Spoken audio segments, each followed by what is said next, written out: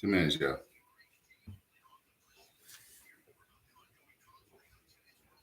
Welcome to my channel. 2 minutes. 2 minutes. 2 minutes. 2 minutes. You got a replay on. See one person. Oh.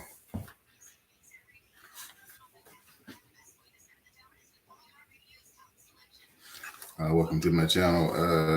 Let me see here. Let me get the copyrights over. My channel, Mansa Musa, investments.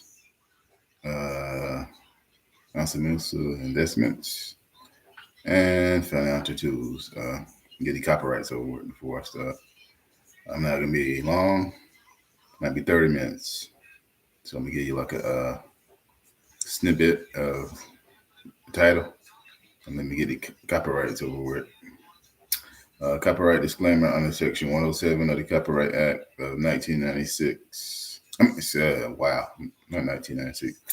1976. Allowances is made for fair use for purposes such as criticisms, comments, news reporting, teaching, scholarships, education, and research. Fair use is a use permitted by the copyright statute that might otherwise be infringing on improper educational or personal use. Tips to balance and fair use. All right.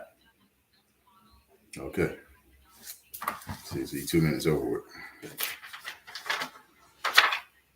Okay, they're over with. All right. Y'all see the title? And I guess I can jump into it. I'm right here. Okay, I'm gonna start off with, let me see what's going on. What can get y'all right now?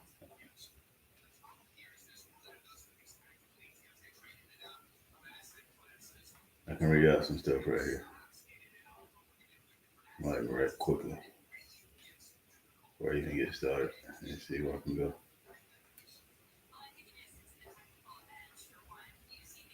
Educational purposes only. I'm about to read it out. I ain't gonna be long.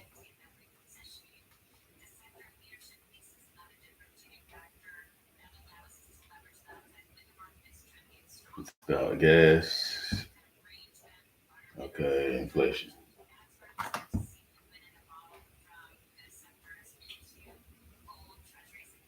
I can read that out. About the budget. You know, the budget, inflation, that always got to do with the fuel economy and Biden budget. Okay, let me turn that down.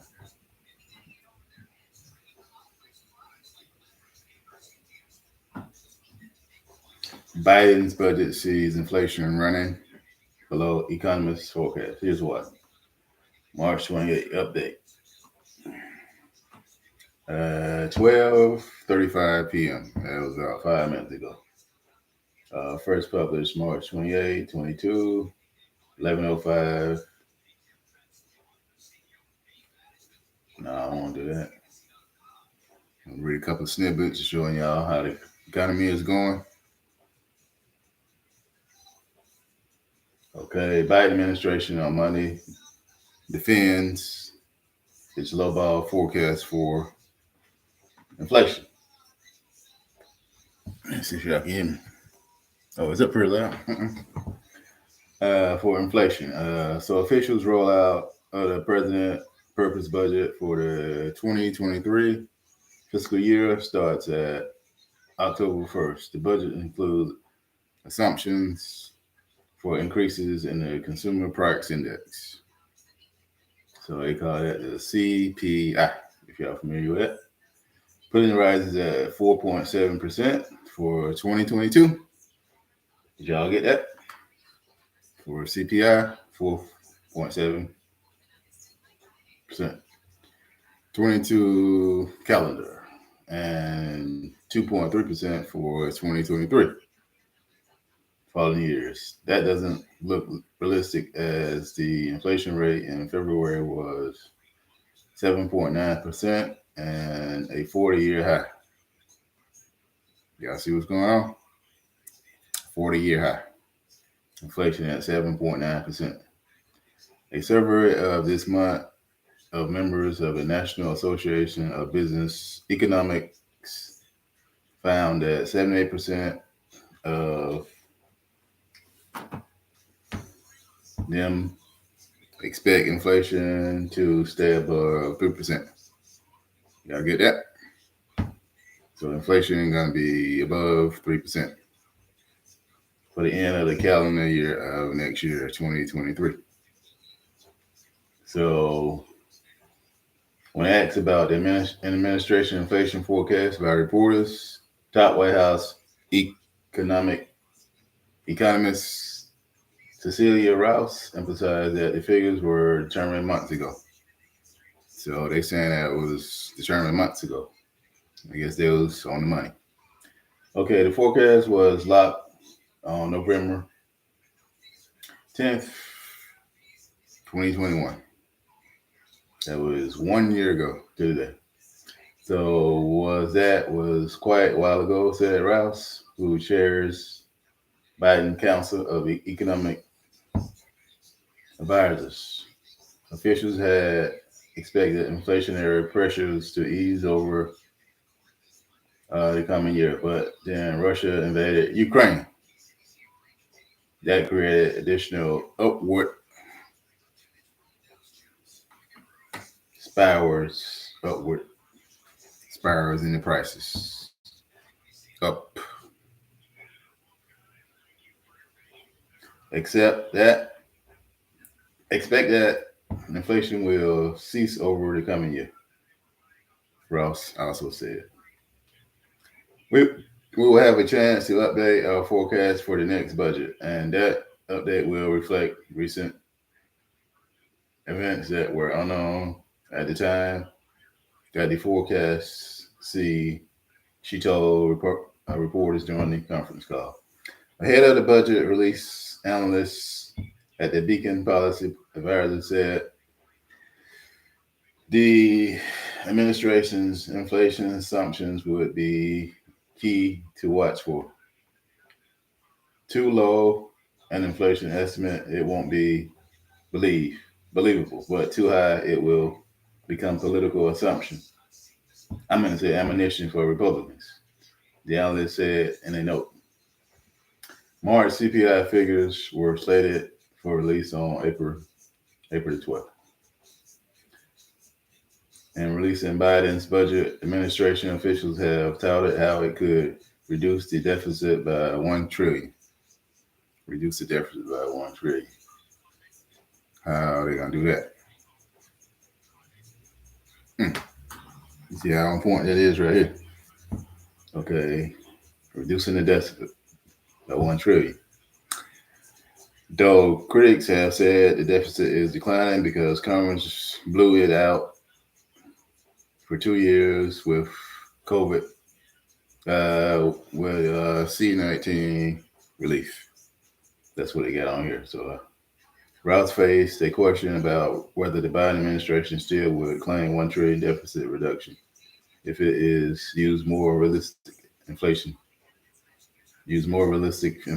assumptions. We have actually done an analysis impact of unexpected changes in inflation on our budget. And based on the analysis, inflation above the forecast rises both expenditures and revenues by a similar amount, such that it will have little impact on the deficit overall, she said.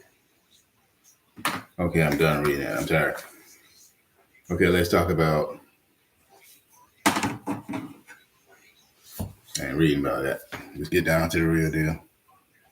Oil and gas, about the oil reserve, gas reserves, overspending on agriculture, food, corporations, they're creating too much food, they're selling too much food, more than the people could buy. So, like I said, a food shortage means they're not producing the food. They got the food, but they ain't producing it. And because they're overproducing, they don't want to tell y'all that. They're trying to save money because we've been in the era of the pandemic thing, the pandemic C-19. So they lying about the food shortage. We live in America. This has always been a country that always wastes food. Restaurants, stores, convenience stores, it just drive up, like over spending, on this, you know, once you overspend and you throw all the product away, it's like supply and demand. So that's what we got right here, supply and demand.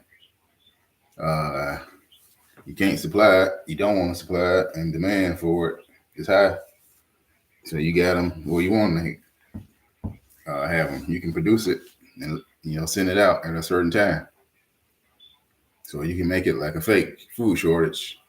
Actually, reality, they got food all over the place, Like where the farmers are at. The farmers ain't going nowhere. We don't have a big drought. Actually, we had like a overabundance of rain last year, like floods. So it's about to come back, and nobody know the secret. Like when floods come, I know you probably heard your grandmother say, "Oh, that soot." Yeah, that's the most helpful thing to a farm. When they had that black stuff from a flood, they call it soot. That is actually replenishing the soil with nutrients, oxygens, and all the rest of the minerals that the soil needs. So if the soil is not replenished, it's like all the old soil is like it's been drenched all the way down to the bottom, and it like crack open the old soil that's dried out. It just flood away, and all the nutrient soil from the bottom come back up. So that's why it's like sometimes good to have floods and stuff. But y'all don't know that though. Because my grandmothers used to say that all the time. It's good to have a flood because when that soot lay on there, that black stuff look like peat moss. That means the land finna be rich and stuff like that. Fixing to be rich. Okay, so you think we have a fake food shortage? Whatever, because I'm telling you right now. I named the convenience store. I know sometimes, like when the freezer go down, they throw away tons and tons of like food and stuff, and like the freezer down, just go down for that hour. You can get the food. You can call the people at the homeless shelters and tell them to come pick your food up and put the food in the refrigerator like quickly like that, instead of just throwing all the food in the refrigerator. You can tell the people just bring the like coolers and stuff from the homeless shelter. Yeah, I know the pandemic C-19, but you just touching the not open package, that ain't gonna make nobody have the C-19. The PC-19, that ain't gonna make nobody have nothing. And talking about the gas reserves, the gas reserves in America, it's like the people, they're like afraid to tap into the reserves, because we don't really need all that biofuel and fossil fuel from other countries. We got reserves on our own. So it's like we got like false representation of the energy market on our gasoline sector. It's like you're afraid to tap into the reserves, like we still depend on the people just because of the war, And we already got reserves because reserves of energy is made for like these situations. It's like I seen this lady on that was on It was on like a little comedy show. I ain't gonna call that guy name, but he was trying to talk to the lady, and he was, met her, and well, I can call his name though since publicity. It's just for criticism purposes, The guy funny though. Yeah, did a little skit on like Country Wayne. His name Country Wayne, and he had did a skit for like the gas station, like when you're trying to pay for gas and talk to the lady at the same time at the pump, gone wrong. Yeah, I saw that last night, and that was funny. Let me see if I got it on his phone right here. I know it's kind of unorthodox on financial channel, but on YouTube it's like different.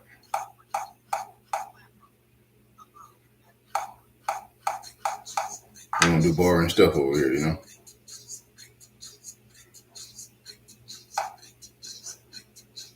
Okay, let me see if I can pull it up.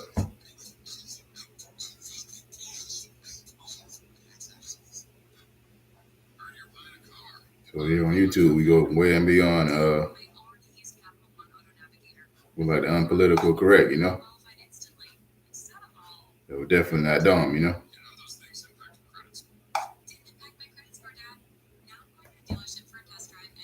Like some of the like economist channels, they don't have no life, they're just boring, They don't never make fun.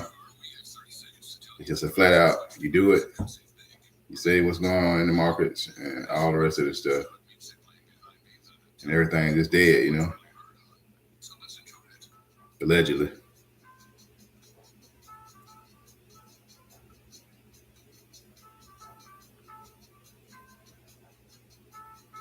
And don't talk about Will Smith slapping Chris Rock, But they're gonna get y'all in the end because that was fake, He ain't do that for real. He got y'all going real good. Let's see here. Okay, I'm gonna show this real quick.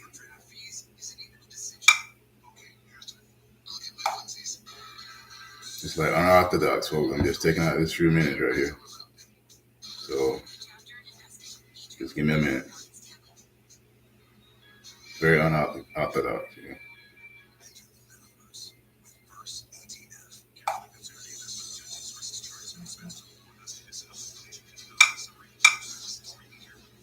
I wasn't even expecting to do this right here. But it's funny though, This is not a it's not a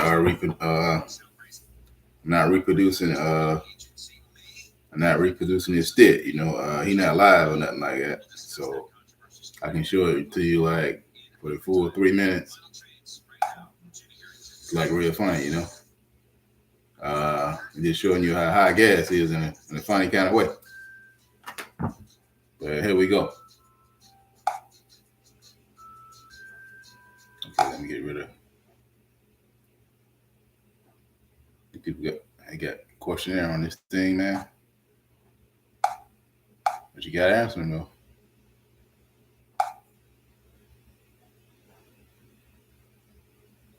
Okay, here we go. But it's just okay, he walking up. Look y'all. Wait.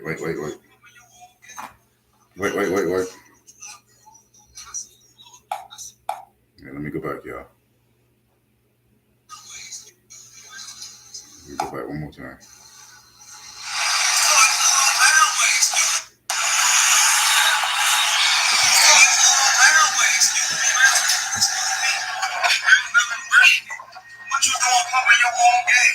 Man, funny, man.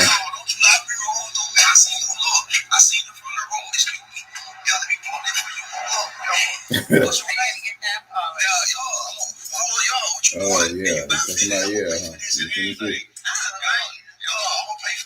What's your name? Huh, man. Oh, yo, my name Drew. How you doing, yo? T-A-T. You don't mind, you gonna pump that right? Yo, you pump that right, go.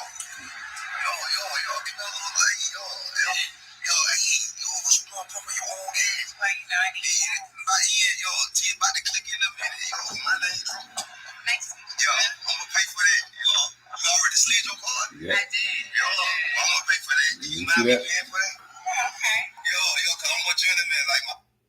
Yeah, you see that, huh? You see, I already slid the card.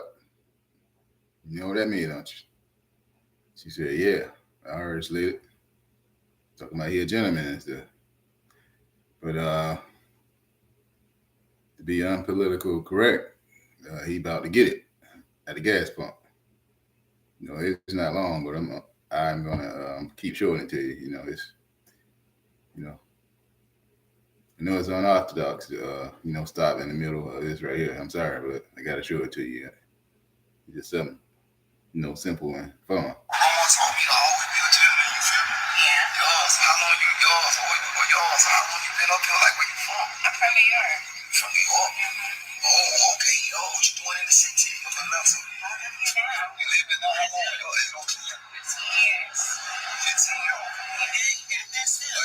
Yo, everything. Yo, come on. Yo, it's too old or something. Yo, too old. No, it's brand new. You might be overfilling it. Brand new, though? No. What'd you say? Keep going. What you say your name is again? Paula. Yo, Paula. Yep.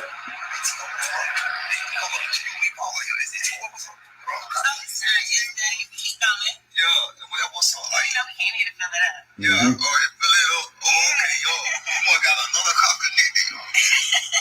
Y'all. Keep it going, see. Go everything already ate it. There you go. You funny, yo. Okay, I seen you up here and I feel like nobody should be pumping their own gas and everything. Sometimes I need to keep going, ain't it? That what you, yo.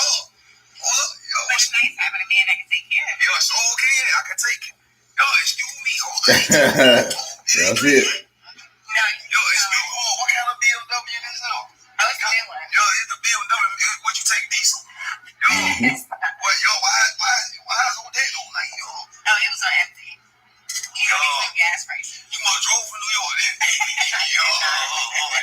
Yo, keep it going. Keep coming. Yo, it ain't nothing. Yo, you crazy or everything. Well, I was going to ask to get your number, but now it's kind of mandatory. You think so? Yo, I don't invested in your life. Is it clicking, please? Yo, is it clicking? Yo, take it out right now. Yo, 99, see, I got 99 problems, and you finna be one of them. I'm finna be one for you. Yep. What you say your name is again? I kind of forgot because I kept looking at the screen. Get up out of there now. Yeah, what's your name? Paula. Can't forget that. Yeah, can't forget it. You made me laugh, so you might put your number in. I'm sorry, I just see you in front of the road. You don't need to be pumping your own gas. Yo, make sure it stays up to you. Yo, you mind if I get your number? Okay, yo, I know okay ain't it? Yeah, I don't miss it. I might need gas again. Oh, you ain't got no other car? Yo, you a seller. You were really around here looking around. You manifested me. I did. Yo, because you wanted somebody to come pump that game. I sure did. Yo, you got it.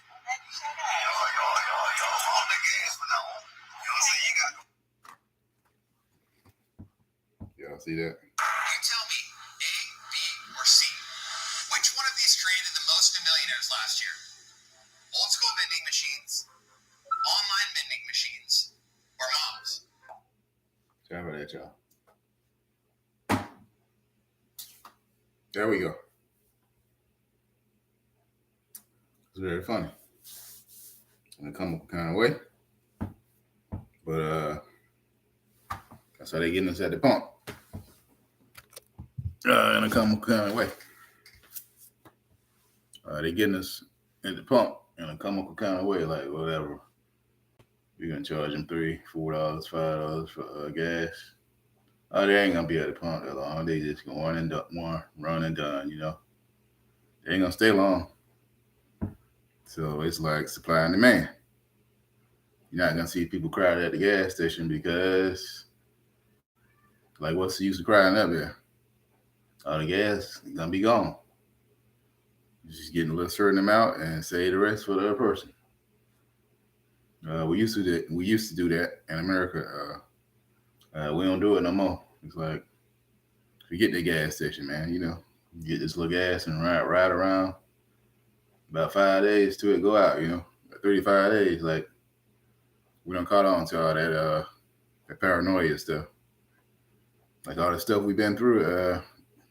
The PC 19. The PC 19. Man, we can make it through anything. You know, look at it, war, Ukraine. It's about to be over with.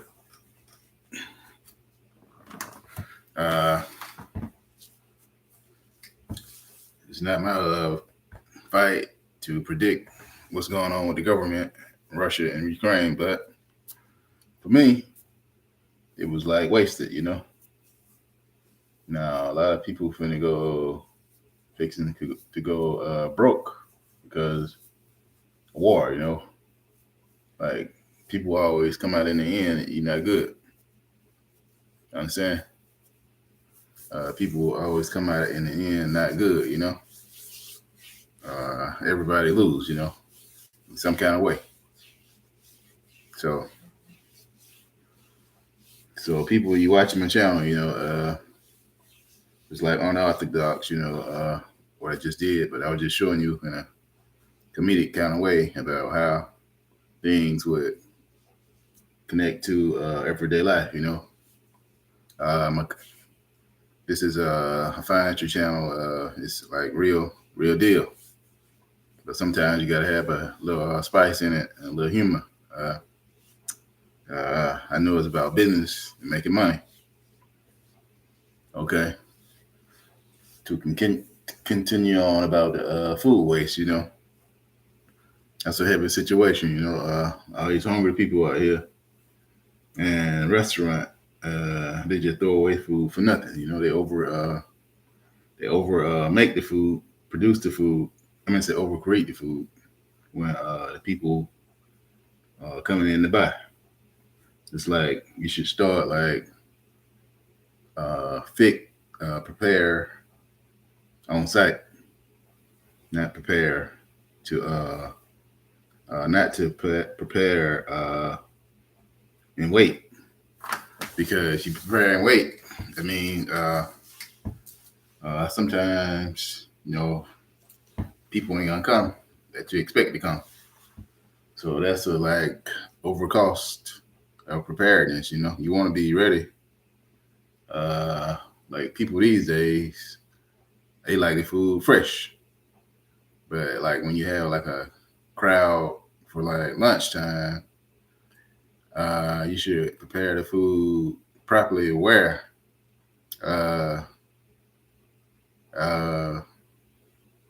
you know, the food don't be too dried out. You know, it's more like restaurants these days. They're becoming like 5-star restaurants. You know, you prepare the food. The people want the food hot, and the people so picky. You know, these days, even with restaurants, you know, they want the food like 5-star restaurants. So automatically they drive up. So if you can invent and if prepare it right, like a like some kind of heating thing where you can just slide the food in, and you have like hundreds of items of food. You just slip the food in,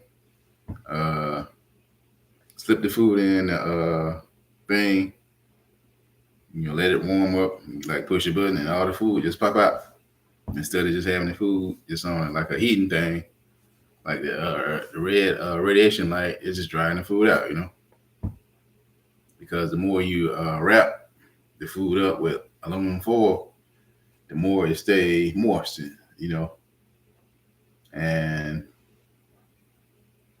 you keep it like under a certain temperature, not with beaming light on it, and you keep it like oven, like simmering in a way, more like with air, you know, hot air instead of oh man, I just invented.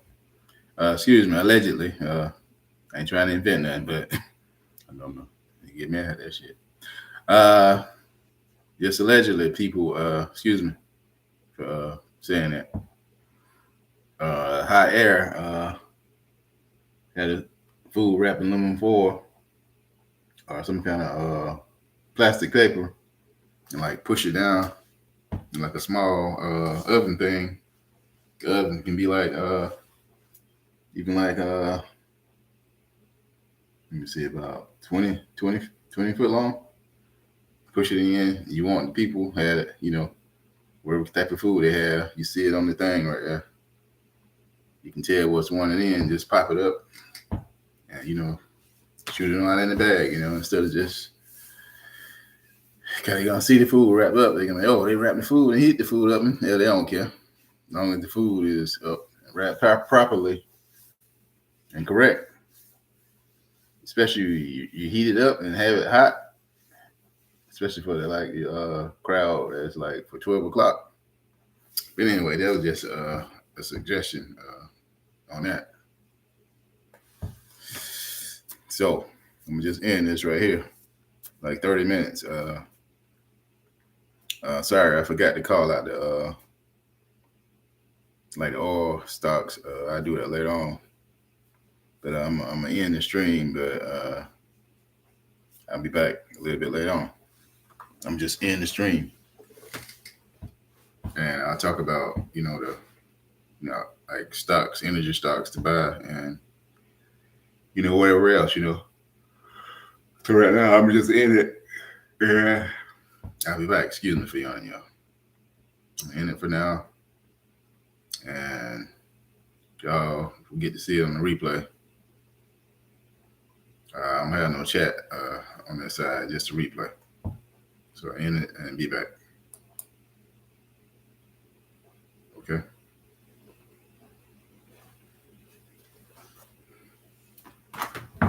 All right.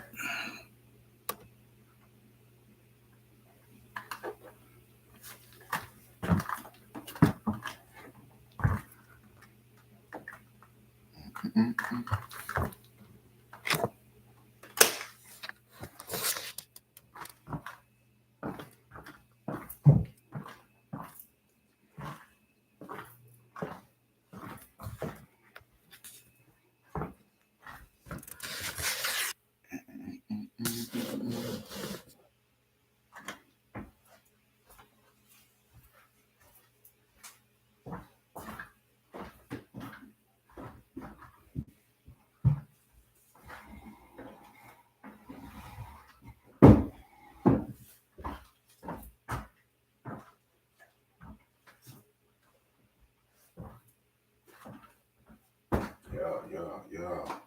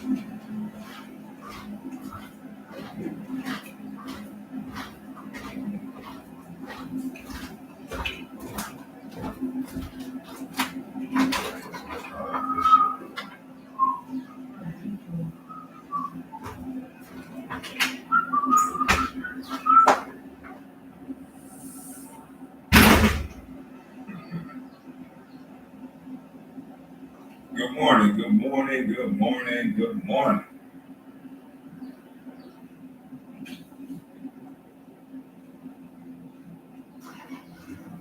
It has been an interesting 2 days.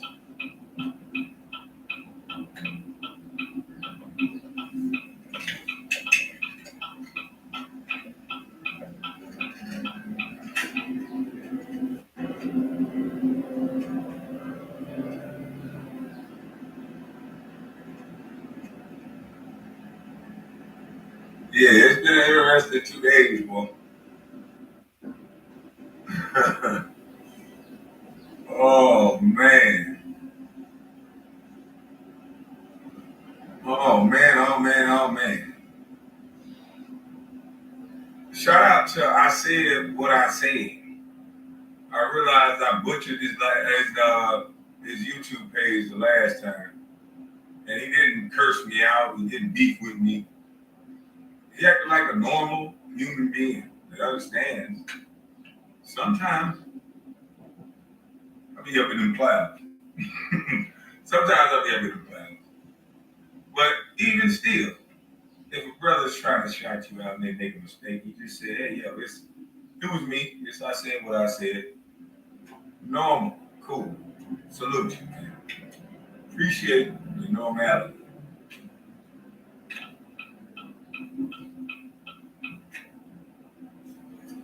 But the internet was in a frenzy, boy. I'm talking about all these positive people.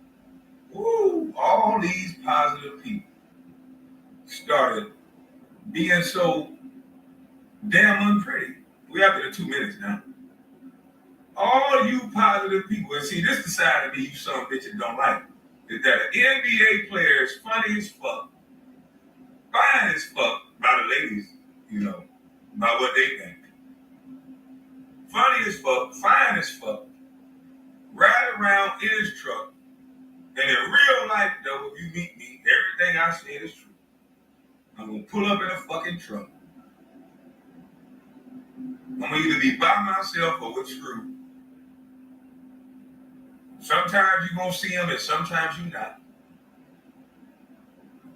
So that's why I always say, in real life though, but I'm starting to realize, and I always said, stop falling in love with people.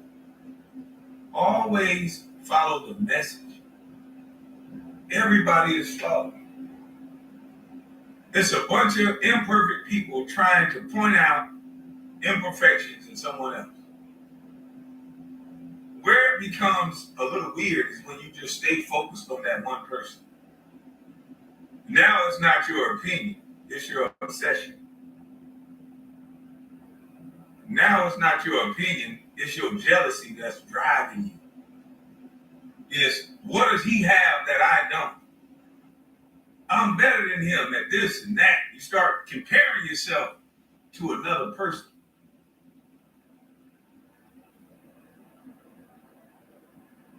I've never done that. I've never done that. I hope you guys really get to see a look into a life of a celebrity. A celebrity's life is filled with pain, deceit, backstabbers, to the point where the higher the celebrity, the more rotten and cold the person becomes. That's why I won't let you call me a celebrity. You guys harden these people's hearts by playing games with grown-ups. The same thing you would not respect if it happens to you, you would laugh if it happened to a celebrity. And since white folks are paying celebrities, why do you think they keep putting their salaries and keep doing things to control them? There's so many celebrities out there paying because they're being controlled by white folks that want you to be distracted. And if they don't do exactly what they're told to do, then those white folks will sick you people on them. And so the same celebrities that you idolize and you worship and that you build up, the go along, get along gang hires you for free to tear them down. All they have to do is tell you what to think on the computer. And you start repeating things that you hear without even knowing a person. Back in the day, it used to be a handshake. A handshake sealed the deal. Your reputation was on the line. Then when people started stealing, people had to show them. Then your life was on the line. Then they said, oh, we can't have a barbaric society. So we come up with contracts. Then your contract is on the line. Now they found a way to get around the contract. So everybody now proves that you're dumb by being a sorry, rotten, sneaky snake something. So the best people in life now are the people who are the better snakes.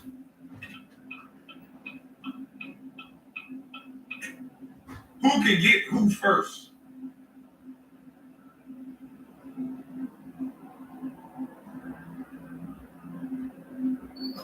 Who can get who first? That's how we rocking now. When the nigga come up, he's nice, he's genuine. Oh, he's stupid. He's stupid because nobody else would behave like that. Everybody else would get on and say, fuck a nigga.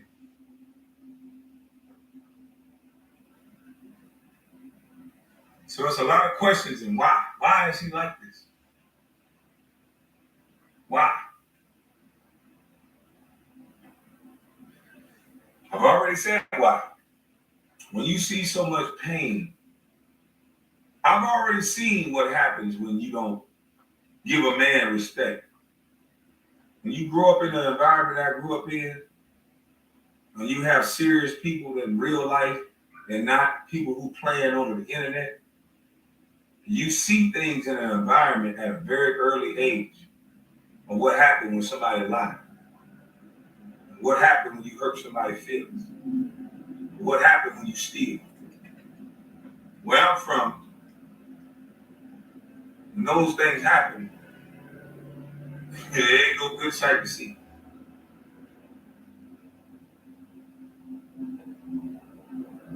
So I don't play in those games.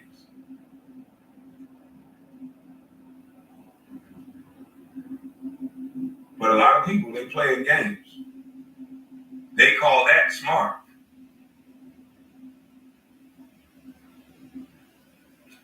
But everybody's laughing and talking about Brother Will Smith. Will Smith just proved everything I was saying correct. And Chris Rock did the same thing. He just proved everything I said correct.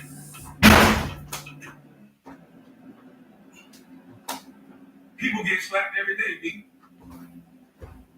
White people fight and slap people all the time. Go to a white bar on the weekend. It's almost known that some of these men are going to get drunk and fight. And it's not overblown in the media. It's not made to seem like this doesn't happen amongst men. But for some reason, there's an extra effort to keep black men so tame and so above violence. And there's no situation, especially if you have money, you lower yourself to a standard of violence. And the way I look at that is like, nigga, what? The more money, the more problems. The more money, the more threats. So how in the hell can you be less violent?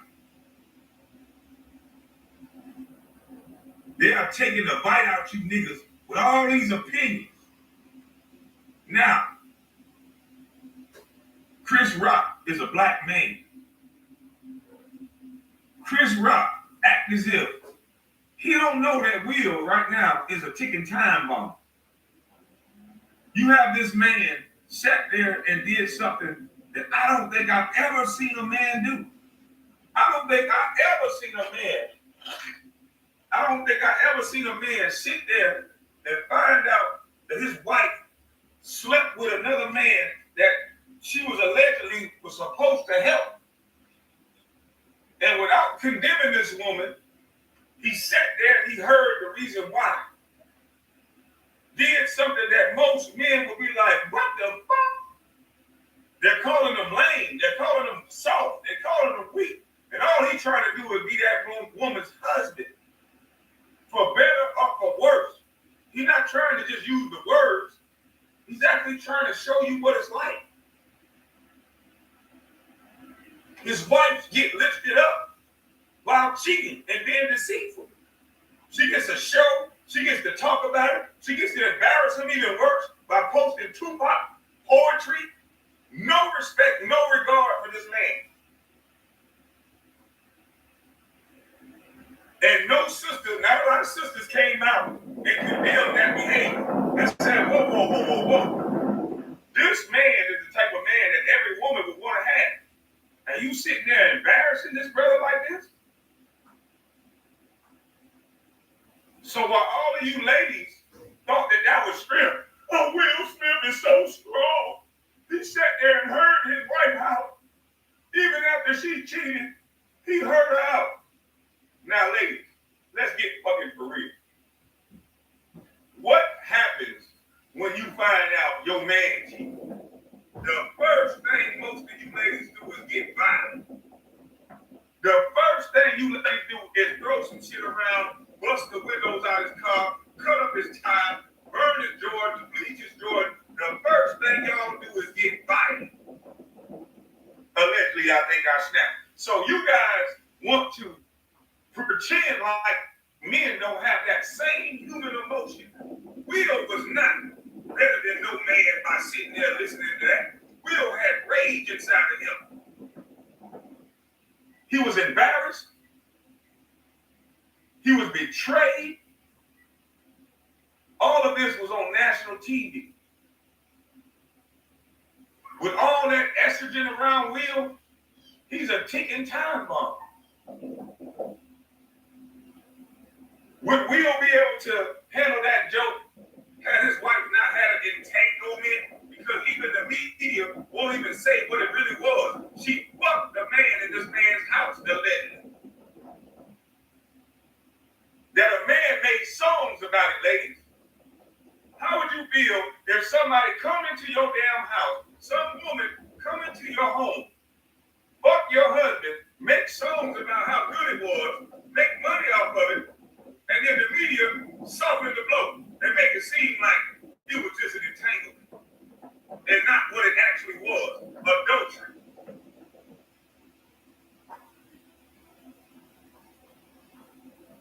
See, what if a man would have did that, and Will Smith would have did that, the energy would have been, take all this money, girl.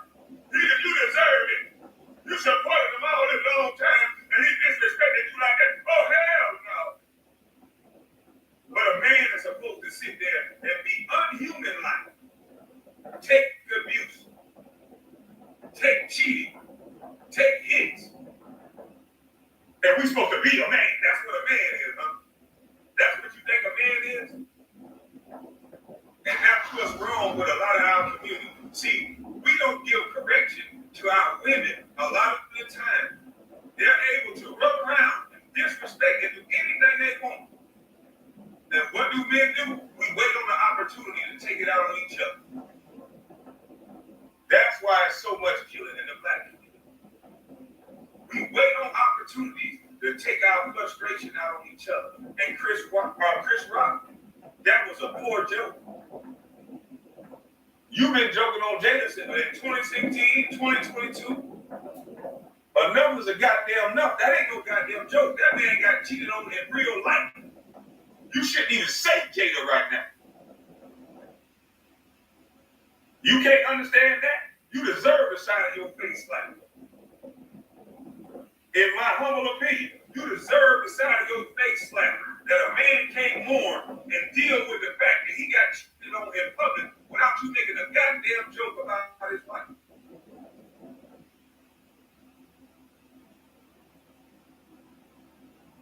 He should have been able to sit there and just have his goddamn moment and get his Oscar. And shout out to Denzel. Denzel said it, at your highest moment, the devil will attack. So at the highest moment, this little skinny snake made a joke about a man's wife that he himself knows that right now Will Smith is in a place that no man would ever want to be. But instead of leaving this man alone, you want to make jokes about it. It ain't no damn joke if a woman cheat on you. That's hurtful. and vice versa. It just meant we're not able to express ourselves no more. If we get loud, if we punch something, if we slap the shit out of a woman, this look that different. If they slap the shit out of us, women are able to get their rage out. You deserve to be pulled hot, rich, on, and all kind of shit. For the same exact behavior.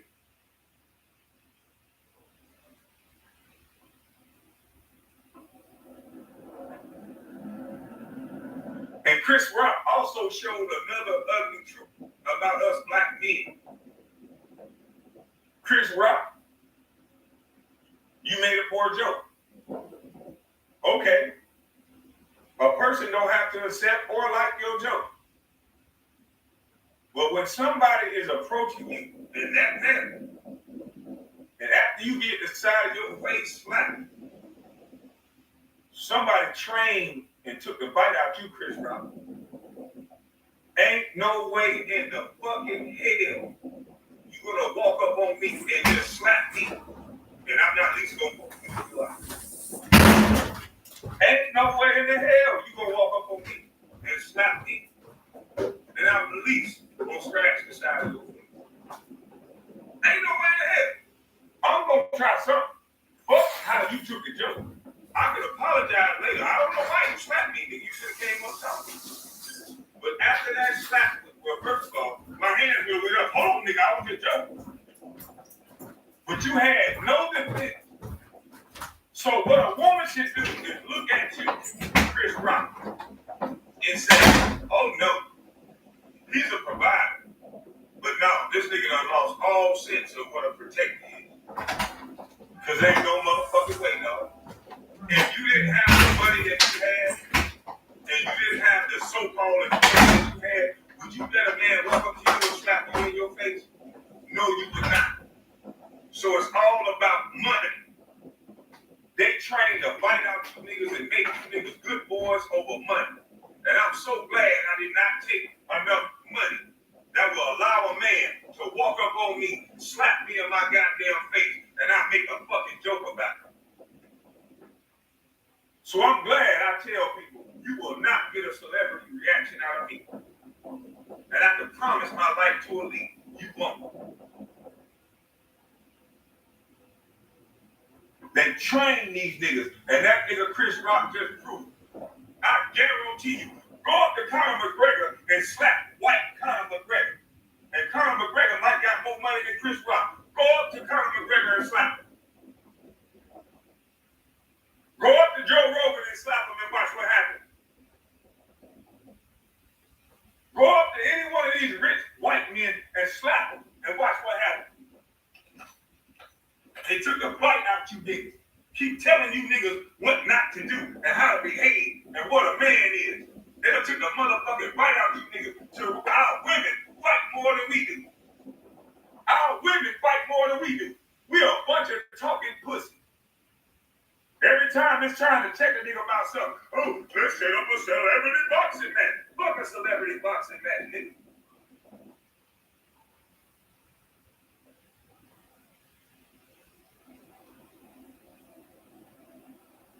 They done took a bite out you niggas, man. Niggas what? Niggas be saying, Chris Bosh went on there and said, don't make me, you lucky you ain't running to my auntie. Running to my auntie? How I grew up, you lucky you ain't running to my uncle. You lucky you ain't running to my brother. And then when I got big enough, you lucky you ain't running into me. I ain't never said you lucky you ain't running to no motherfucking woman. The hell you gonna run into a woman for? Oh, because society made rules that men can't do nothing to women. So they made women the men and men the motherfucking women, the black men. Because there ain't no white boy I know you can walk up to and slap him in his goddamn face like that. That's it now.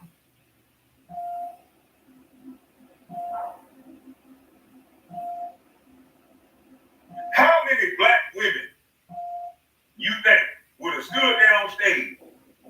I bet you Tiffany Haddish would not stand there if she made a joke and another woman came out the crowd, to come up and slap her. I can guarantee you, Tiffany Haddish would have not stood there and waited on you to slap the shit out of her and made a joke. I guarantee you, Tiffany Haddish would have done that. DC Young Fly. I seen DC Young Fly make a joke somebody didn't like. And he didn't stand there and wait on a motherfucker to knock the shit out of him. So DC Young Fly ain't got the bite taken out of him yet. Because DC Young Fly was like, hold on, nigga. He was hooking right on stage. Hold on, nigga. Fuck that. Drop the mic. The joke over. Now this shit real. You on stage.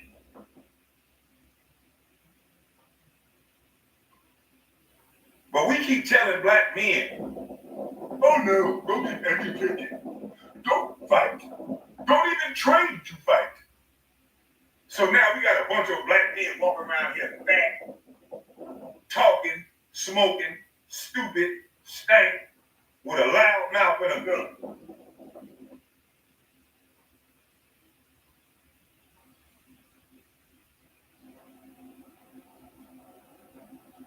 Hide in groups so they don't expose that little thing that they know inside of.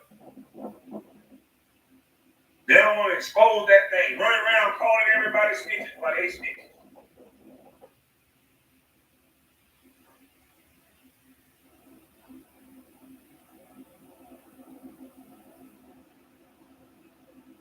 This shit is sad.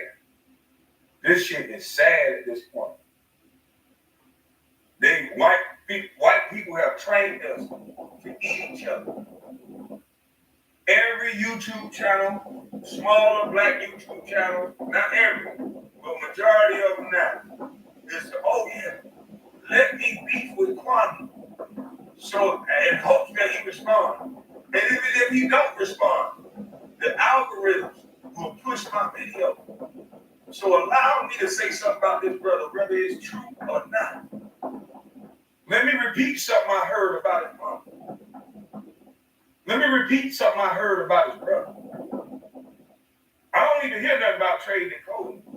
I don't even hear nothing about the young brother, Mr. Sanders, that going to Ohio State, that he helped out on his large platform that not many other YouTubers have shown that example. Not many other YouTubers doing the work with their platform for free for small businesses. I haven't seen that yet. I made history again. And again, I get hate for being different. See, I'm used to this. I just wanted y'all to see it. See, I ain't the only Kwame Bryant. Will Smith got up there and told a loving truth. He said, in this business, you have to take the disrespect. But why though? He said, in this business, you have to allow people to say things to disrespect you. Why though? If I'm such a dumb busty buzz, why is one of our highest paid black men that's supposed to be walked around with respect and looked up to, why is he being ridiculed at the Oscars? They wouldn't have done that to Tom Brady. They wouldn't have done that to Aaron Rodgers.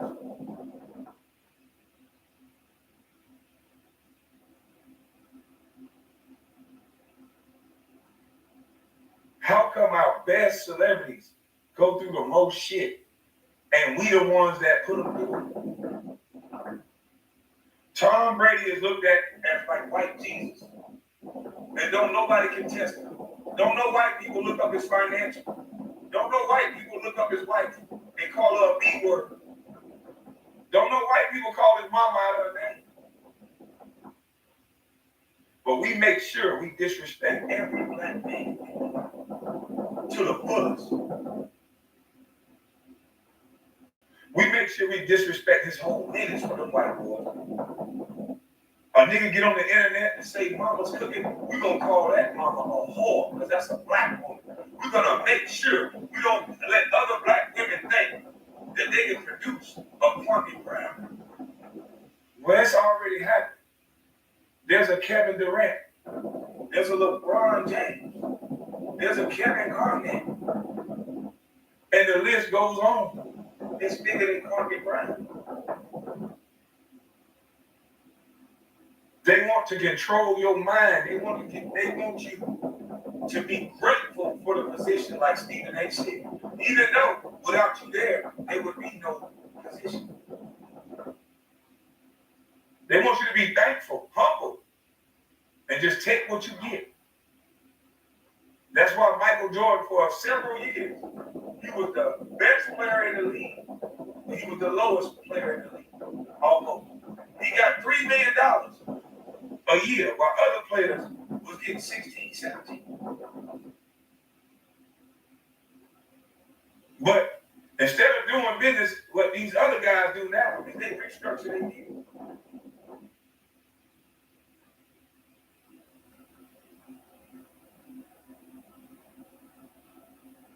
See, in real life, though, they want to control the image of the black man. And it's sad that you guys can't see that. Even now, when look at Leonardo DiCaprio, he gets to walk around and sleep with some of the best women, black or white. Nobody bothers him.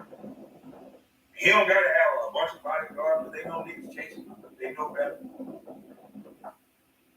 White people don't really chase guys like that down and pick them up. So he can just hang out with his friends. Yeah, and live a full life like a man.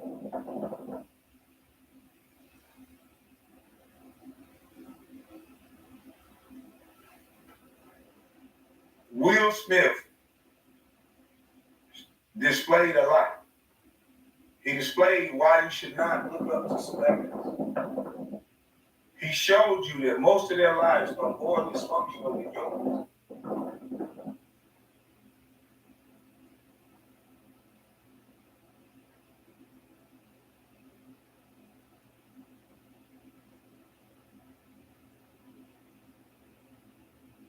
He also showed how our community has a bloodthirst for another person's downfall. We have a bloodthirst to laugh at another person's pain. When Tyree said, $13,000 a month, what do you want from me? We made memes out of it. Yeah, we made the best memes ever on our black brother that we love Christian brother. We love our community. We're kind. But we just joking. We just trolling.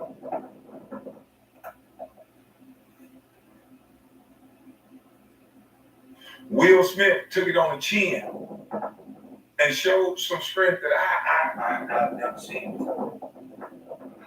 I knew it was going to be an explosion somewhere. I said, that ain't what men do. Men was taught, that's my toy, that's my car, that's my truck, that's mine. Even girls taught that too, that's mine. That's why they act out when another girl has theirs. They don't have nothing to do with gender. They're taught, that's mine, that's my dog, that's my truck. So when the man go through something like that, he's showing the patience that he showed, and we all laugh, except me. That just shows you where we are. They got us so disconnected that they got us right where they want us. So once the lights go down, like I said in my previous slide, once the lights go off again, there will be no such thing as no underground railroad. We look at each other as the ops. White folks don't look at each other as the ops. You still the op in white folk eyes. You still getting shot down in the street by white folk. So they still on task with what their mission is, not liking you. You still trying to be accepted in life by certain groups of white people. So you lost sight of what's really going on. And now you worse to niggas than anything. So when I came to the internet and I was saying, white folks can't say what they want to say about black people. They use you niggas to do it. And every one of you are proving my point. Aside from the jokes that I told, I ain't talking about nobody's mamas, financials, and kids, and all this stupid stuff that don't have nothing to do about nothing.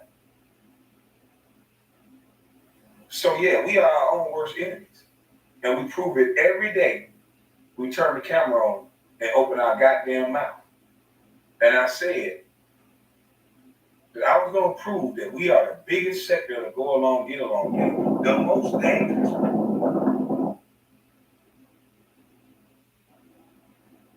There's tiers to the go along, get along game. Yeah.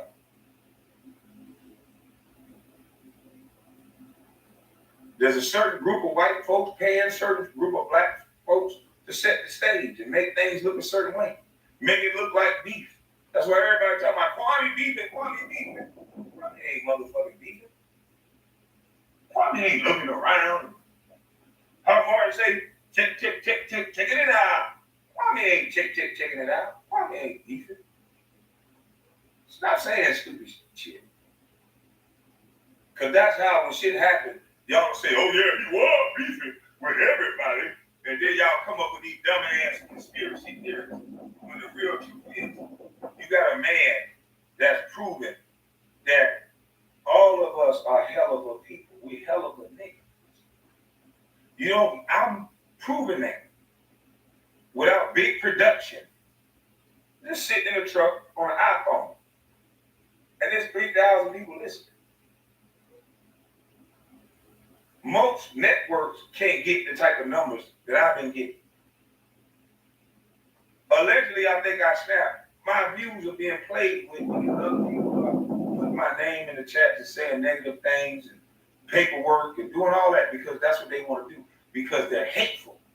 But through all the hate, 49 million views. And I know it says I joined since 2013, but we're talking about 49 million views. I really ain't had no views before the year and a half. So you're talking about 49 million views.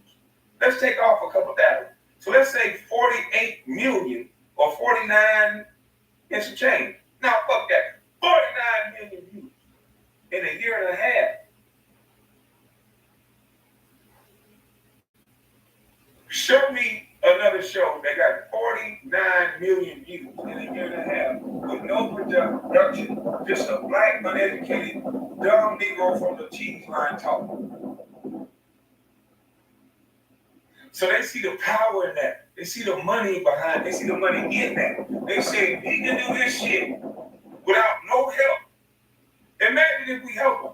Imagine if we throw his videos in everybody's goddamn picture to where when you turn your head, it just pop onto my video. Imagine. Imagine if he wasn't letting other people use his video. How many views can this little booger actually get? Oh, hell no. Send everybody at this man. We got to make him get down and lay down. He don't understand that this is not the way this life's set up. This life is not set up for him to actually do what he's talking about, which is live this life the way he's saying it by himself, making the money and doing what he's saying he's going to do. Otherwise, we'll slow down his progress. Otherwise, we'll attack this man. We'll attack his whole brand.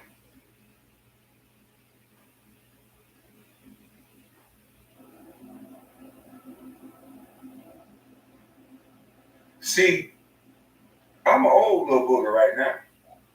But see, they worried about the young generation that's coming up behind us. See, I got a cousin right now that's about to be in the league, Jabari Smith. See, it's black boy magic all around you. And you just don't see it. Because we're taught to fight and ridicule and argue with each other. When white folks disagree, they'll debate. They'll get weak. They'll talk some shit. And then they'll move on. Black folks get an argument. They'll talk some shit. They talk some more shit. They want to find out your address. They want to fuck with your kids. They want to try to embarrass you. But in real life, though,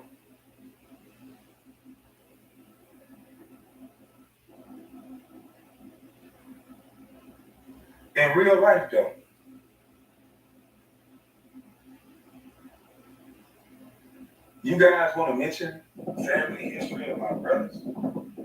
I I'm gonna do that on Patreon, I told you. And the Patreon, I'm gonna let you know what protection look like. See, a lot of niggas just be talking. But see, I come from a family of men that when you say you're a protector, and them women gonna call him and say, he did this or she did this. Yeah, when the boys come out. Yeah, that protection look ugly. That protection sometimes is against the law. But it still protects you. And if most women had a certain type of protection, they wouldn't be crying on the internet as much as they do. If most women had the type of protection that the type of niggas I know that's gonna bring, that real life protection, that woman don't play and argue with other men on the internet because she knows that nigga next to her gonna do. So she ain't gonna play around. No, she gonna just let you know though, in real life though. Because in real life, people don't like to be played with. And it's sad that Will Smith, myself included, gotta play pussy for other people. We gotta play like we don't see that you disrespecting us. We gotta play like we don't know we can knock you the fuck out. We gotta play like it. We gotta seem like we're not a threat to get the check. Well, I don't want your check no more. And I'm a motherfucking threat. Only to the people that's gonna disrespect me. People I'm a threat to.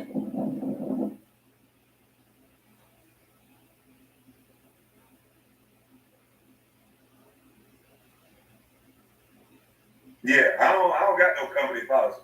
I told you gonna call my goddamn phone, and I'm gonna say, I agree with what he did, because I did it.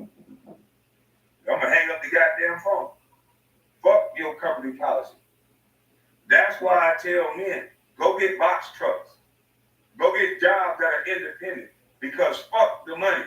You need to have your masculinity. You need to have your manhood intact. Nobody can judge what Will Smith did. You disrespected that man's wife. You made a joke when his wife has alopecia. You made a joke at a time where a man just been ridiculed and disrespected for a whole year. You shouldn't have said shit about his wife. It was his moment.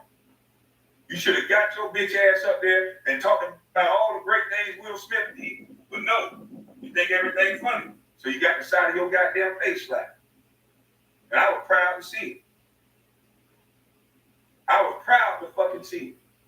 Because every time a white man get up there, they don't bring up his wife and his cousin and his family. They bring up what the white man is doing at the fucking time.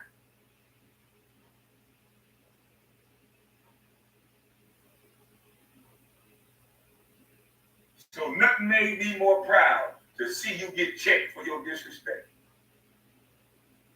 I just wish it wasn't so many people in the room so Will Smith could have talked to you while he was slapping you a couple more times. Because you niggas done got so far outside of reality that this is not the way you talk to people. This is not the way you behave in real life. But they always bring a man on stage, bring a man up, disrespect him and call it a fucking joke. It's mostly black men, if not all.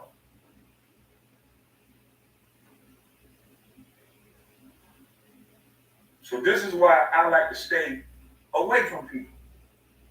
Because I'm not trying to go to jail because you playing celebrity games. I stay away. I'm very polite every time you see me. Not because I'm afraid. It's because I don't want no motherfucking drama. People keep telling me what I am. A man can identify as a woman, but I can't identify as a regular man. It's the weirdest fucking thing in the world. A biological woman can identify as a man, but I can't say what I actually was born. Just a man. I'm not a fucking celebrity.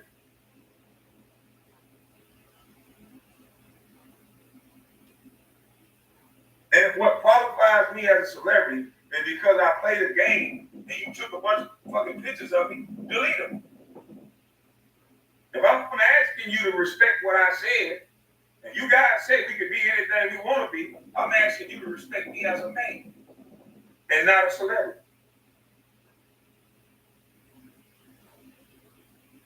So do I have a right to say that? Or do I got to claim something else to be respected?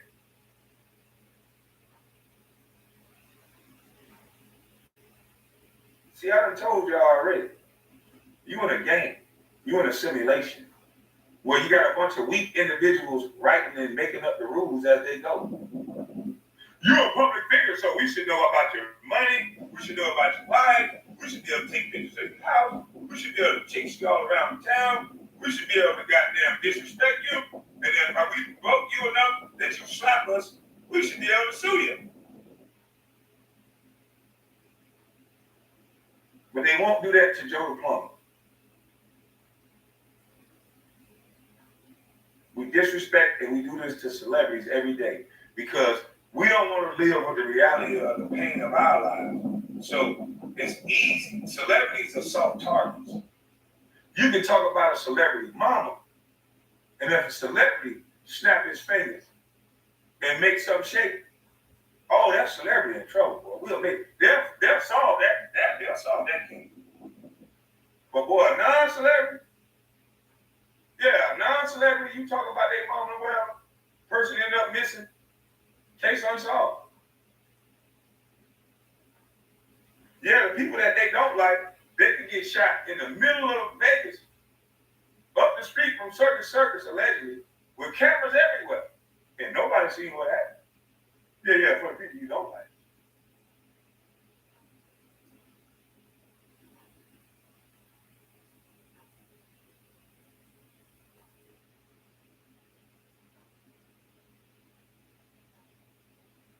We got people, because they don't like someone, they'll disregard everything that's true and make up shit.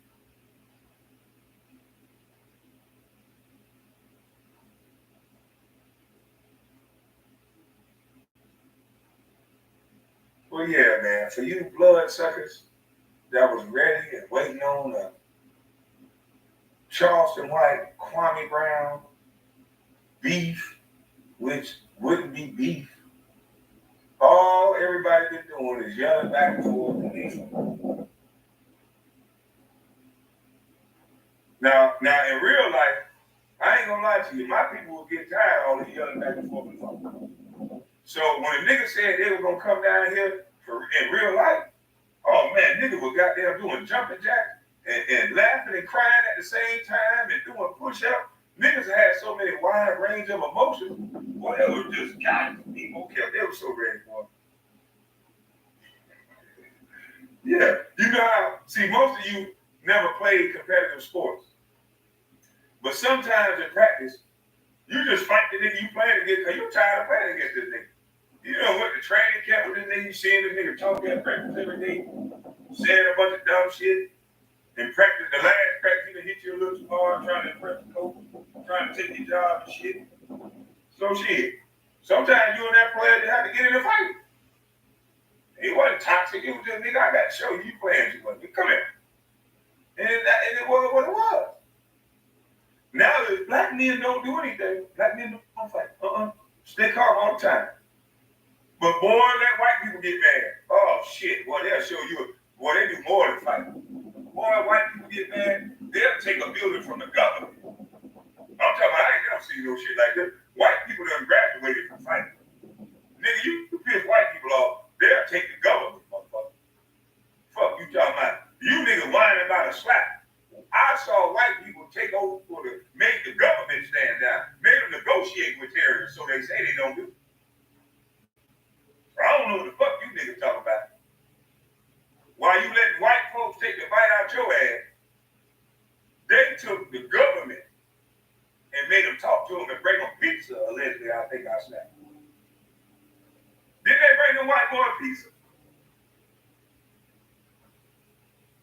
I don't even think the white boys in jail. I think one or two of them maybe, allegedly, I think I snapped went to jail. But I don't think all of them that had all them goddamn weaponry and arms and shit on American soil. I don't think all of them went to jail.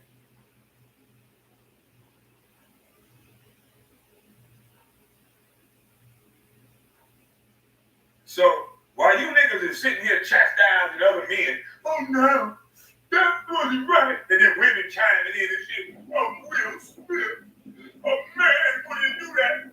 But then as soon as somebody disrespect your motherfucking funky ass in real life, the first thing you do is go run and get a man. So which one is it, lady? Do you want a man to protect you or not? Because as soon as a man disrespect you, and half the time you are popping shit to that man. And in real life, ladies, some of you pop shit to men, and then run to go get a man, and then this man don't even wait to see if this man actually disrespected you, because he ain't your motherfucking husband. He don't gotta take your bullshit. He can say, hey lady, you crazy, get the fuck on. That's not disrespect. I don't gotta take your shit. You ain't my wife. So a man sometimes don't even take the fucking time to see. Hold on, baby, what happened? Don't even ask the man, yo, bro, what happened? You just come up there, my wife, my wife. No. I'm not gonna come take my wife. Because the first thing I tell any woman that I deal with, listen to me. If you're gonna ask me to do the violence, then you might want to ask me what to say before it comes to the violence. Because there's certain shit a woman can say to me that'll make me have a certain response. And I'm not gonna give a damn who wife she is.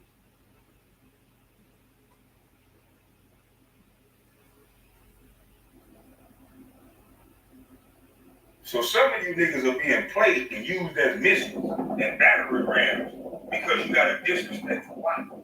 Because she disrespect your ass every day, she expect to go out here and disrespect other men. And because you feel so beat down and afraid, because she been kicking your drawers in your ass every day, you can't wait for a nigga to hit or kill. You can't wait, boy. Oh, I'm a show motherfucker, I'm a man. You really punching your wife while you punching that other man. Because that's who you really want to hit. I believe that's who Will Smith really wanted to hit. And that's my opinion. Don't hit me, Will. I'm not going to stand there.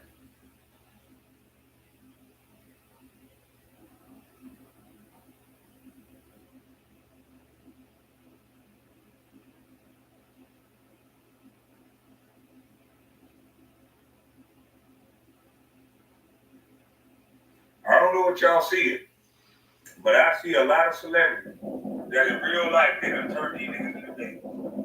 These niggas can't walk up the street with their wife and stand on nothing. Let these celebrities walk up the street with their wife. One of these street niggas are the best men in the world now. Because street niggas don't play by the rules. Because they still real men. They ain't gonna let them niggas take a bite out of them for company policy. So that's why all the women are attracted to them. They still live the way that fucking man's supposed to be living. The way the fuck you want to live. And that's why so many women are attracted to me. I say what the fuck I want to say. Do what the fuck I want to do. Consequence be damned. I just thought that's what a man is. Fuck what you think. This is what I think.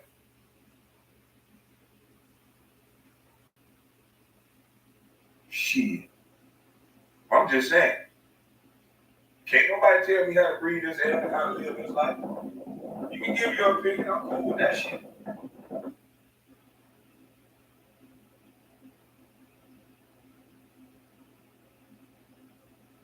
I'm cool with that shit.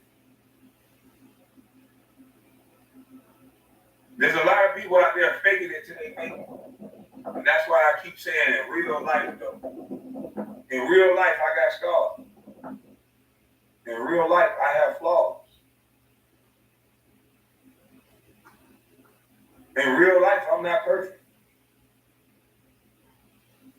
So whatever you will say about me, I don't give a fuck. I own it. If it's true. But in real life, I'm a hell of a nigga. Because in real life, I would have never made that joke. Because I wouldn't have thought that was funny. I would understand this brother's position. And in that moment, I would have took the time to praise Will for his 20-year career. From the television sitcom all the way to the movies. I would have lifted this brother up so high because I would understand how that feels as a man. We always say we for the black community and make all these jokes and then try to act all innocent and hide our head and tuck our tail when a man reacts to that type of bullshit. You want to make money off of someone else's pain and expect them to stand there and take it.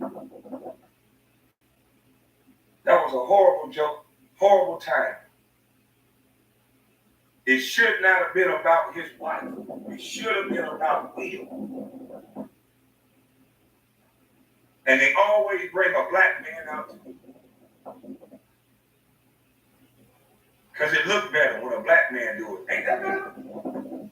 Y'all would have saw the racism in it if a white man would have went up there and talked about Jada and Will would have slapped him. Y'all would have been happy because he slapped the white man.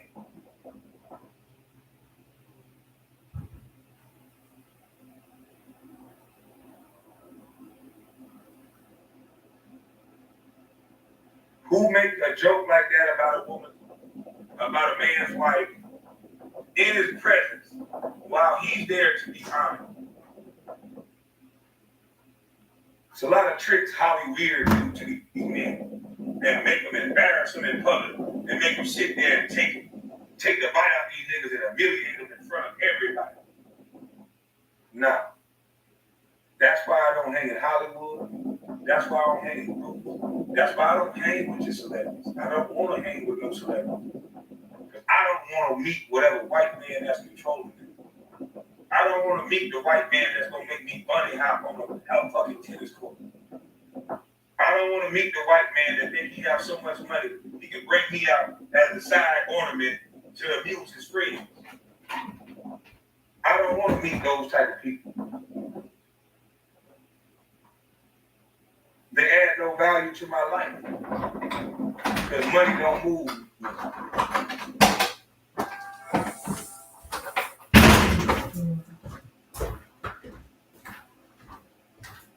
And Stephen A. Smith, it's a shame what our community allows them to do. See, everybody else, our community stand out and call out. You've been a toxic parasite since the day you got that job and that white man learned how much money you can make by lowering these players' contracts by and not saying anything that has anything to do with the game of basketball. You now just get up there and talk shit, just like I do on YouTube. You get up there and talk shit about players, but see, you're talking shit. Lowering these men's contracts.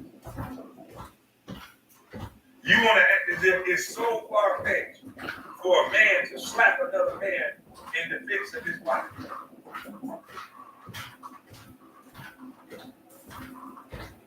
I call what Will did taking it easy on him. He ain't even want to do nothing too much. Man, stop playing. He just gave him, nigga, stop playing. Nigga, I'm right here, stop playing. That's all he gave him. And although I think he would have took the joke a little better if the situation wouldn't have went on what they called an entanglement, which was adultery.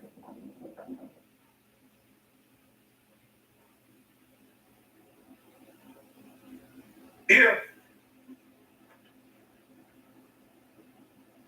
I just don't see why it's such a big deal. If Chris Rock respected Will Smith, he would have not made that type of joke. He would have not brought Jada up.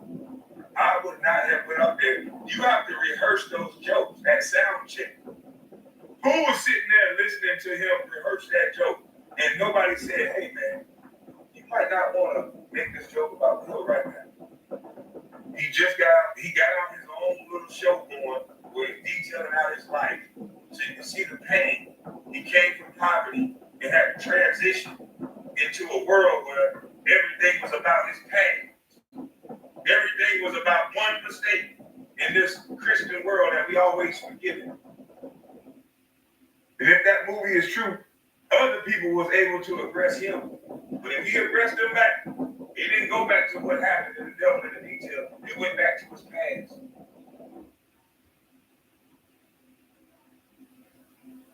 See, the black male never get a fresh start.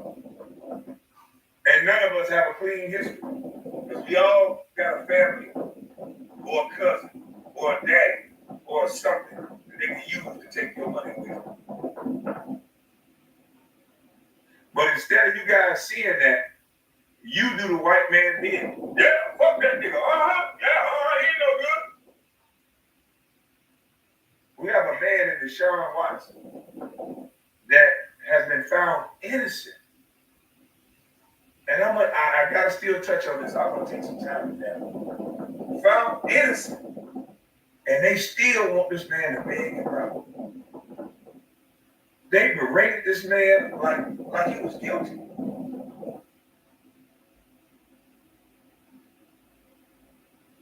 I wouldn't even want to play in that goddamn shit. That's a welcome to the city. The organization allowed these reporters to ask these type of questions.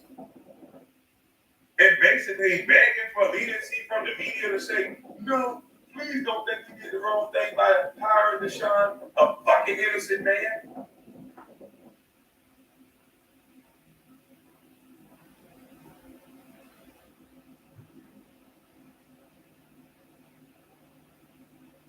When it's George Zimmerman killing Trayvon Martin, or let me say it like this, so everybody's gonna, he said it. So when George Zimmerman took the life of Trayvon Martin, and he got found innocent, white folks lined up to say, believe in the justice system. This is due process. And this is how things work. Do not get upset. Okay, let's go down that then. Deshaun Watson was found innocent. Why is the media still focused on something that he passed?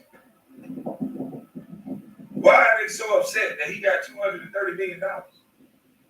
Boy, they were so upset. Boy, why did you structure your deal the way you structured your deal?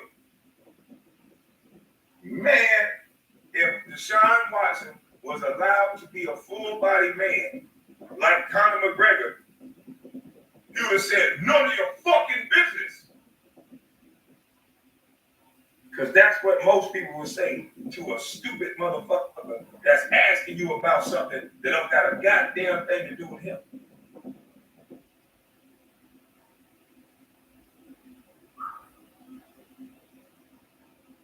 These white men can be all they can be. But us black men gotta be only what they let us. We gotta get money and we got to smile. We got to get money, we got to shave on our face here. We got to get money, we can't never get seen with a gun no more. We can't never hunt. We can't never fish. We can't even talk about good shit like that. Because nigga, you ain't supposed to know all that. Go throw some money in the goddamn strip club. Do some normal black people shit. Go fight each other. Throw some money in the strip club. Go make a rap song about killing each other or something. Why don't you do something productive for us?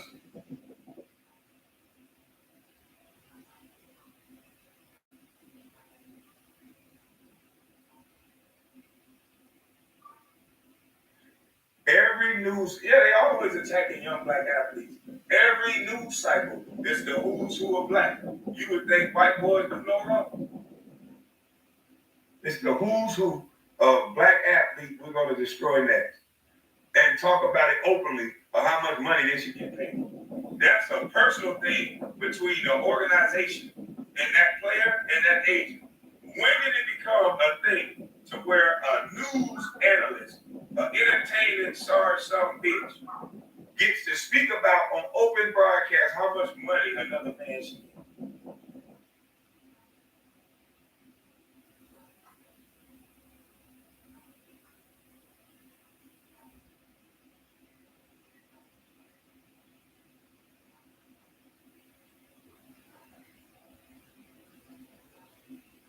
But y'all don't want to hear the goddamn truth.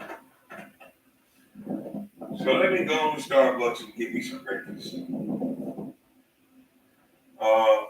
You guys went on the next story, chase me down about, lie on me about, while not focusing on the food shortage, while not focusing on the gas prices going through the roof, while not truly understanding the ramifications and what that's going to mean for everything else that you have to pay for. Not thinking about what that's going to mean for travel and plane tickets in 6 months. Not thinking about what's that going to mean for the price of milk. in 4 months. Not thinking about the jobs that's going to have to let you go because now they have a new bill that they have to pay. Not thinking about the pain and poverty that could be to come. Not thinking about how we look at our neighbor already. Too many neighbors are insecure to even let you onto their property. So they might shoot while you have a baby in your arms that's starving. They might shoot because they're insecure thinking you're going to harm them. When back in the day, we used to love our neighbor. We used to know them. We used to share flowers, sugar, everything. Now, we talk about a neighbor like a dog. Now, we try to fuck the neighbor man. Now, we try to fuck the neighbor's wife. We hope a nigga move in with a fine wife. Oh, boy, that nigga fucked up. Oh, man, that nigga wife fine as hell, he done fucked up. Don't let her husband have a job and benefits. Oh, that bitch stupid. Shit, I bet I can fuck up. Shit, he ain't that good. I'm gonna give a damn if his name Pastor. I'm gonna make the pastor see it. Then we set out. We make a plan and we set out to do it.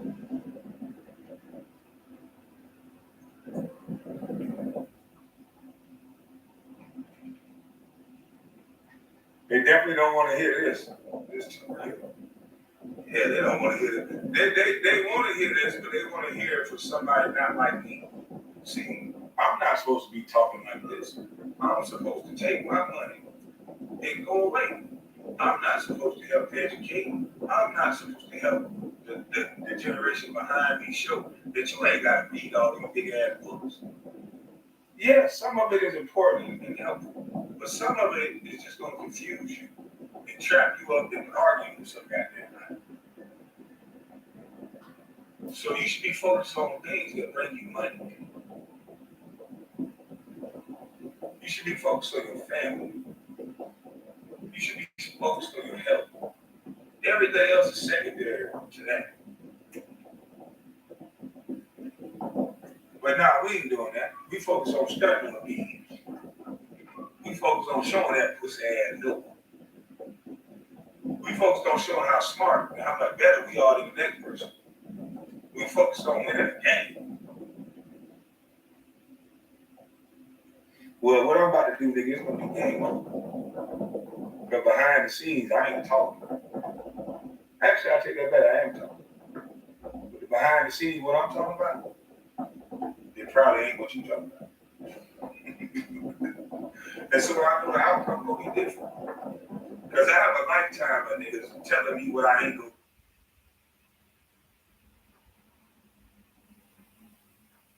My nigga telling me what I'm not. Nigga telling me what I'm not. And how I sound. And how I ain't this. And how I can't do that. And you ain't gonna be able to do it this way. And you shouldn't try that thing.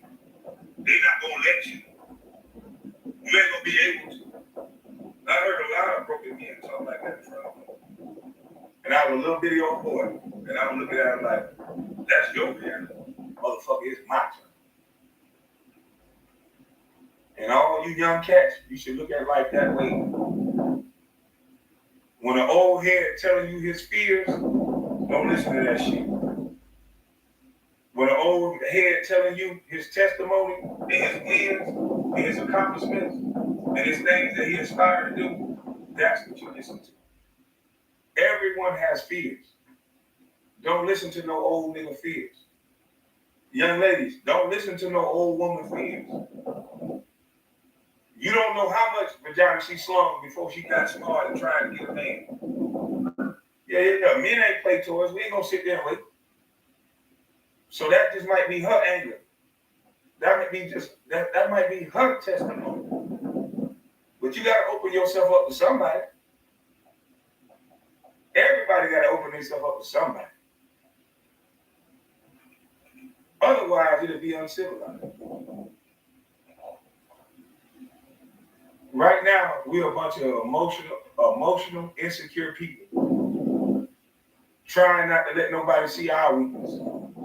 Me, I just don't take the time to give a fuck about what you think about my weakness. Because I know you got one too. And I ain't gonna tell everybody. I'm gonna keep it to myself. It ain't nobody business. But y'all have a blessed day, man. Shout out to Cino. Shout out to sTalk, sTalk. Shout out to all the men that are not emotional, that don't attack other men to make themselves feel better. Shout out to the other women out there that's working salt on their back. That if a man want to leave, she don't go call the police and get lawsuits. She just go get a new man. Shout out to you ladies. Shout out to you dudes. You gotta start watching the behavior. We can't watch who we like and say, you know what? I'm gonna highlight some words this man said over highlighting some egregious behavior. You gotta watch behavior. But that's my time. Let's get the fuck up out of here.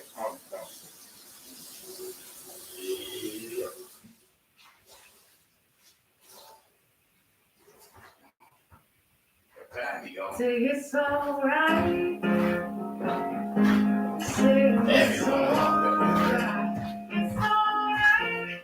Have a good time. 'Cause it's alright. Oh, it's alright. Russell Westbrook is having one of his. Yeah.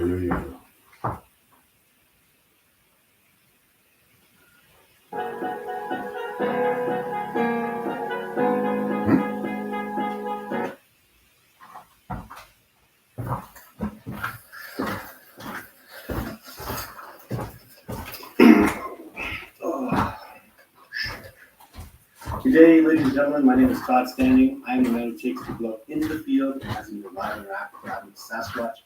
Thank you very much for tuning in for my Sasquatch Sunday video. I apologize for missing my last video, but I am out in the wilderness. So I'm in some amazing Sasquatch habitats. Some of the things that have happened. I'm way up in northern British Columbia, about 4 hours away from Sasquatch research area. I don't think there's any Sasquatch around right now, but there could be bears and mountain lions, and maybe there is a Sasquatch, who knows? But like I said, we had excellent activity here, and likely there is a Sasquatch, probably within 5 or 6 miles of me. But we're going to talk about some stuff today I wanted to talk about for a long time. So there's a lot of discussion going around about the 411 stuff, which is great stuff. I respect what 411 is doing. Look here, I actually can't see myself right now, so because it's pitch black, and if I don't have the light on me, you can't see nothing. But anyways, 411 is a lot to do with how Sasquatch harm people, and everybody likes that, because I'm sure Sasquatch are hunters, Sasquatch are predators. I'm absolutely sure that Sasquatch have killed people. Congratulations for making that discovery. I'm not really interested in doing research on stuff like that because I have multiple incidents that I'm going to talk about today where Sasquatch have literally saved people's lives. So myself personally, those of you who follow me regularly, know that I have 2 definitive times where Sasquatch have 3 definitive times that Sasquatch have absolutely saved my life. I've talked about it a few times on my live show, and I'll go more into it in my next documentary, Discovering Bigfoot 2, that's coming out in the next 3 or 4 months. So until then, I'd like to talk to you about I'd like some involvement here from people too, because it happens. I'm sure it happens a lot, and I have in these chronicles, these stories I've heard from people, evidence and things that might help cue you to potentially having people have been saved by a Sasquatch. So first time, just recently I got an email, and it was so similar to this previous incident that I heard about 15 years ago that I'd like to tell you about them both. So the first one, about 15 years ago, a gentleman, this is in my original research area, the original Savannah area. A gentleman was out just for a rock climb. So he went into the Savannah area, didn't know anything about Sasquatch, and so he's setting up his gear. He's blasted an area that he wants to climb. Looks amazing. Gets out there, is about to set up, and a black bear starts predatorily moving towards him. He recognizes this, and it charges at him. So he goes up to a particular ledge. Unfortunately for him, the ledge was paralleled by a tree. So as he got up to the ledge, he was near at the top. The black bear ran up the tree, jumped from the tree onto him, got his jaws on the side of his body where he has scarring mark. You can see the actual jaw marks from the bear. It ripped him down, got his claws into him, gonna kill him.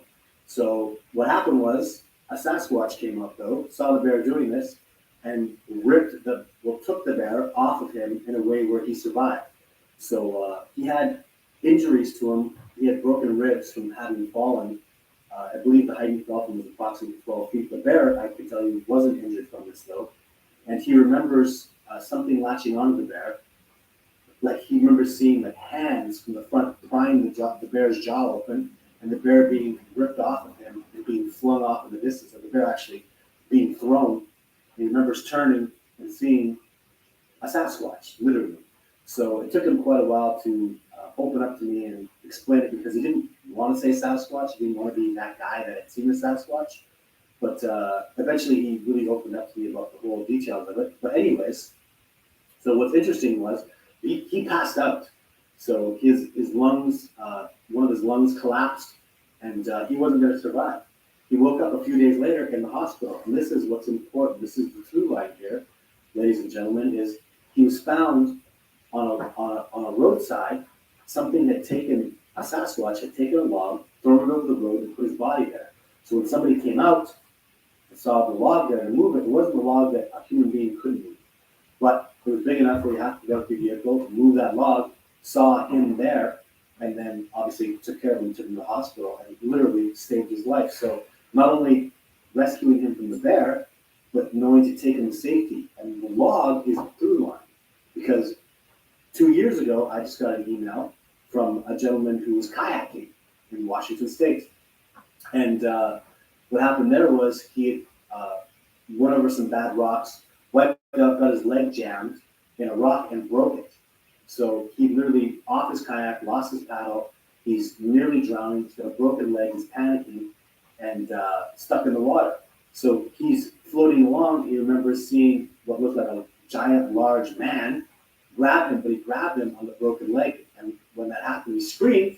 And he saw the Sasquatch let him go. And that's when the Sasquatch, after he saw it like coming out for him, he wasn't sure what he'd seen.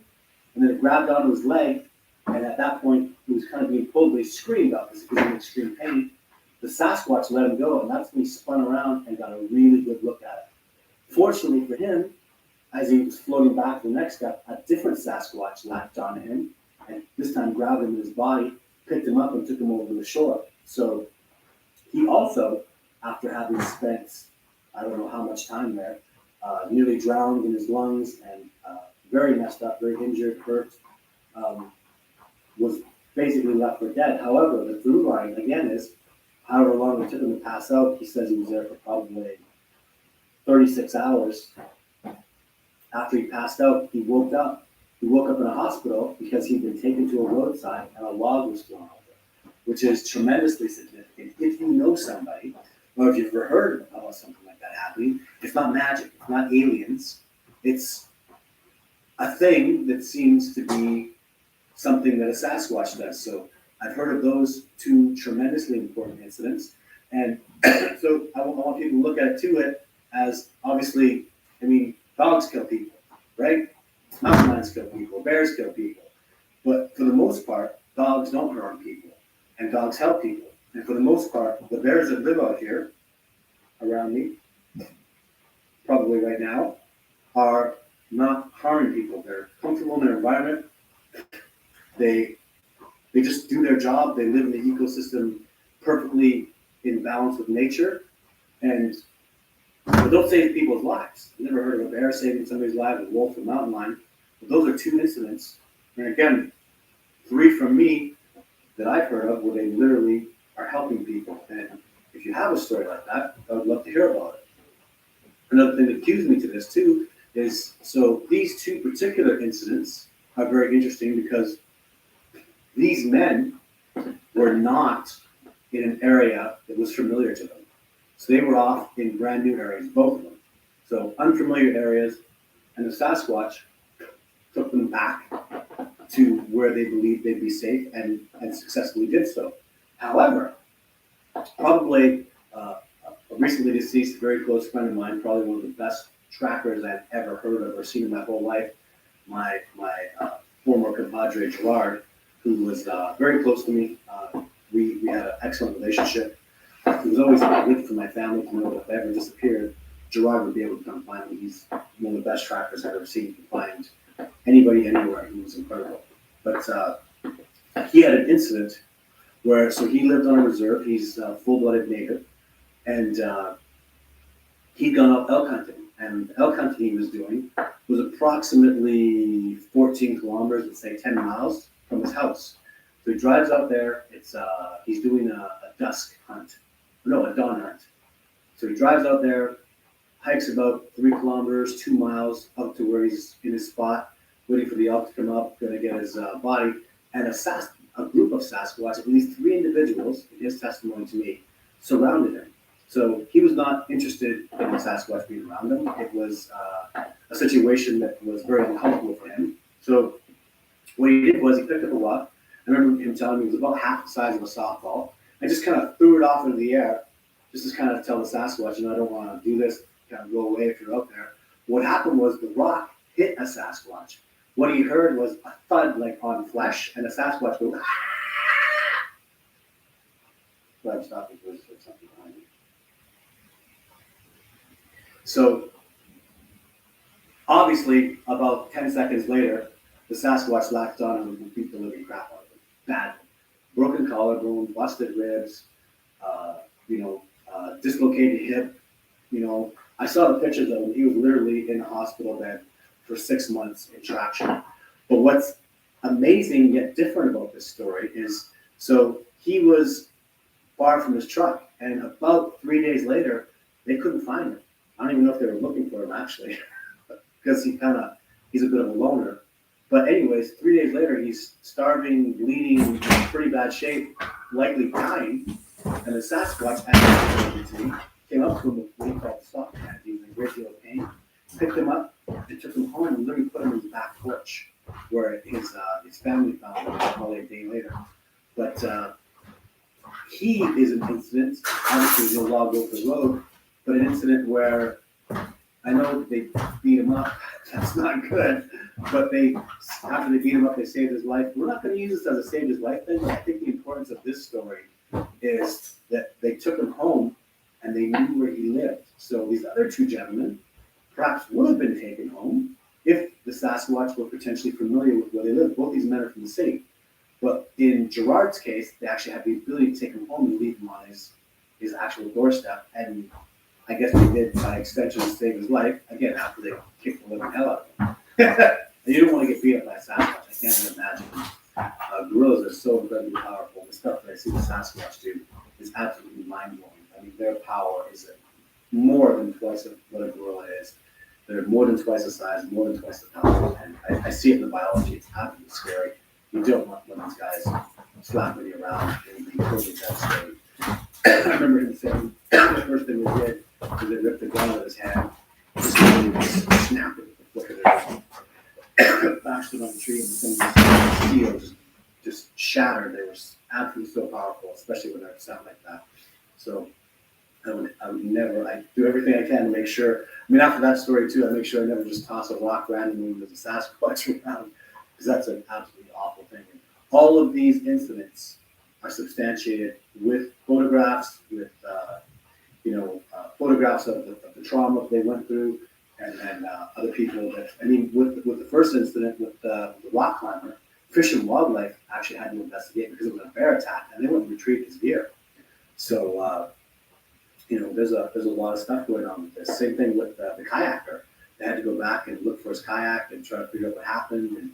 And their stories are, I mean, I don't know what they told Fish and Wildlife. The Sasquatch saved my life, but at least I have 3 incidents. 2 of them are definitively, so 5 in total, where Sasquatch have literally saved my life or other people's lives. And if any of those stories cue something you've heard of, or in some way can make you think of something that you may have heard of, or something of interest where someone found a human with log over the road, or anything like that, I would love to hear about it, because let's talk about how the Sasquatch are amazing. Let's talk about how they have literally saved people's lives. I have a funny feeling these incidents that I know of are not the first, and certainly won't be the last time that they do stuff like that, because bears don't save people's lives, wolves don't save people's lives. At least nothing I've heard of in absolute legitimacy. I know there's fairy tale stories and stuff, but in real life, I don't know. Those things would be rare and far in between, and I feel a great deal of intelligence, a great deal of empathy with the Sasquatch, and it doesn't even surprise me to know that they do stuff like that. With the amount of interactions I've had with them, they're my teachers, and I find them to be absolutely astonishing and amazing. So if you have heard of a story like that, I am Todd Stanton. My website is discoveringbigfoot.org, and if you'd like to email me about any incident that might be significant in some way pertaining to what I've just discussed with you, please email to bigfootencounter@gmail.com. So thank you very much for tuning to my Sasquatch Sunday video. I am coming out of the bush, and I am coming back. So I will be doing Wednesday live this week, 100%, and there will be a Throwback Thursday story and more Sasquatch Sunday coming up next week. Thank you very much for tuning in. Until next time, take care of yourself.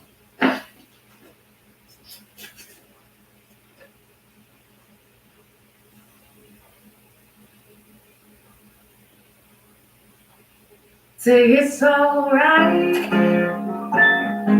Say it's alright. It's alright. Have a good time. 'Cause it's alright. Oh, it's alright.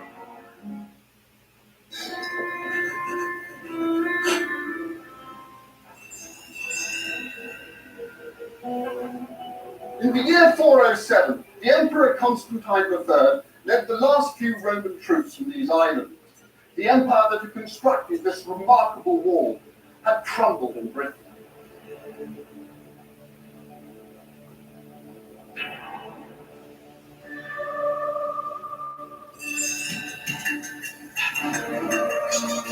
Our history books tell us that when the Romans pulled out, they took with them all vestiges of civilization and effectively turned out the light.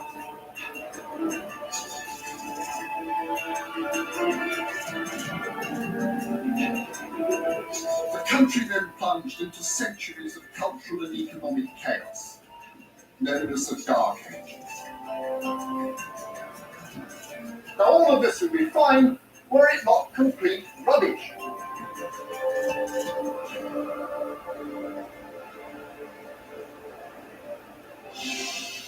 As an archaeologist, I've spent my career exploring Britain's ancient past, and I now believe we've misunderstood the early centuries of this country's history.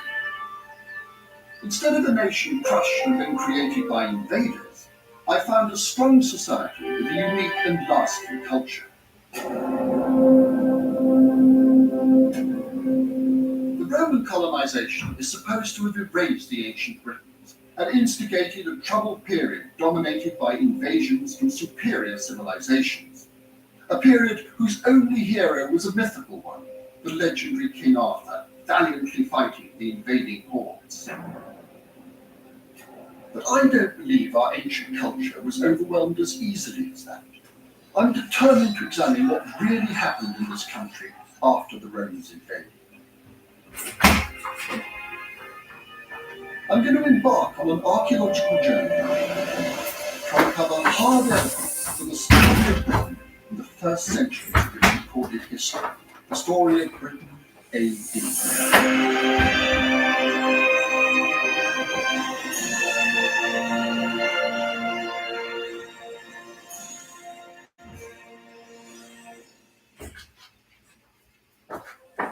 Using the latest archaeological research, I'm going to tell the real story of Britain from the perspective of the men and women who lived on this island during this time. And I'm going to start with the first chapter of Britain A.D., the Roman occupation of Britain. This peaceful corner of Somerset is the site of one of Britain's earliest and bloodiest battles, and is evidence for the crushing of our ancestors in the early years of Britain A.D. For hundreds of years before the Roman conquest, this dramatic hill fort was a religious centre for the ancient Britons. When the Roman conquerors arrived, the people up here were ready for them. The banks on the side of the hill.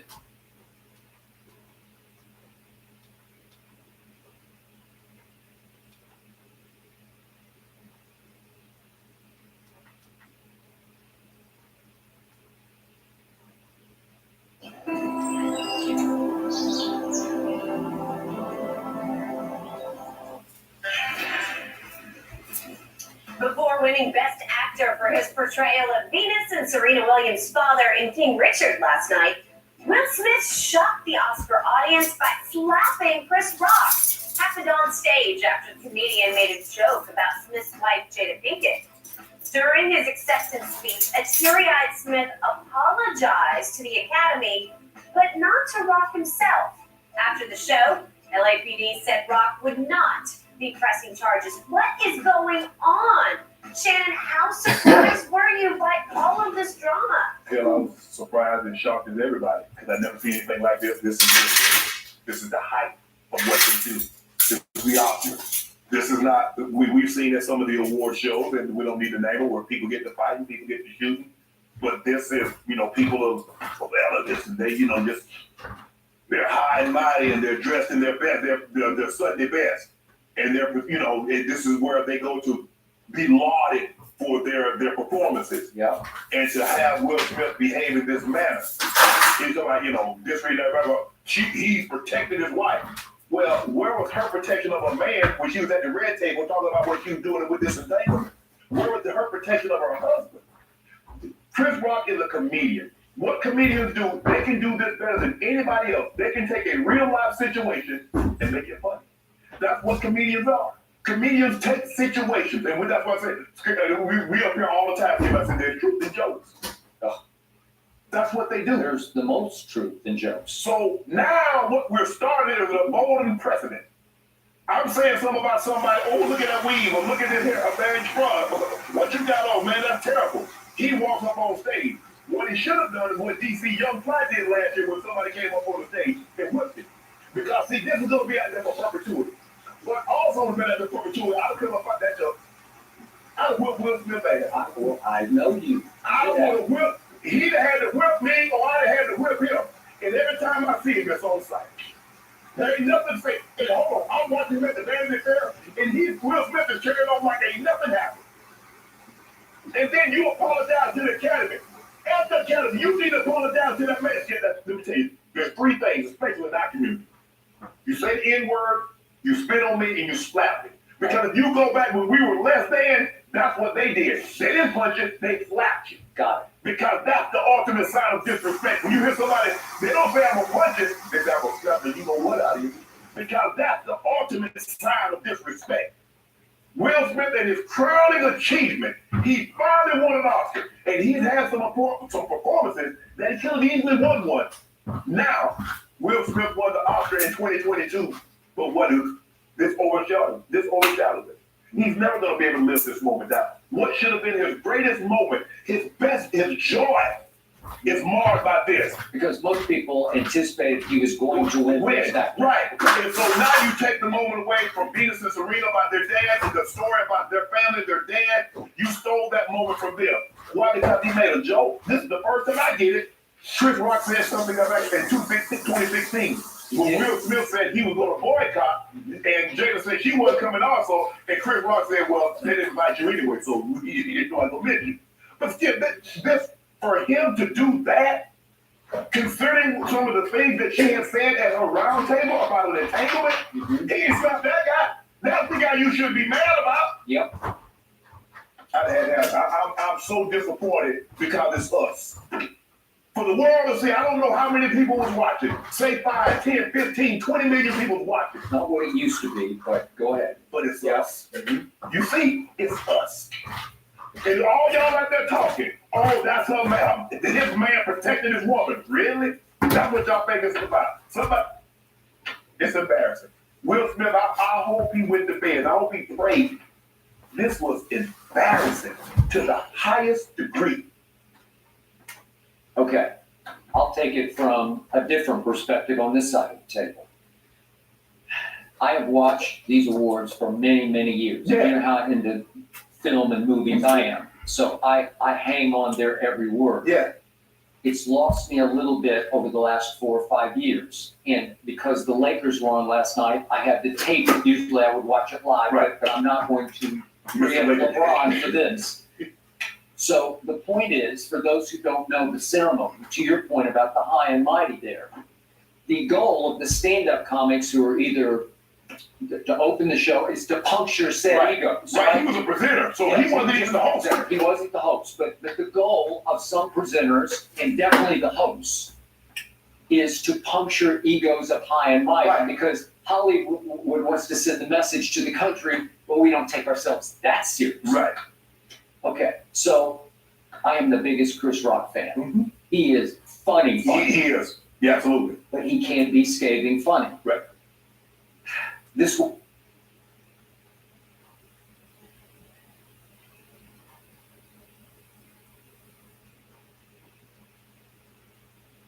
As a hiring coach, I talk to small business leaders every day who are looking for those coveted soft skills. Using our DISC personality assessment, we're able to help thousands of businesses hire top talent. Hire right.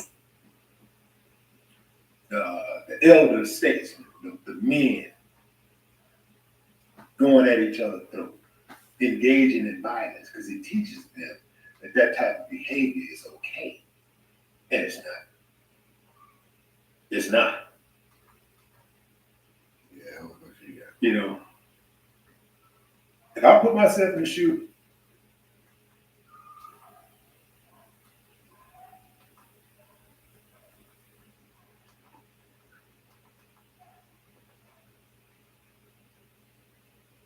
Just another day that the Lord has made us rejoice and be glad. Can I get a little 360? Can I get a little 360? Looking too good for the, I ain't gonna cut. But you feel me? I definitely got you. Look, any issue. I gotta be, if you was walking in the store, I was like, damn, like, is it real though? Yeah, of course. Can I test it and make sure though? So like, I ain't bully you so big, but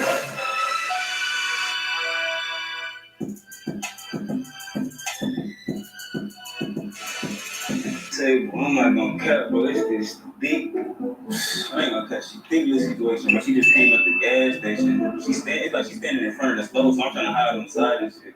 I know she gonna walk this way, but y'all, hey, get the light button right now. I promise I'm gonna get this number for y'all, but no cap. It's a little cold out here. I don't know. She got some heels on. She look like she at least 7'3". I ain't gonna cut. Shit, we finna see. I think she finna come up right now. She's trying to let her see me. I know she coming though. Y'all hit that like button until she comes, but I ain't gonna lie to you. Big little situation. Bro, she said, excuse me. Oh shit, I ain't gonna cut. Where you coming from? Huh? What that is? Off the club? I ain't gonna cut. You like who you came out here with? My friends. Friends? Y'all finna hit tonight? That's good. You got a boyfriend? No, I don't. You don't? I'm just asking, I ain't gonna cut. You look good, no, I ain't even gonna cut. I can get a little 360. Looking too good for the I ain't gonna cut. I can get your Instagram. It's R dot. Let me see. C-R-O. You said R dot. B-T-R-O. Yes. That's a bit of me for all of you. Where you from? You from out here? No, I'm actually from Nigeria, but I live out For real? Yeah. How long you been out here? Like 15, 14 years, I think. Oh, you been out here for a little minute? Yeah. That's a bit. I ain't gonna get you tired though. You feel like doing something else? I'll have to ask my friends. The biggest thing I hear most people talk about is the stability of it. MediaCom's network is very reliable. My friends said they want to do something else. I feel it. I'm trying to take you to eat though. Oh, tonight? Yeah, tonight. I am feeling like it's late, but the night's really young though. We go eat or something. Sure, I guess. What kind of food you like? They're probably all closed right now. But we can You right. tacos or something. Oh yeah, like you like tacos? I love tacos, yeah. Can you cook though? Can I cook? Sometimes, yeah. For sure. I ain't gonna care what you gonna ride with me over there. You can let your friends take the car to bring you on. Yeah, sure. That's a bad. Come on. And I saw you in for real without the heels though. You got me feeling short. 5'11". Oh, so you saw for real already? Yeah, I'm tall, Okay. yeah. Okay. You got me feeling short. I don't never feel short. You feel me? No cap. This is me right here for sure. Look, hold on, I ain't gonna cut. I gotta snap you up. You look too good. I gotta snap you up. I'm a professional photographer. You feel me? I definitely got you. Look, let me get you. I gotta be the cameraman from now on. For sure. That's good. I bet I got you. But look, before we get in the car, though, I got a little ritual I do though. Like, I ain't gonna cut. You was walking in the store. I was like, damn, like, is it real though? Oh, yeah. Okay. Yeah, of course. Can I test it and make sure though? Sure. I got to let me get my device real quick. You feel me? I got to. I just gotta make sure though. You feel me?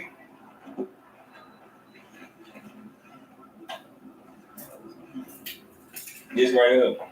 Oh, Lord. You feel me? I got to test it just to make sure.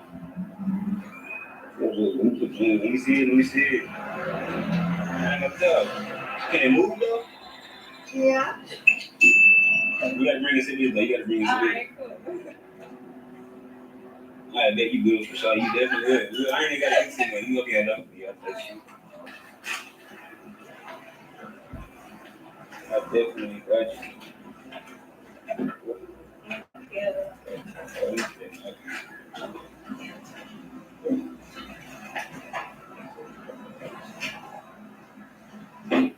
Oh my God, Shorty bad as hell. I can't even count. She bad as fuck.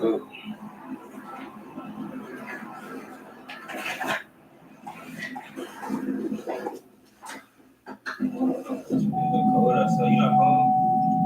No, not really. I'm Shit. I ain't even really from this side of town. Like, you know a good spot though? Or you already get good. There's a food truck, like, but it's like in the south side. Oh, it's outside? Yeah. So that's cool for sure. But I ain't even gonna cap, like, before we drive off. So you said you from where again? Nigeria. You like a good out there already. Mm-hmm. Well, I ain't gonna cap my eyes out there. I never been. I wanna go out there for sure though. I can't really remember. I haven't been there since. Oh yeah, you right. You said it was young. Yeah, I was young. Yeah. So you got plans of like going back out there though and like visiting? I hope so. Yeah. So yeah. That's so bad. Why you don't got no boyfriend though? Like, what's your why you don't I really don't know. Like, I'm kind of picky, so. I feel that for yeah. sure. You picky. Okay. Just gotta wait for the right person. For sure. Like this question right here, this also is my last question. Like, this is a serious question though. Like, you gotta answer this like with all honesty. So like, how your booty get so big though? Oh Lord. At first, I was just like you work out, like I'm just curious about. Oh, the thing is, like, I did used to work out. I used to work out a lot, like every day, but I kind of got lazy. But I'm about to get back on it. Like, literally about to get back on it Monday. Yeah. Okay, for sure. We definitely gotta work out together then, for sure. I just started back working out. That's cool. But I ain't even gonna lie to you before we go eat. Like, I'm gonna lift the window down and shit. You just looking like way over there. I was trying to do like a gold nigga prank on you and shit. Oh, what? For real? What the hell?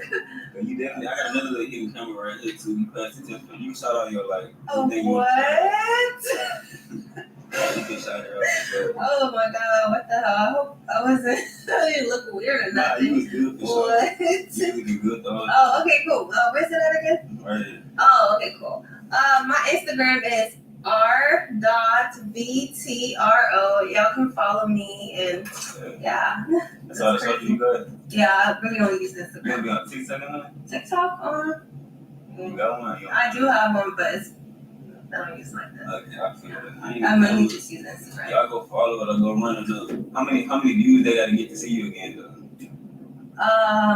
1 million. Okay. Oh.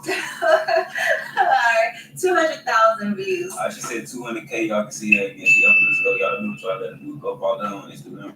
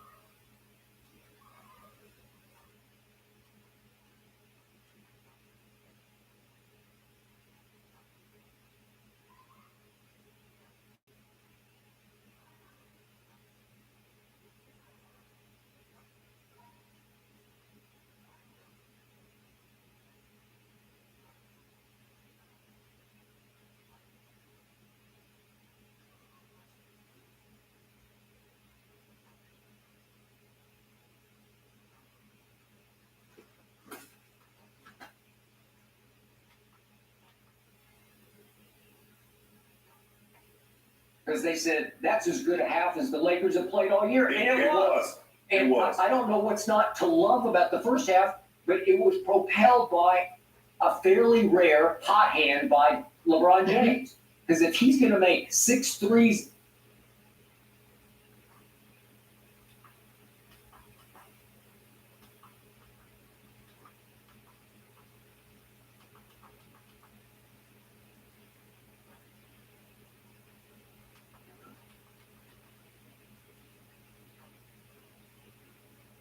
kicking off our list at number 10, amendment.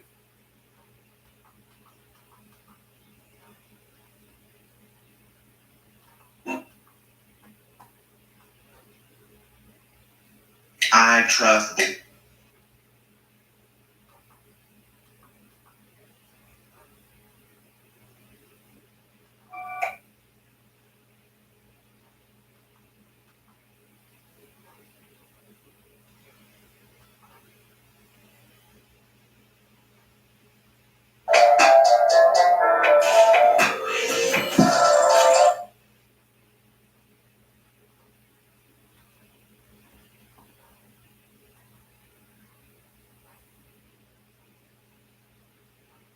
Good afternoon and welcome to this press conference at the Palais des Nations. We are delighted to have with us today the members of the Independent Fact-Finding Mission.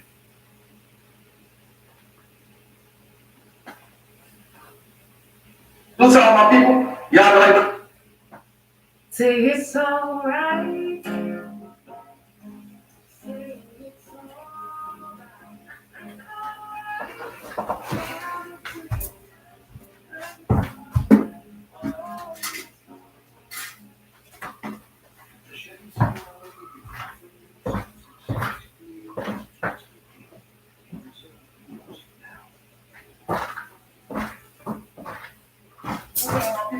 Y'all like what you get already?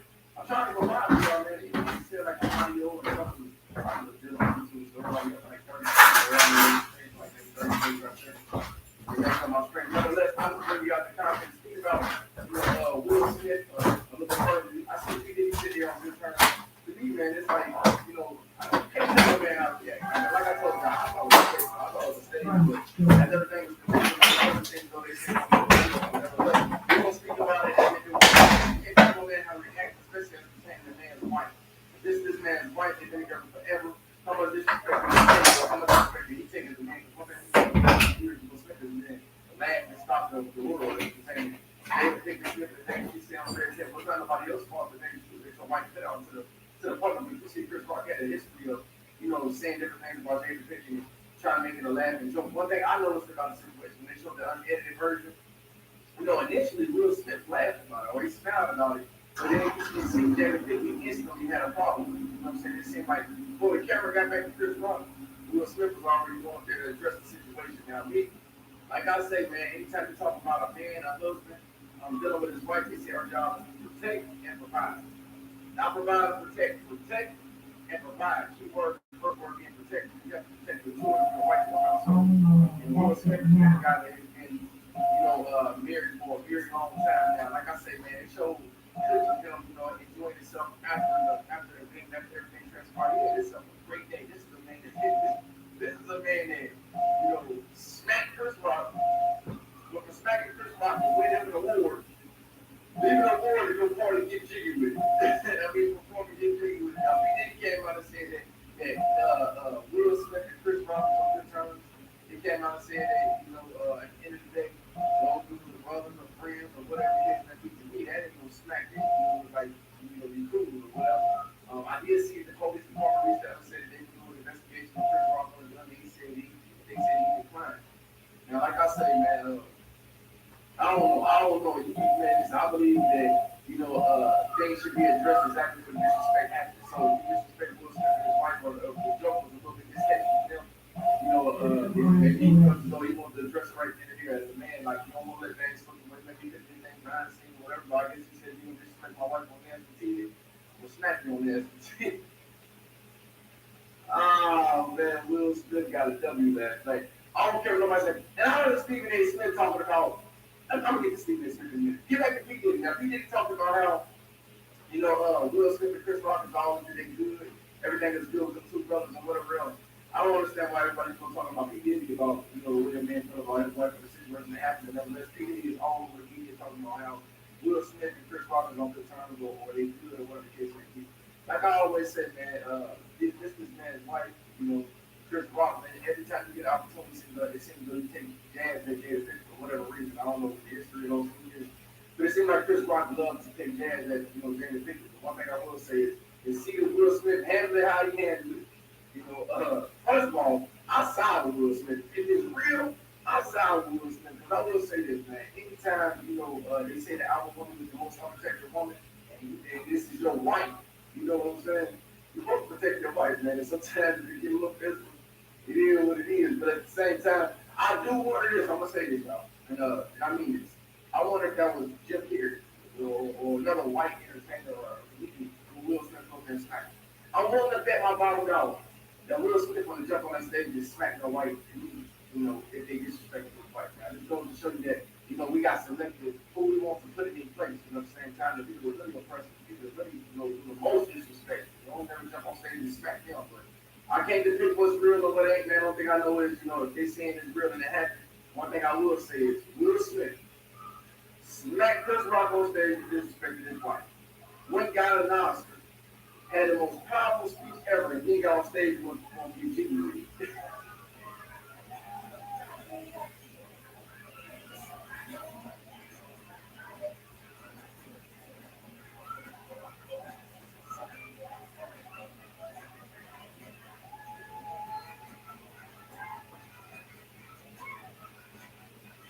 That's a big W, but I don't care what nobody says. That's a W for Will Smith. But at the end of the day, you men can't tell no man how to protect their wife because y'all don't even protect y'all. Y'all let people disrespect y'all wife. Y'all don't say nothing. Y'all don't so worried about protecting another race of people. So at the end of the day, that's what that man felt like he wanted to do.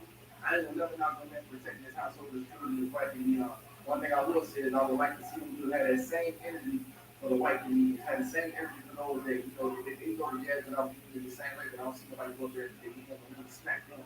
But it's so easy to do it to ourselves because one thing they learn, black person, it's all about black on black. Everything is black on black violence, black kill black, everything in between those lines.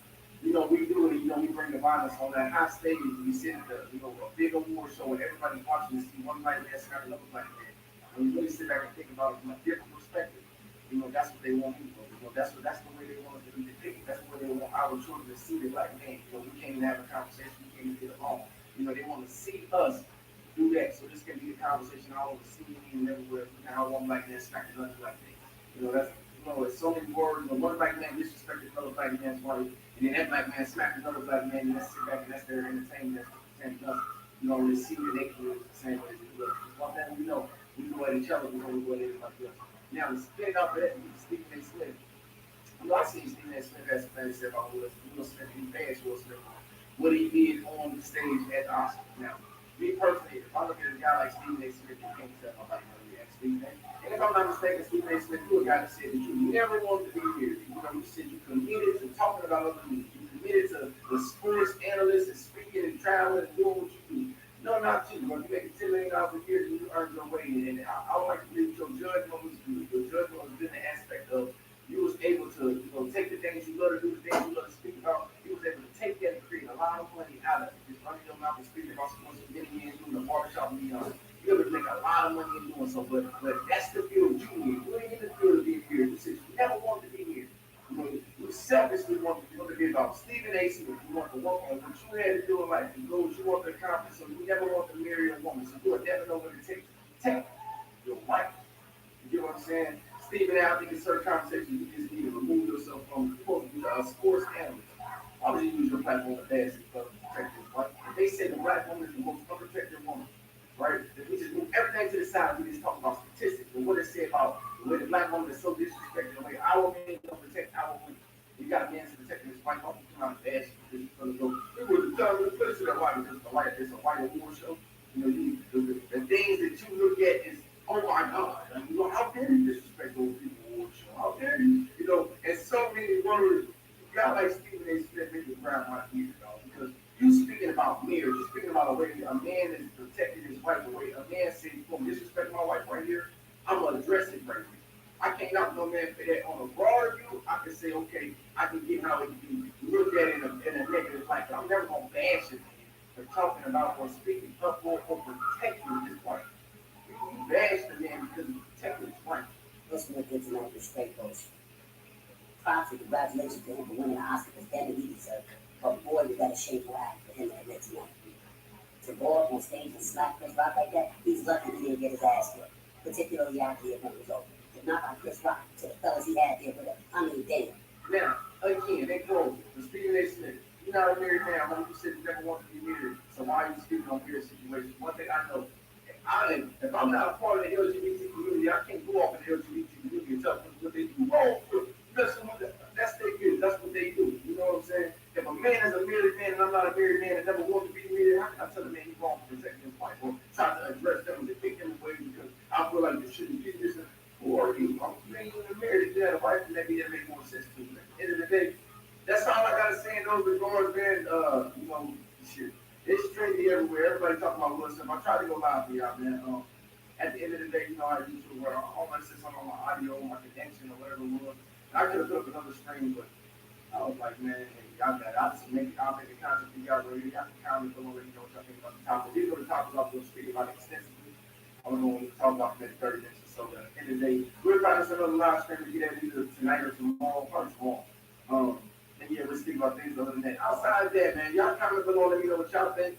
Comment below, let me know what y'all think about, you know, P. Diddy first of all saying that, you know, Will Smith and Chris Rock saying that he do it. One thing I will say is Chris Rock getting first charges on him. I seen it was an investigation where he said Chris Rock wanted an investigation, they would do so, but he came out and said that he didn't want to. He said, you know, I guess for whatever reason, he felt as though Will Smith had some justification or he felt as though he didn't want to go to police with a doctor. Now, I can't knock him after that either. You know, me and she have a situation like me and him, you know, if he want to get his payback or whatever he want to do. You know, at the end of the day, you know, it ain't always about, you know, trying to put a man on the jail or whatever else. I will say this, though. Boy, Will Smith, yeah, he really digging that pocketbook. You ready to dig in that wallet, you know what I'm saying? Because you smack a man like that, you know, the two things is really about the money. I like to believe that he's gonna get some money out of the pocket. So if he did something behind the scenes, maybe not press charges, we just gonna pay him money behind the scenes or whatever else. But at the end of the day, it ain't no investigation. It's on camera. That really is true. All of the police come on there investigate. It's on TV. It's on camera. You see, smack that man first and say, what we investigating? You know what I'm saying? Look, nevertheless, that's all I got to say about the situation. Y'all comment below. Let me know what y'all think about, you know, Will Smith and Chris Rock supposed to be getting good. Y'all think Will Smith needs to, you know, digging that bank account, digging that wallet, make sure Chris Rock is right. And I'm gonna tell you something. Will Smith smacked me on stage, dog, and Mike. That Mike would have been. It would have been no Chris Rock. You're a good man, bro. Continue on with your jump and continue. That's why I thought it was fake, y'all, because he acted as though that man ain't just smacked me. Man, these dudes is better than me. Each one team, as long as we each other, we see go together. Hey, it's a crazy type of topic, but I'm gonna count once I count the conversation below. Y'all let me know what y'all think about one. Them still being good. Y'all think Will Smith being big in his wallet, make sure that man is paid. The other than that, you think that Stephen A. was way out talking about the way a man should protect his wife. And he's a man who said he never wanted to be married. So I don't really understand why he's importing this up in this type of conversation. If he never wanted to be married, so how can you tell a man about how he should protect his wife if he never wanted to? Each one team on the whole grid, each other with team work together. Y'all comment below. Feel like you want to get anywhere fast. It's time to shift. Alabama's innovative automakers are building the next generation of vehicles. The only thing missing is you. Shift into a fast-paced career. Apply today.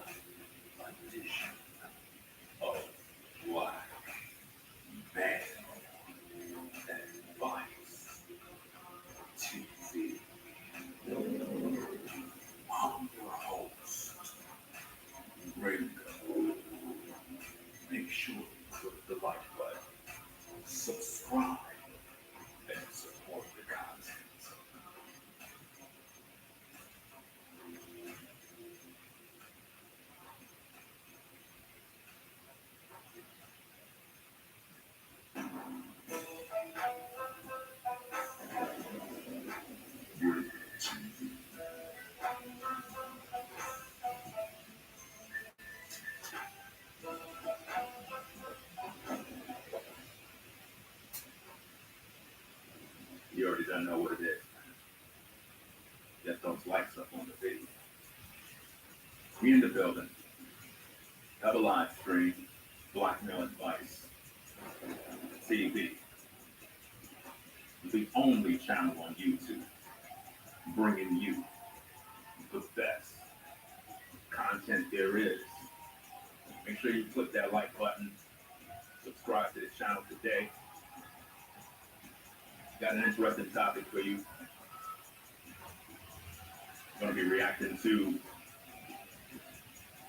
a particular video to deal with an issue on modern women are growing old because of this. You see, a lot of you ladies, you're growing old, and you don't understand why. But I do. It's because of the influences in your life. And we're going to deal with that. Shout out to everybody that's coming in on the show. Appreciate everybody coming through. Logos, Keith, LCN, Soul Wavy, 88 Soul. What's going on? Sit Hop. What's good? Before I begin, give a couple of shout outs to people that supported in the last show. Let's see what we got here. Let's see what we got. And a couple of people here. If I pronounce your name wrong, I apologize. It is what it is. But let me see. Gerardo for the 10th. Shout you out. Appreciate your support. Jeffrey for the 10. Whit for the 10. Jason for the 20. Celestian, I'm not sure if I pronounced your name right, sister, for the 5. Oh, Whit again for a 5. Toya for a 5. Rallo for a 5. Sabine, I'm not sure if I'm pronouncing your name right, but I appreciate you for the 10. Appreciate that support. Sherelle for the 15. And Paul for the 3. Appreciate your support. All right, guys, so y'all already don't know what it is. Get them likes up on the video. I'm going to react to this particular video right now. It's Blackmail Advice TV. You already don't know what it is. Let's go. That said, no woman that's paying over $1,500 a month on her own of her own bills every month is interested in any man texting her what you doing. WYD constantly, every day. See, ladies, this is why you are growing old. Because you're dealing and listening to guys like that. You're listening to men that have no integrity. Men that don't even practice what they preach. Guys who continually tickle your ears telling you what you want to hear. Those are the guys that you're listening to. And if everybody can hear me good, put a 1 in the chat so that we know everything is good. Let's go.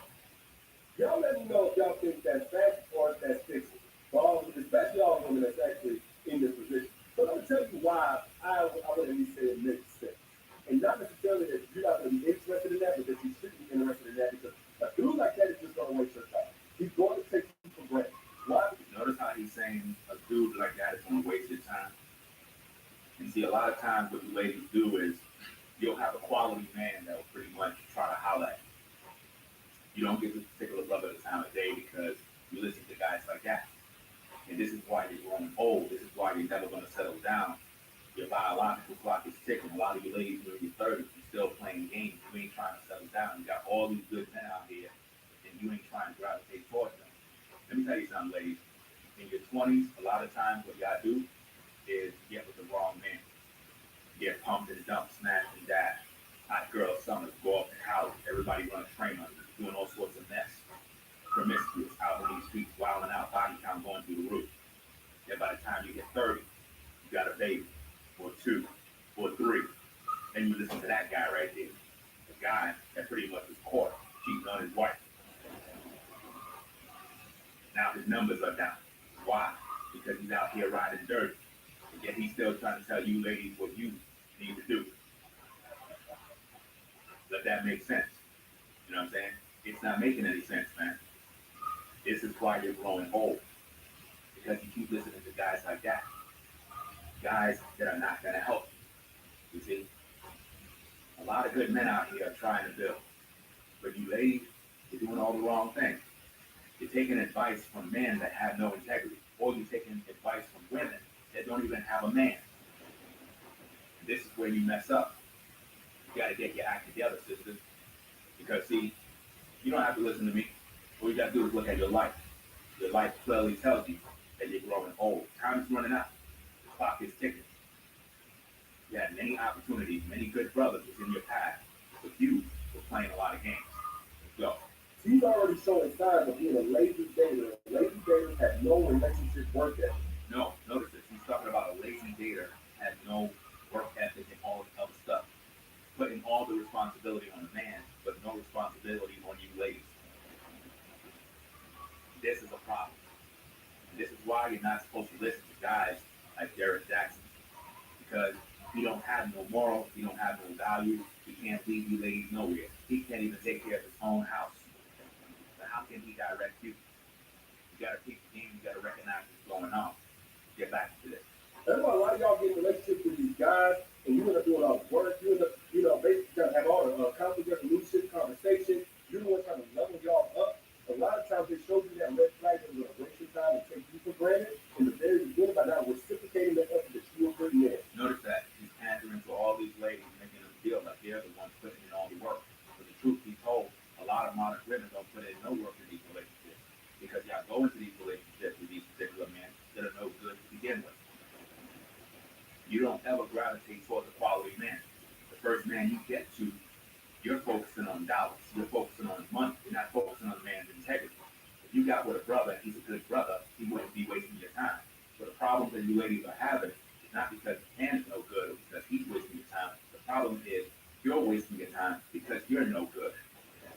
Let's go. By being a lazy dater does stuff like this. What you doing? What you doing? What you doing today? Good morning, beautiful. Good morning, beautiful. Good morning, beautiful. Those are my talking points you're doing right there. I'm the one who's been teaching a long time that you have a lot of guys that hit a woman up and be like, good morning, sister, good morning, sister. I'm the one who created that talk. Again, these guys on YouTube, they're always stealing my intellectual property to try to pretty much masquerade around me like they really teaching me something. The truth of the matter is, sisters, if you got a man and he's a good man, right, then everything is going to work out. The reason why you got a man that's no good is because you're no good. You keep choosing men that are no good. And then what happens is, this is typically what always happens. When you're in your 20s, that's normally the time when you're in your prime. That's when you're supposed to settle down and meet a man so that he can wipe you up. But you never get with the right kind of guy. You go off with Pookie and Ray Ray. You do this all the time. It's the same old method. Every single woman got the same old story. You end up getting pregnant. Now you're 31, 2 babies, 3 babies. Now you're 39. All of a sudden now, you want to get with a good guy now. Now you want to do the right thing. Now you want to do all this right stuff. But you're listening to guys like that. And what they're going to do is, they're going to try to make you feel that because you're a single mom, that somehow a quality man is supposed to be single, he's supposed to have a bunch of money, he's supposed to be a stepdaddy to your children, right? He's supposed to do all of this extra work for you, and he really gets nothing in return. See, this is where it's all backwards. No, what it was supposed to be is when you were in your prime, in your 20s, that's when you were supposed to settle down with that guy. But you didn't want him. You didn't want that guy then. You wanted to go out here in these streets and play this game and just hop the fence with all these different guys. And that's why you're struggling now. You continually listen to guys like this, these so-called gurus on YouTube who think they know something. When their whole house is out of order, your house will be out of order. Let's go. No follow-up, no actual interest in planning a real date. And I've always said all of this nonsense about planning a real date, again, you're blaming men for all this stuff. That we're no good, we don't know how to plan no dates, we don't know how to do X, Y, and Z.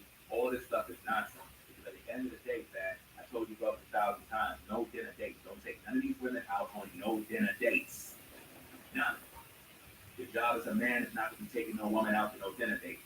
Your job as a man is to guide a woman, get to know the woman, see where she's at, find out what's going on in her mind, so that you can literally be a guide for the system, so that you can show her the way, so that you can show her the ropes, so that you can be that influence in her world. That is what you're supposed to be doing as a man.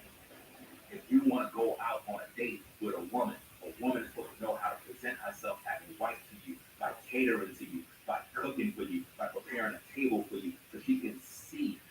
show herself to be worthy. You want to go out on a date with a woman? How about you go to the supermarket with that sister? You pay for the groceries and she cook you the meal. See, that is something you can feel when you realize that this woman is in that kitchen preparing a plate for you. She's cutting the onions, she's seasoning the chicken, she's doing what she gotta do, fam. You can look at her when she's around that stove preparing that meal, and you're like, wow, this woman is putting in her all for me. Rather than being at some noisy restaurant with a bunch of other hypocrites who want to be seen, I don't want to be around none of that mess. It is time for you ladies to get real. We're in 2022, and you ladies are still waiting around for some guy to take you out on a dinner date. You are supposed to know how to cook. This don't make no sense. You're a grown woman, still playing with toys in your house, got a flower under your mattress. This is not right, ladies. Put the roles to the side, find a quality man and become a wife. And stop listening to these guys and these clowns all over YouTube that don't know the first thing about a family. When it comes to family, ladies, you're here by the presence of the Most High to be a helpmate to a man. You're not here to be going out on dinner dates. Your job as a woman is to open up that womb of yours so a man can plant his seed and bring forth babies. But the problem is, ladies, you keep getting with Pookie and Ray Ray and bringing forth the children of the devil. And you're wondering why you got all of these problems. It's because you keep dealing with the wrong kind of man and you keep taking advice from clowns all over YouTube that have a house full of horrors, a house that is full of shambles, a house that he don't even know where he's going. This is supposed to be the guy that have all these books, all these messages, but yet his wife is depressed, insecure, and have all these problems. Why would you take advice from a guy like that? Man, you're crazy. You bugging out. You taking advice from a man. They got a bunch of books selling all over the place. Every time he's ready, he's promoting some book. But yet, look at his woman, insecure, down and out, all in her feelings. Why? Because he's doing her dirty. Think about that, man. Let's go. The level of a man's investment, the level of a man's effort in terms of his energy. What about your effort when you was with your wife? You ain't have no effort into that. You did your wife dirty. Why? Because you wanted to plant and follow this mindset of monogamy, knowing good and well that no man can be monogamous. Ladies, I'm letting you know straight up and down. All this monogamy madness that you have in your mind, that a man is supposed to just be with you, you need to erase that from your mind. A man can have more than one wife. And the reason why you're growing old and great is because you're waiting for a unicorn. No man is going to ever just be with you. Get it through your head. How many relationships are you going to go through? Oh, he cheated on me. He did this to me. He cheated on me. He cheated on me. Why? He's a man. A man is supposed to be fruitful and multiply. The problem is you ladies haven't gotten with a righteous man. A righteous man will take care of you, and he'll take care of her, and he'll take care of her. The problem is, ladies, you've been getting with Pookie and Ray Ray. And Pookie and Ray Ray is not interested in taking care of no woman. The only thing he's interested in is pumping and dumping women. Let's go. Reflect the level of his appreciation for you. Reflect the level of his interest in you. With all of that talk he's talking, but he didn't practice that for his own wife. If all his reflection and all this other stuff clearly shows his appreciation for you, why he didn't produce that for his wife? Because he's a hypocrite. And you shouldn't be taking advice from hypocrites. You shouldn't be taking advice from people that don't even know what the hell they're doing, man. You shouldn't be doing it, man. Let's go. Very good. So if a man is texting you WYD and he ain't got much else to follow that, now it's different if y'all been together for a while. It's different if y'all been together for a while. I'm not saying he's a bad person, but if y'all in the first couple of weeks and he just WYD all day, no real conversation, no real effort, that man is going to waste his time. He's going to take you for granted. You see how he's feeding women all of these fears? You see how he's feeding women all of this nonsense? That notice everything is on the man. The man got to do everything. But these women put in no effort. How many of you brothers try to holler at a sister? How many times have you brothers try to reach out to a woman, try and shoot your shot, whatever the situation is, and she's looking at you like, oh, just another guy that just wants some vagina. Why? Because of her hurts and pains. And we're going to do a live show. We're going to talk about those things. Women literally are setting themselves up for destruction, man. In your 20s is when you destroy your life. In your 30s is when you have all of these kids. Once you hit your 40s, all of a sudden you want a good man, but he's nowhere around. And even if he is around, he's not going to settle down with you because at that point, you're just too old to deal with. Why would a man even want to get with you at that point in time when your mind is all messed up, when you have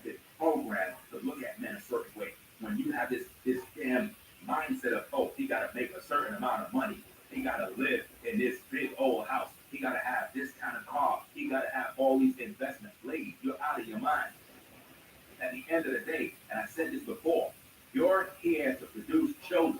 You're here to be a helpmate. Your entire mission as a woman is to lay on your back, allow a man to plant his seed in you so you could produce children. That's your job, to cater to a man, to be a man's helpmate, not to be out here being a boss lady, talking about you going to start a business, talking all this mess about you going to college to get this education. What point and purpose do you have in my life as a woman to be a wife if you're all trying to get an education to be a so-called career woman? You're wasting my time. I need you home taking care of those kids. I need you home raising them kids. I need you taking care of that house. I need you to make sure that you encourage me. If you're not doing all of that, I don't want you in my company. Facts. Let's go. If you look at the rest of your life, if you invest in that, and some of y'all have already been able to testify to this because you already gone down that road and that showed you these signs in the very beginning. Those men are the Pookies and Ray Rays, and those are the kind of men that women gave the best years of their life. You understand? The best years. How many women gave men the best years of your life? These brothers were not even qualified to be in your world, but you allowed them. Why? Because you were searching for Pookie and Ray Ray. You didn't want a quality man. You wanted a dude that was just going to pump and dump you, leave you with a bunch of babies, and now you're complaining that all these brothers out here ain't no good. Let's go. So you wanted him to be the exception. You decided you wasn't going to be too critical of him. You gave him a chance, and now you regret it. But I'm going to tell you. You regret it because you picked Pookie and Ray Ray. If you got a righteous man, you would not be dealing with none of that madness. But you don't want a righteous man because you know righteous men practice polygyny. And you think that you can hold a man all to yourself because you want a man to practice monogamy. And we don't do that, fam. Quality righteous men, men that are exceptional. These kind of men have more than one wife. You ladies have been blinded and lied to by society. They give you this false mindset that a man is supposed to only be with you. Are you kidding me? Do you think you can literally be there and provide everything that a man needs? Just you? You gotta be kidding. When you got all them kids running up all over the house, you got 3, 4, 5 kids running up and down. House is crazy. House is dirty. Food needs to shop. You need to do this. You need to do that. You got errands. You got to take this one here. You got to do all these different things. And then you got to provide time to be with your man. Where's the intimacy? Where that comes in? This is why a lot of these brothers today don't even want to get married to a sister because they look at it as a bad deal. Why get married to a woman and then my sex life is going to be over? Why get married to a woman and she's not going to even be there to take care of these kids? Because the first thing the modern woman want to do is she want to send her kids off to daycare. Daycare is not a place for your children to be. Your children need to be in the company of you. Your kids supposed to be in your house, not in the property or in some agency or in some building with a bunch of other people that don't even love your children. And see, this is the problem with modern women. You want someone else to raise your children. You want someone else to deal with the crime. You want someone else to change their diapers because you really don't want to be a mom because society taught you to be a boss lady, taught you to go out there and get education, do this, do all that. Now, how are you going to be a wife? How are you going to be there for a man when you don't even know what it means to be a wife? This doesn't make any sense, man. Let's go. One more aside that a man is going to take you for granted. Real quick though, before we do that, from outside the house, all these Wi-Fi signals, if I'm coming through clearly, both my voice and you guys can see it clearly, put your city and state down in the chat. If you heard me say that, when he asks for city and states, he's just trying to find out where his viewers are calling from, where his viewers are viewing from. That is what he's trying to see because he knows that he's not right now. All he has to do is say put a 1 in the chat. He's trying to get a clear understanding of where everybody is calling from and so forth. That's why he did that. Let's go. I think you say put your state down in the chat. Or put a thumbs up or a heart or something like I just want you guys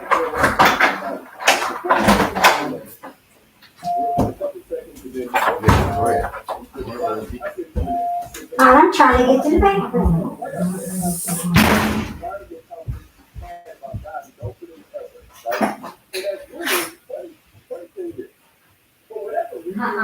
That's the truth, right?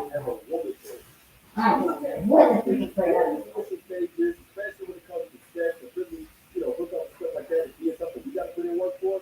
But as a relationship thing, what you guys are doing thing. You see, again, he's making it seem like we are putting it all on women as if though women are the ones who got to do all the work. Let me tell you something, ladies. If you deal with a Pookie and a Ray Ray,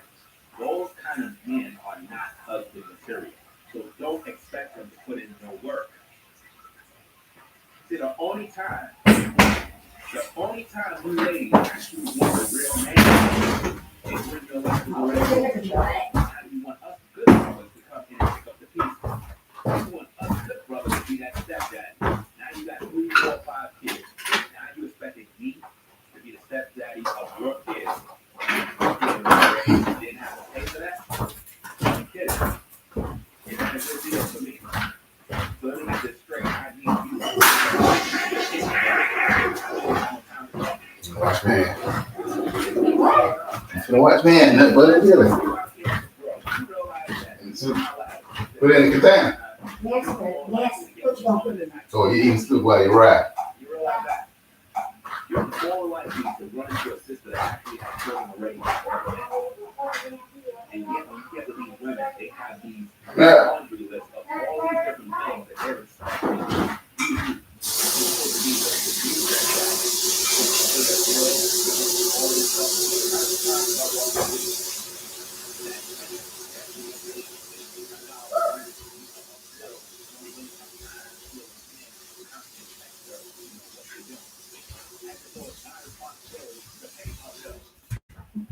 You're a woman and you're in the cloud and you're paying bills. That's your own problem. You want to be independent, right? You want to be a boss lady, right?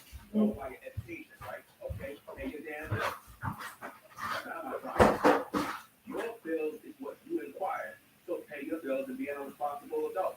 Everybody's responsible for their own. So I don't understand this nonsense where this guy is pandering for women, making them feel that us brothers got to come in and start paying your bills. This don't make no sense. They want to smell good. They want to look good. They want to get money. They want to make sure they got games in order to have, frivolous service that look at. Now, who are those kind of guys? Those are called Pookies and Ray Rays. Those are not righteous men. Righteous men are not out there trying to get gains so they can kind of hook up with a woman and get some sex.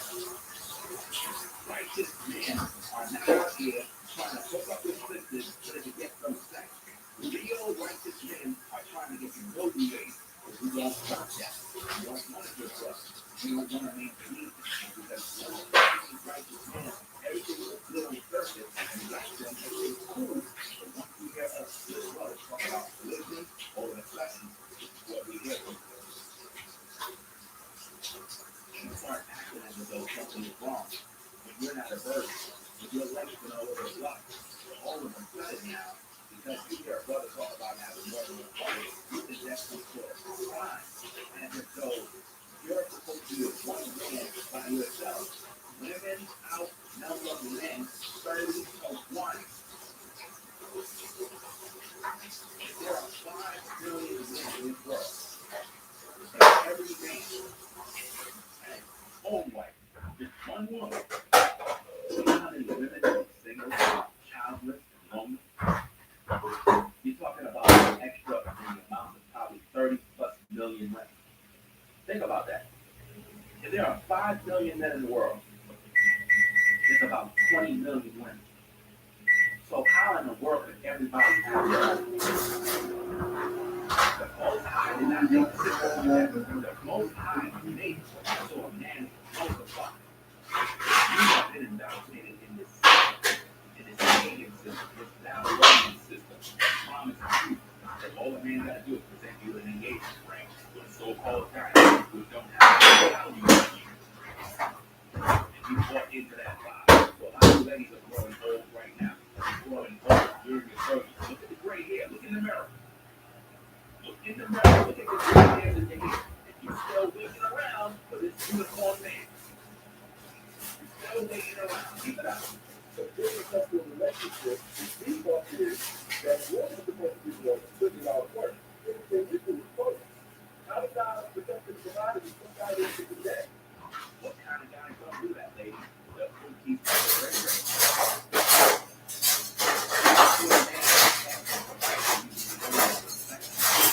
Why would a man provide for you somebody who's loyal? How many of you women are actually dealing with a righteous man right now? You're not. You're not. You're not even happy right now. Why do you think you all got toy enough to get that? Because you're not happy. Any woman at the sound of my voice, they got to deal with and depend on sex toy. You are not happy in your life. You're not. Because you don't got a man to tickle that bitch late at night. You don't got no man to come bed and handle his business. Why? That's why you gotta depend on no woman. That's a woman that's unhappy. If you keep playing around with some artificial toys, you're never gonna be able to attract that quality man. And by the time you get that quality man, because you're so used to a toy, the man is going to be able to satisfy you because you only depend on a toy. This is sad, man. But this is where our world's going. Keep listening to guys like that. You could grow old and gray. There's a lot of women in the crowd, women that may be in the chat, that are growing old right now. Your womb is literally drying up because you are literally withholding your womb for purpose. The Most High put you here to bring forth children. But you're supposed to bring forth the children of a righteous man. So whenever you say somebody who's showing you signs in the very beginning, they don't already have their relationship relationship established. They're doing very late stages. You got to keep the conversation going. You set yourself up to get taken for granted. Men normally text. Men normally holler at sisters. Men normally push the effort to pretty much reach out to women. Women are the ones who play games. Women are the ones who ignore your text messages. Why? Because they got so many men in their DMs. They got so many men in their inbox. So you could be a quality brother hitting up a sister because you really feeling her, you trying to really rock out with her, but because you got so many freakies around her, she settled for the Pookie and Ray Ray. And because these women don't know how to be wise, because they don't know how to be quality women, they're always looking to go out on a so-called date. So if a sister hear me say something like, yo, fact, I'm not taking you nowhere. All you sisters in the crowd, all you sisters in the chat, if I was to holler at any of you, I'm not taking you on no dinner date, ever. Fact, I'm never taking you on no dinner dates. Your job is to cook for me. Why would I be taking you on a date when you're an old woman? You bugging. Haven't your mom taught you what the rules of the game is? The way to a man's heart is to his stomach. You gotta provide him a hot plate, man. What the hell is wrong with these women out here? Taking out to dinner dates, spending money on a menu, eating food that you don't even know where it came from. No, bro, that's not what you're supposed to do. You're supposed to never spoil a woman by taking her out on those dinner dates. Number two, this woman is not even your wife. So why are you doing this when she got other men on rotation? She got other men on rotation that's taking her out on these dinner dates. So you took her on a date, he took her on a date, all of y'all out here getting played. He's playing all you brothers. Y'all tripping out here, man. And you listening to this clown right here. Let's go. More than likely, you're also making yourself overly available. That's another thing that's going to end up getting you taken away. And I'm not one to just blame you. It's nonsense. He said you're making yourself overly available. The whole point of getting to know one another, the whole point of having a relationship is to be available to get to know one another. That's the whole point. But see, here's the problem, fam. A lot of you ladies, you love dealing with men that are emotionally unavailable. So don't complain because we know how you rock out. You don't want a guy that's available. A lot of us, good brothers, we'll show you a good time, we'll show you love, we'll try to send you nice letters, send you nice text messages. You look at that as lame, you look at that as a joke. But then, when you're hitting that age 40, you got 3 to 4, 5 kids, all of a sudden you're trying to reach out to that particular good man. It happens all the time, brothers, all the time. You know, but y'all do really hold the power. Whether you believe it or not. No, you don't hold no power, ladies. Don't believe the hype. You don't hold no power. Your womb is drying up. You better pay attention to what I'm saying. You don't hold no power here. The only thing you have is control to access to sex. But when it comes to relationship of you being a wife, us brothers hold that key. And only we can make you a wife. That's the bottom line. In terms of how you're being known outside of a man who's total narcissist, Notice that a narcissist always try to make us brothers look like we're bad. We're narcissists. We're wearing masks. When truthfully, a lot of women are narcissists. A lot of women are wearing masks. A lot of women are out here playing games. A lot of women are doing a whole bunch of stuff, playing a bunch of games. They don't want to get married. They don't want to be a wife. They don't want to have children. Just look at all these women all over the ground. All they want to do is look beautiful, pretty, have their pictures taken, photo out. That's all they do. And then when they grow old, all of a sudden they want us brothers to clean up the mess. If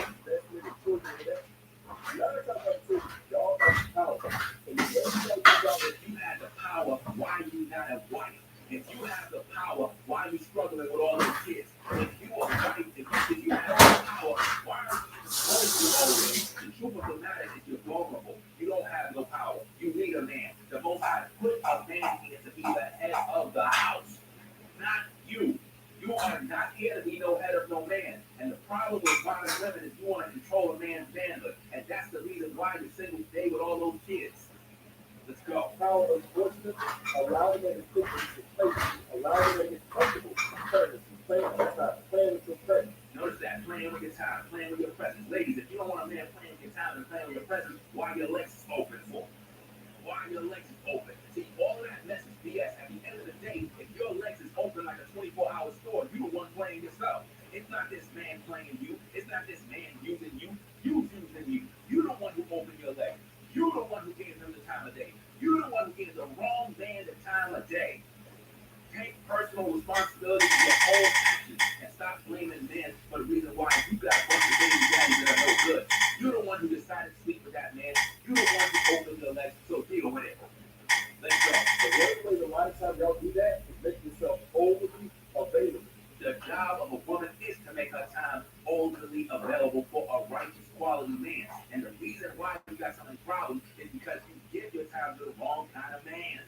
Let's go.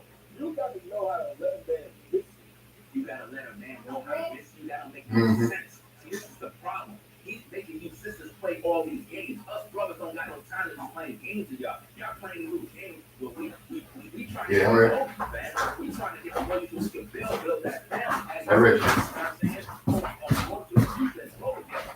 You out here playing games. There ain't cheese. I get to put in my way. Jesus Christ. I did. What do you think I put in there? I can actually just cook it again. No, I ain't freaking cooking. You told me to fix the sandwich and put it in the microwave.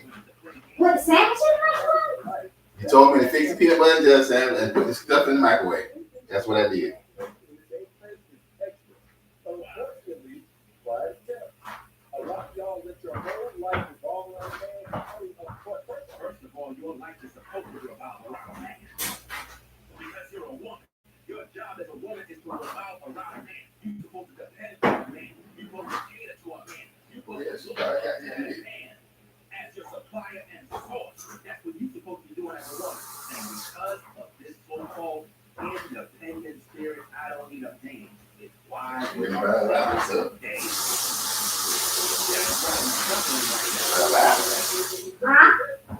Yeah.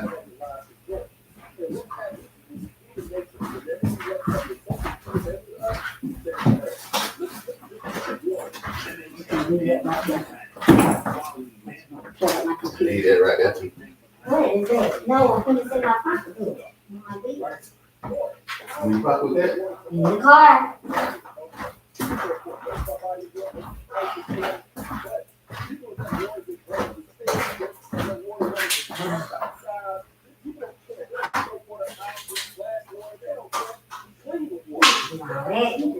Extra. Come on, let's go. Come on, let's see. Is the car unlocked? Yeah.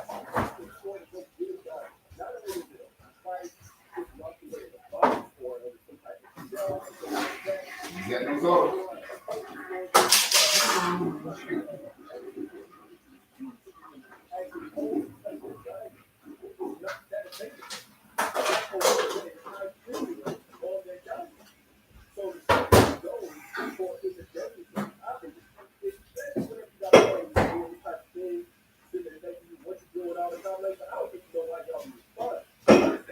We said we don't even know these women are. This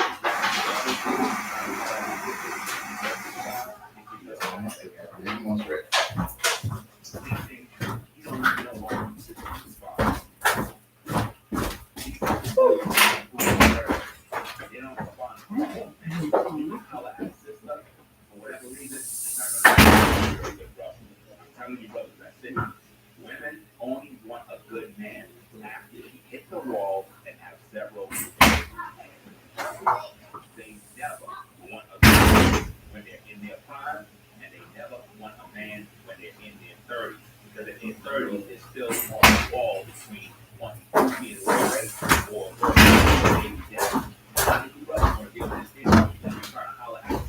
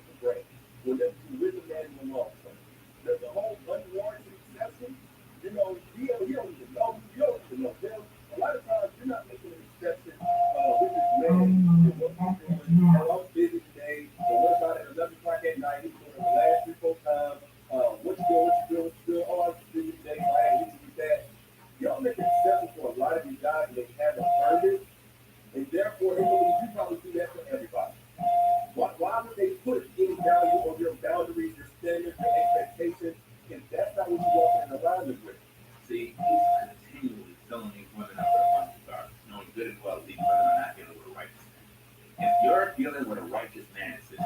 There is no way you would be going through this nonsense. He's trying to make you cope with dealing with a man that's no good already. Listen, the old saying, it pays to buy the best. When you buy quality materials, quality electronics, quality cameras, quality cars, things just don't break down. But when you go out cheap, that's when you have the most problem. That's when you got to deal with their car, taking it to the mechanic, because the car just can't work. It's just crappy. It's a lemon. It's junk. Let's go. Because you're making an exception based on what you want, not based on what he's showing you warrants an exception. Cool. You don't want to be everybody's exception at some point. I'm not saying you out here with a rule book and, can never have a. That's exactly what he's doing. He's making you have a rule book. He's making you judge all of us brothers based off of the things he's saying. And all he's trying to do is just sell a book. Oh, never be wait till anything with that. But a lot of times y'all are making exceptions to these guys and they haven't warranted. You're making exceptions. Those guys are no good. That's why you're having these problems. No. Based on what you want to be the case with this man, or the potential, or whatever it is that you see, when you just start to turn, you're going to make an exception, and then he makes an exception of the next 3 to 5 years of your life wasting every bit of it. And he's wasting your life because you're dealing with Pookie and Ray Ray, fam. How much times I got to tell you this? Women are dealing with Pookie and Ray Ray every single day. Half of the sisters that are in the clouds right now got a Pookie and Ray Ray right in their house right now. The brother don't work. He don't work around the house. He don't know how to fix nothing. The guy is literally trash. But she put up with him. Why? Because they had a baby together. Staying okay. Why would he change whenever you get into a relationship? So back to what we were talking about before, the whole, you paying all your bills, at least $1,500 a month, and then you got a guy who's texting you what you doing. I already know somebody's gonna kind of get offended about that. Look, man, I'm not the one to say if you're in a hard time right now, you're less important, less valuable than a woman that got a job or whatever. When I think of a woman that's paying her own bills, y'all correct me if I'm wrong. Notice that. He's talking about a woman paying her own bills. Ladies, if you're alone and you're single, you're supposed to be paying your own bills. You're supposed to be. He's playing with your emotions. He's playing with your feelings. He's making it seem like the reason why you're struggling and paying your own bills is because you don't got a man there to pay your bills. You signed up to pay your bills when you took that oath of being an independent woman. A woman that has responsibility, she don't have time to waste. She has a certain limited capacity mentally to even deal with anybody. He's trying to make it seem like these modern women are so busy, got so much things going, and us brothers is like the last thing on their mind. They're the ones who chose education over relationships. They're the ones who chose career over marriage. They're the ones who chose all of these things. We didn't make these rules. They chose feminism. They chose that. Let's go. What even her family, her friends. So she got to give it to her kids, maybe give it to herself. A lot of them barely give the time that they really give to themselves because they know they hold it down. Not every woman. They're holding it down because you gave birth to Pookie's babies. And you're mad at the world because of that. Go out there and possibly kill the vagina and get everything taken care of. Not every woman wants to do that. A lot of y'all can. Women are doing that. They popping a lot of vagina for Pookie and Ray Ray. Every relationship modern women get in with, the first thing they do is throw out the vagina. First thing first. Guy didn't even wipe her up yet, but she already giving him head, giving him vagina. Happens all the time, man. All the time. So you ladies wondering why you got so many problems, keep your legs closed, fam. Oh, she's not doing much respect for that. Just straight up. But when I'm talking about a woman who's paying her own bills or whatever, it's a woman that ain't got that much time to use wisely, much less any time to waste. So when a man comes to her, yeah, you should have to come correct. And that's how a lot of y'all see yourself. But y'all be burnt down. Y'all be handling your own business. Y'all burnt out because you're dealing with the wrong man. Y'all be, trying to get a degree.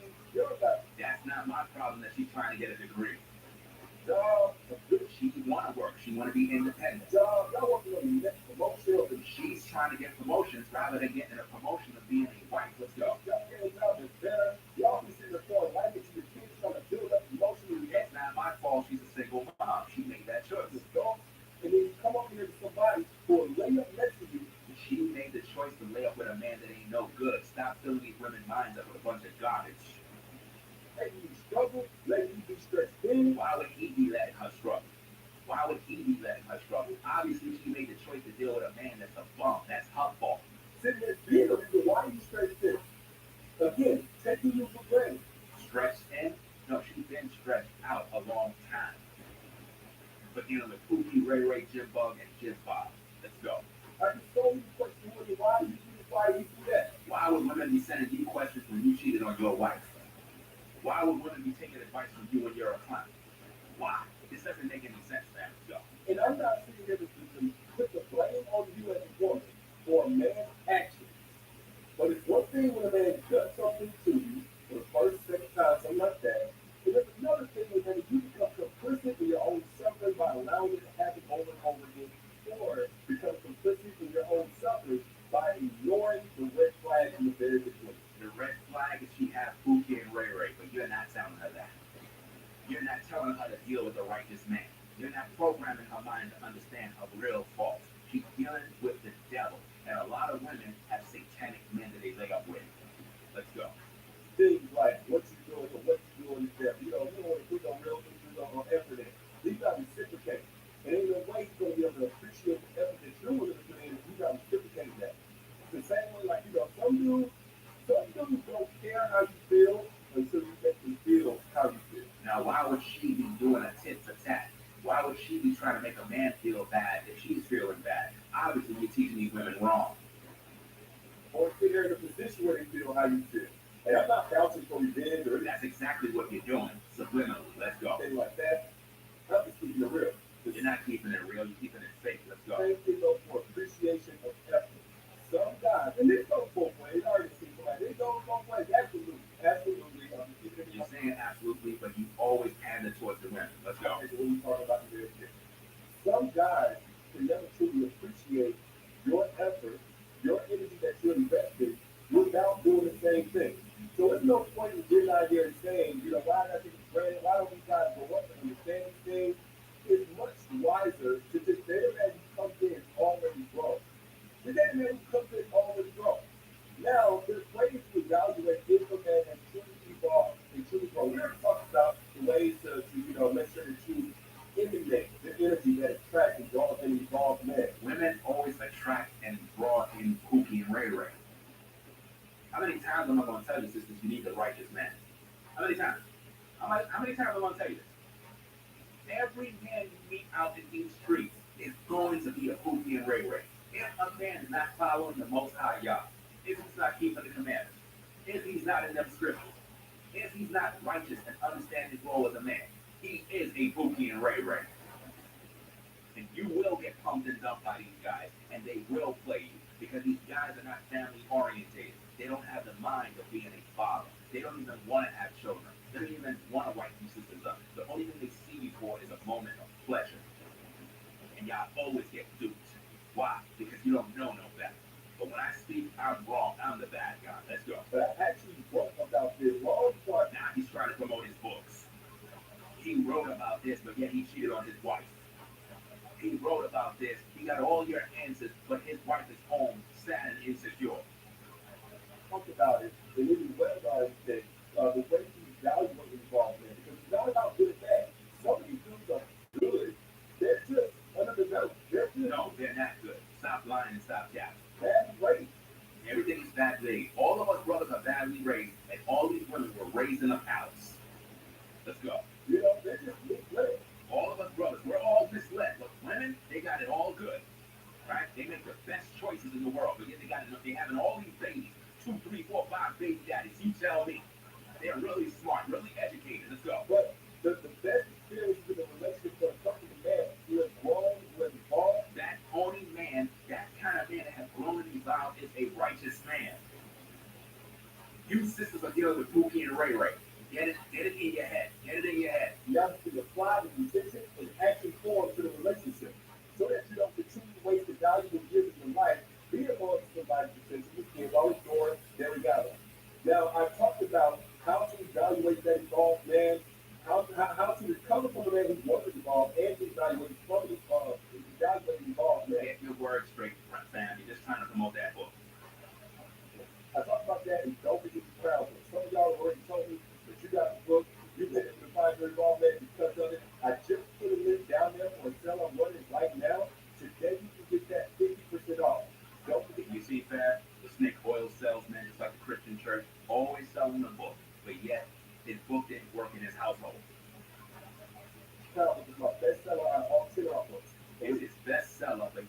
cheated on his wife. It makes perfect sense now. If you get that, you get my other books for like 80%. Now you can get his other books for 80% off. You see, this is what they do, fam. This is what they do. This is a snake oil salesman right here. Let's go. Hit the link, come on back. You see what I'm talking about. It comes out soon. You're telling them to hit the link and come on back when you're doing a show. That don't make no sense, man. It makes no sense at all. So hurry up, don't miss that. But more of the story is this. Again, I'm not cutting somebody else down. But for you ladies out here who think that you got mental health struggles, I'm not saying that you don't. I'm not saying that you don't get that little bit of depression or anxiety or whatever. Women out here have a lot of mental issues. They have a lot of depression, a lot of anxiety, a lot of problems going on with these systems because of the men that they deal with. I keep telling you this, when you lay up with demons, you take on the spirits of these demons. And this is what's happening. You go through a metamorphosis, your body changes, your mind changes, your personality changes. All of a sudden, you're going through all these mood swings, personality problems, mental issues. Now they got you on antidepressant type medicine, all these different pills you pop in. Why? Because of the kind of men you lay up with. So, a lot of times, it's not the mental health struggle. It is the mental health struggle. That's why you're making all these wrong choices. It's the person in your life who's talking about your mental health. See, he's blaming it on the man, trying to make it seem like, oh, it's the man's fault. It's the man's fault. No, it's the woman's fault. She's making these choices. Let's go. Who showed the sign in the very beginning, they were going to put the compromise. No, the sign was the fact that your last boyfriend did you dirty, the boyfriend before that did you dirty, and the boyfriend before that did you dirty. So the moral of the story is you're the one who's dirty. Let's go. By taking you for granted, by wasting your time, by leaving you to struggle in certain areas. He's not leaving nobody to struggle. She was struggling before he got there, man. So stop blaming the man for making her struggle. Women who lay up with Pookie and Ray Ray and have Pookie and Ray Ray babies signed up to struggle because they knew that man didn't have no job from the beginning, but had a baby with him knowing he can't survive. That's her fault. She ain't want a good man. Let's go. Or the serious relationship, because they think everything's on you, and as a man, they don't understand their role. A quality man knows how to provide for his household, take care of his family. You ladies are dealing with men that are no good. That's why you're going through the hell and high waters you're going through. A protector, provider, how it goes outside of physical and financial. Pookie and Ray Ray don't know how to be a provider. You don't know how to take care of children. You don't know how to take care of a family. So stop gassing these women up, man. Stop the nonsense. For real, let's go. No woman should be out here struggling spiritually. Women are out here struggling spiritually because they don't know the Most High. They don't keep His commandments. Emotionally, women are struggling emotionally because they keep dealing with men that destroy their emotions. With all these insecurities, women are insecure and go through all these insecurities because they deal with men that are no good. Once again, it goes back to the kind of demons that you deal with. You got a grown man laying up next to her. Her choice. Women make choices. Her body, her choice. Her body, her choice. So if you got a grown man laying up next to you and he ain't no good, and you giving him that box, and you giving him head, and you doing all these sexual things for this brother, but this brother's no good, whose fault is that, man? That's your fault. Let's go. Y'all let me know if y'all agree with that or not. But don't just my thought. Share pictures you got these things from it, because somebody on your timeline probably needs to hear it. And don't forget to get access, and don't forget to download wireless pictures and all. That stuff comes out soon, and you can get all 9 of our other books. All 9 of his other books, too. Think about that, man. He's busy promoting all these books, man, but yet he cheated on his wife. And men who practice polygyny, they don't cheat on their wife because there's no such thing as cheating. These particular brothers have wives, they take care of their family, and they take care of their children. And this is something you modern women are going to have to educate yourself on. Because I'm telling you, you're going to constantly deal with men who's going to play. You're going to get played all the time and get pumped and dumped every damn day. But y'all ain't listening to me. You want to continue to go out there, get a bad guy, and hope that he's going to turn into a good guy. It's just not going to happen. About 80% off, something like that. Crazy sale. Crazy sale, 80% off. You probably do it really bad, bro. 80% off all your books. The books are not selling, man. I mean, them books are useless because look at your wife right now, man. You did her dirty. Let's go. Not going to run the anytime soon. So put the link down and get it. He's going to run the same sale soon again, man. That's just a sales pitch from an oil sale. Exactly. Or you can look at the exactly the answer to that. I'll let you say. Anyway, that's it, fam. Every time know what it is. Black Male Advice TV. We back. It is what it is, man. So, see the title of the video. Modern women are growing old because of this. This is why.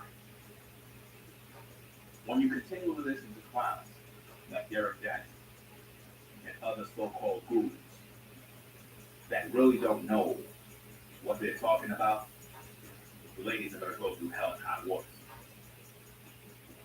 The moral of the story is you need a righteous man in your life. And without a righteous man, you're going to go through hell. You're going to constantly go through different childbirths with men that don't even want to be there. And it's a sad situation to be a sister in today's day. You're constantly dealing with men that are no good.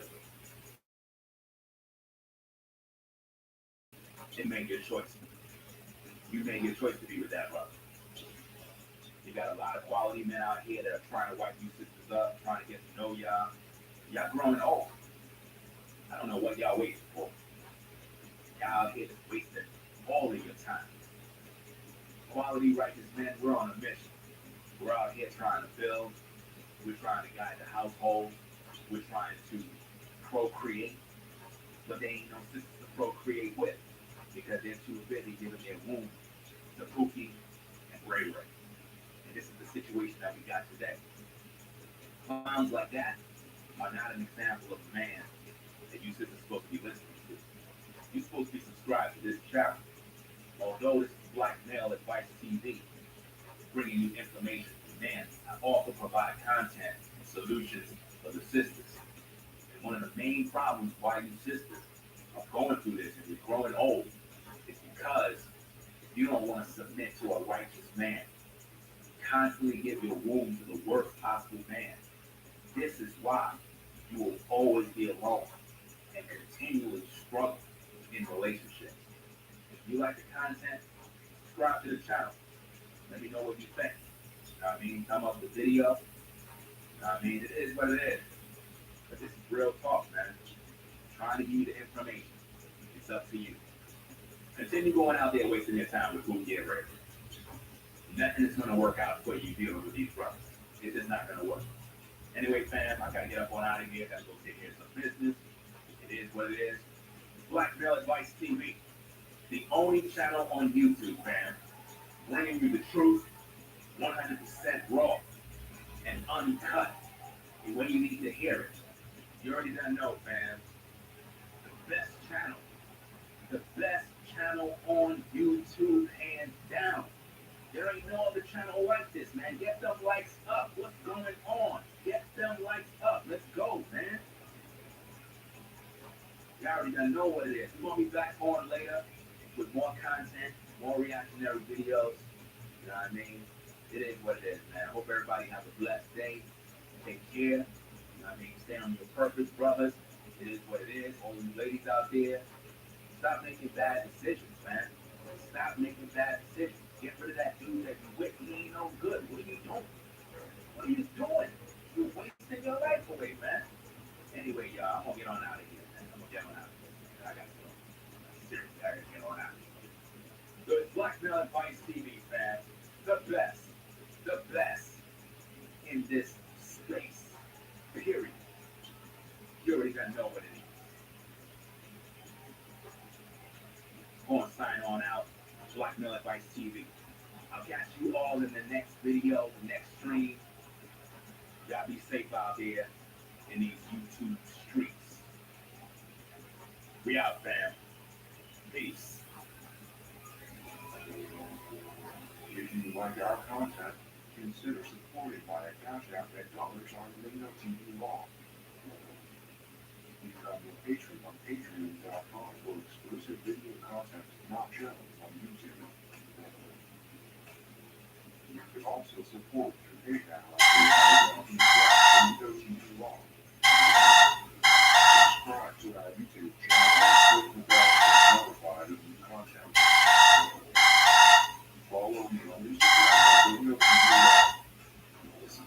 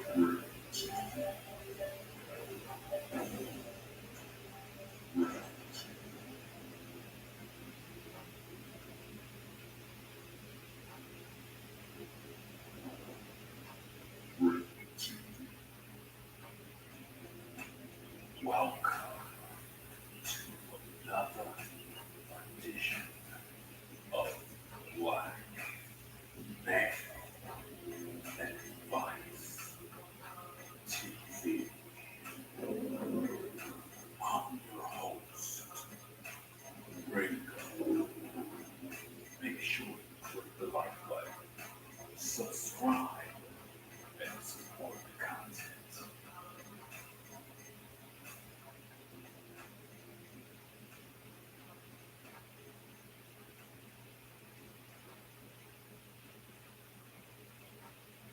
Welcome, ladies and gentlemen, to another edition of Black Men Advice TV.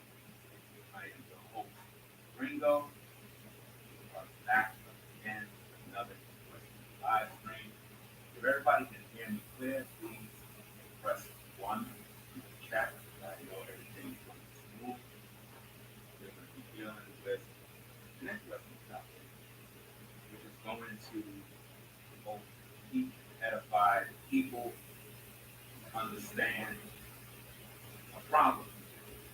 And the problem that we have today is known as the whole phase. A lot of people are participating in this. A lot of women are participating in this. And it's a very dangerous game. A lot of you brothers are going to struggle when it comes to pretty much finding a sister. Your chances of literally finding a quality woman in today's day is literally slim to none when it comes to this so-called phase. I really don't know why women subject themselves to this type of abuse. It seems to be popular a lot in the Black community. It seems like our women feel that once they hit a certain age, they need to go through this phase in order to experience life.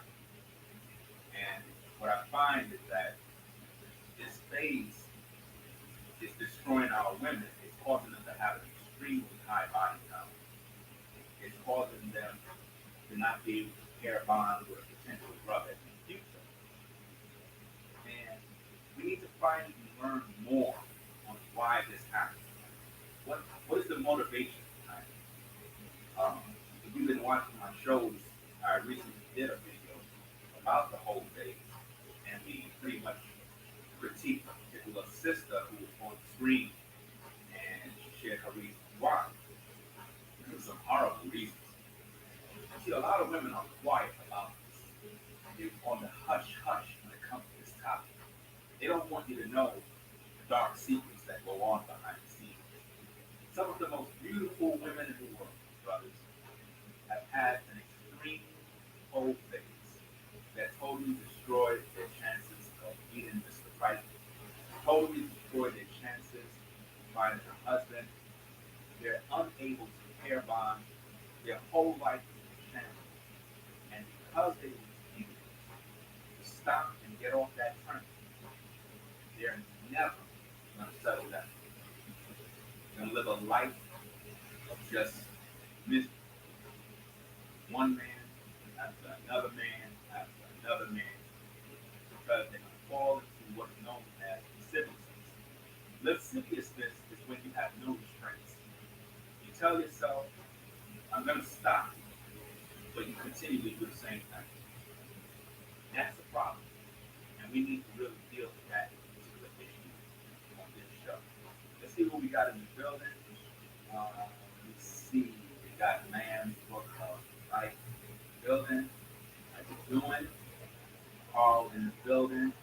Wrap up in the building. All right, from downtown. All right, Rollo in the building. What's going on? Devon. Guerrero, how you doing? Pizza Davis in the building. All right. A full house so far. I'm going to get into this. Yeah, I'm getting what's going on. Because, somebody got to just leave the top. Somebody got to share the light. This whole phase thing, this phenomenon is bad. I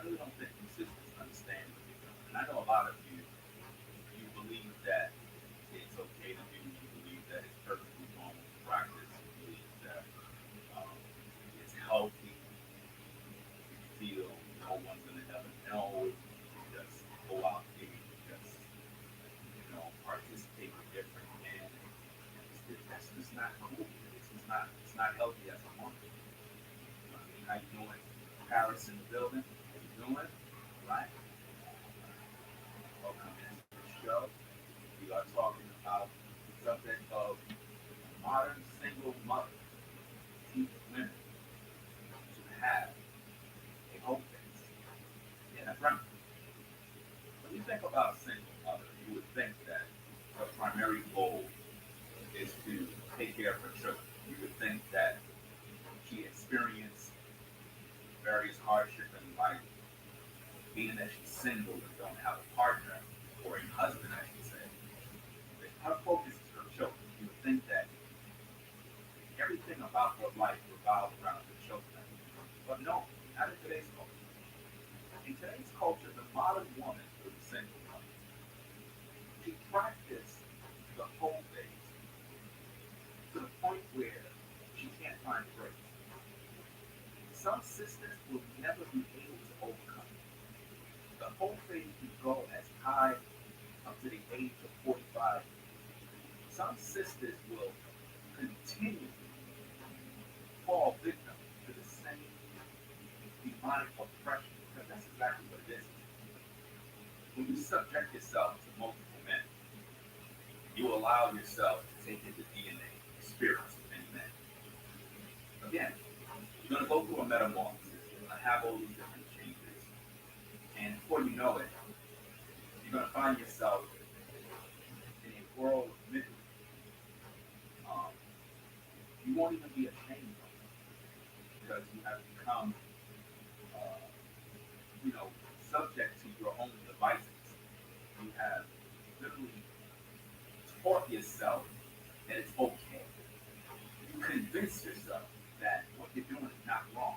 So even when I teach on this issue, even when I talk about these issues, you have already done the precondition that you didn't do nothing wrong. So what really is the goal is to just have as much sex as you possibly can, get it out of your system, so you can finally settle down in the future, which we all know you're not going to do. You're not going to be able to settle down. You're not. No matter what you do, you're not going to be able to settle down. I'm here to tell you that when you practice the whole phase, you are literally allowing Satan to destroy your future, destroy your spirit. And no man will save you. None. Thanks for the super chat from downtown 296. Appreciate that. Said Ringo, shalom, brother. Peace and blessings for you and yours, from me and mine. Shalom. Thank you for the support. Appreciate that. This topic here is very troubling when you really think about times where women, why is it that our women want to do that? Because that's the only way I see this thing is that women want to be men. They really do. It's like when they talk about the whole phase, they say, well, it's like they justify it with, well, men do this and men do that, so I should be able to do it too. Not realizing that there are consequences. Like you're a woman, you have a womb, like you bear life, you get pregnant, you're emotional, like this is not a game. The men that you sleep with, they don't give a damn about you. And through this lesson, what you brothers are going to learn, as well as you sisters, is that women who practice the whole phase, you're fucking crazy. You're going to learn that today. Like, all of you women that are watching, if you're practicing this phase, you got mental issues. Like seriously, like you've got some serious issues. Because what we're going to discover, because we're going to show footage, because you have to see for yourself. You're going to see a young lady talk about her problem with this, or her issue, or her things. And she's in the public, and she's so upfront with what she's doing with no shame. No shame at all. There was a time when women, they wouldn't even be caught doing or saying such things. They they kept to themselves. They were pure. Today's woman is not like that. And sadly, this is a single mother. Not just a single woman, this is a single mother. And when you learn what's going on when it comes to her child, how she got the time to be participating in the whole day, it's no shock. And in the end of her points, you brothers are going to learn why is it. And when you get with a sister, she want to make you work harder to get with her. But everybody else, they have easy access. You're going to learn that most women are just like that. They don't want you to know the dark secrets, the dark shame, the fact that most of the women you get with already done dealt with 30 men already. 30 men! They don't want you to know. They would never tell you. They'll keep it on the hush. They'll act as if though they're a saint. You'll meet them and they'll talk about how they're practicing abstinence. They haven't had sex in 4 or 5 years. Typical lies. Women will normally tell you, if you meet them, if you ask them when's the last time you had sex, you'll say 2 years to 4 years. Never believe that. It's a lie. Because once one man walks out the door, another man walks in. That's just the way it goes, though. Don't believe that. In this modern time, wickedness, order, where everything is sexualized, over-sexualized, where vibrators are being sold by dozens, thousands, millions. The average modern woman has at least 2 to 10 different types of sex toys. This is what's going on today. But if I talk about it, I'm the bad. See, women say they want brothers to lead, they want brothers to be men, they want brothers to die with them. But when you have men that actually stand up and teach, they have a problem. Shout out to Cool Gent, see you in the building. Chef, see you in the building, what's going on? All right. They don't want me when it comes to speaking the truth. They would like for you to praise them in their following. See, here on Black Male Advice TV, we're not like other content creators. You know, other content creators, they don't focus on building. They focus on strong. They don't focus on educating the public, educating the people. They focus on being argumentative, fighting, bickering back and forth. You know, typical Negro stuff. That really does no benefit for anything. But here on Black Male Advice TV, we focus on educating the people, giving them knowledge and understanding to see the good, the bad, and the other, in hopes that somehow, some way, after viewing the content, after we take you on this journey, you will look at yourself and begin to make necessary changes. Because without change, nothing is going to become better. If you're a lady and you are struggling with the whole faith, you're struggling with just getting with this guy, random guys, it seems like it's the same thing over and over. You have a spirit on you. You are under a demonic oppression. You have what is known as lasciviousness. You need to break free from that demonic oppression that you're in, because it's not going to get any better. You think you're having fun, but really you're not having fun. The only one having fun here is the devil, because your soul is required. In the end, it's your soul that you're going to lose. All the men that you lay with, they don't care about you. They don't love you. They don't like you. All they use you for is to get over. And after that, the curtains go down and the party's over. go back to your home with their DNA. They go to their life. Now you got to deal with the burden and the yoke of dealing with the spirit that you now carry. See, ladies, every time you lay up with a man, you take on the spirit. This is not a game. It's serious business. When you take on a man's spirit, whether he's good, bad, it doesn't matter. You take on that spirit, a part of that man dwell with you. You're going to find that your attitude changes, you're having mood swings. You know, 1 minute you're up, down, happy, sad. You just can't seem to understand why you feel this way. You'll get with a good brother, push him away. You don't know why you keep pushing good men away. Every time you run into a good brother, who you know is a good man, you push him away. And then you allow the worst possible type of Negro to enter your body. Raw dog. This is what you do. Yeah. I'm talking to you. Yeah. You know exactly what I'm talking about. Your phone is filled with all these different brothers. You have a whole lineup of brothers. Because you want to explore. You want to get it out of your system. You want to have fun while you're young. So if you're going to have fun while you're young, then what it's going to be like when you get older and now you want to settle down? I guess the fun is over. And people wonder why most of their marriages are boring. You see, you think having a whole phase means that you're going to have this ultimate sexual experience. But truly, you're not.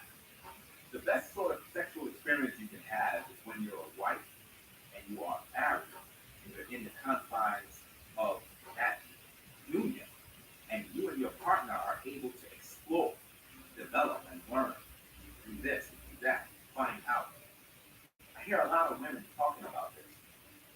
I'm going through my whole phase and I'm trying to find myself and find out what I like sexually and what I like this and what I like that. Well, what about when you find out what you like?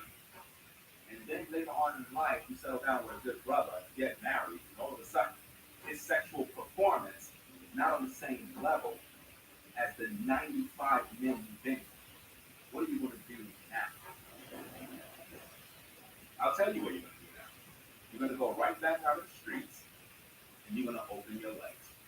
That's what you're going to do. Because you can't turn a hoe into a house. And it's interesting in today's culture, it's something to be praised. Imagine that. Women praise being on a whole face. But if you stand up and you call a woman a hoe in public, she'll get offended. But she don't have a problem coming online and telling the whole world, I am on a whole face. And I'm sleeping around with everybody. Where's the shame? I don't know. It's sad. Shout out to Chef for the super chat. Says, single mother have more toys than little girls in the 90s. Wow. That's true though. Don't be fooled, brothers. A lot of these sisters out here, man, they got a lot of toys. And see, they think this is a game, but it's a serious business. You ladies that like playing with all these toys, man, you don't have to do a show on that. But you are really, really satanic. Like literally, like, you are doing something that is wow. You're gonna have to handle that on another show. I mean, shout out to Jean Brown. Welcome to Team Brinko. I appreciate your support. Hope I pronounced your name right. I'm gonna say Jean Brown. Appreciate your support. Welcome to the show. We are talking about modern single mothers teach women to have a whole face. That is tonight's broadcast, and we are going to dive into it shortly. So we're going to see and hear from a young lady who is throwing away her life. a young lady that is attractive. I actually found her Twitter, and she's a beautiful young lady. Sadly, her life is just being destroyed because she's carrying spirits. And it's this horrible thing to see our women throw their life away. The best years of their life, their youth, their prime, they just throw it away. They give their life to the worst men. How many of these examples will I show? How many? Because I have many more to show. I have many to show. You know, shout out to Ralph for the super chat. Appreciate the support. Lamentations chapter 1, verse 2 says, "She weepeth sore in the night, and her tears are on her cheeks. Among all her lovers, she hath none to comfort her. All her friends have dealt treacherously with her. They are become her enemy." That describes the modern woman who is in the whole phase. That clearly describes her, all her lovers. You understand? They are become her enemy. Because see, all of these guys that use sisters that practice this whole phase phenomenon, none of those guys are your friends. They're all your enemies. Every last one of those guys are going to be talking about you. Every last one of those guys, sisters, they gotta understand something. When you're a jump off, a booty call, just some woman who just gives yourself to everybody, please understand that men are talking about you to all their friends. Because if you don't respect yourself, why would we respect you? Let's just keep it 1,000. Like, why would we respect you? And I ain't saying that these men are any better. Because if you follow my channel, you know that there is balance when I teach. I'm not one of these channels that just talk about single mothers all day and never talk about men. I talk about men as well. Most of these men today ain't shit. Because all they want to do is just use you, pump and dump, and throw you away. And they really don't give a damn about it. And none of them want to marry you. But see, if you open your legs, there's going to be a man that's going to line up. You have to understand that. If you're not trying to be a wife, you're just going to get used. And most of these brothers today, they don't want to wife up a woman. They just want to pump and dump. So as a lady, you have to understand that you're the gatekeeper. So as a gatekeeper, you have a responsibility to that gate. You know, when you go to a nightclub, the bouncer, his job is to make sure that everything goes good at the door. If he's not on his job, it can get ugly outside. So as a lady, you know, you're the gatekeeper. You're the one who opens the door for sex. You're the one who invites a man to lay with you to plant the seed in you. So if you're not responsible with your womb, then men are going to take advantage of you by default. So take heed to the show. Gain some understanding of what's happening.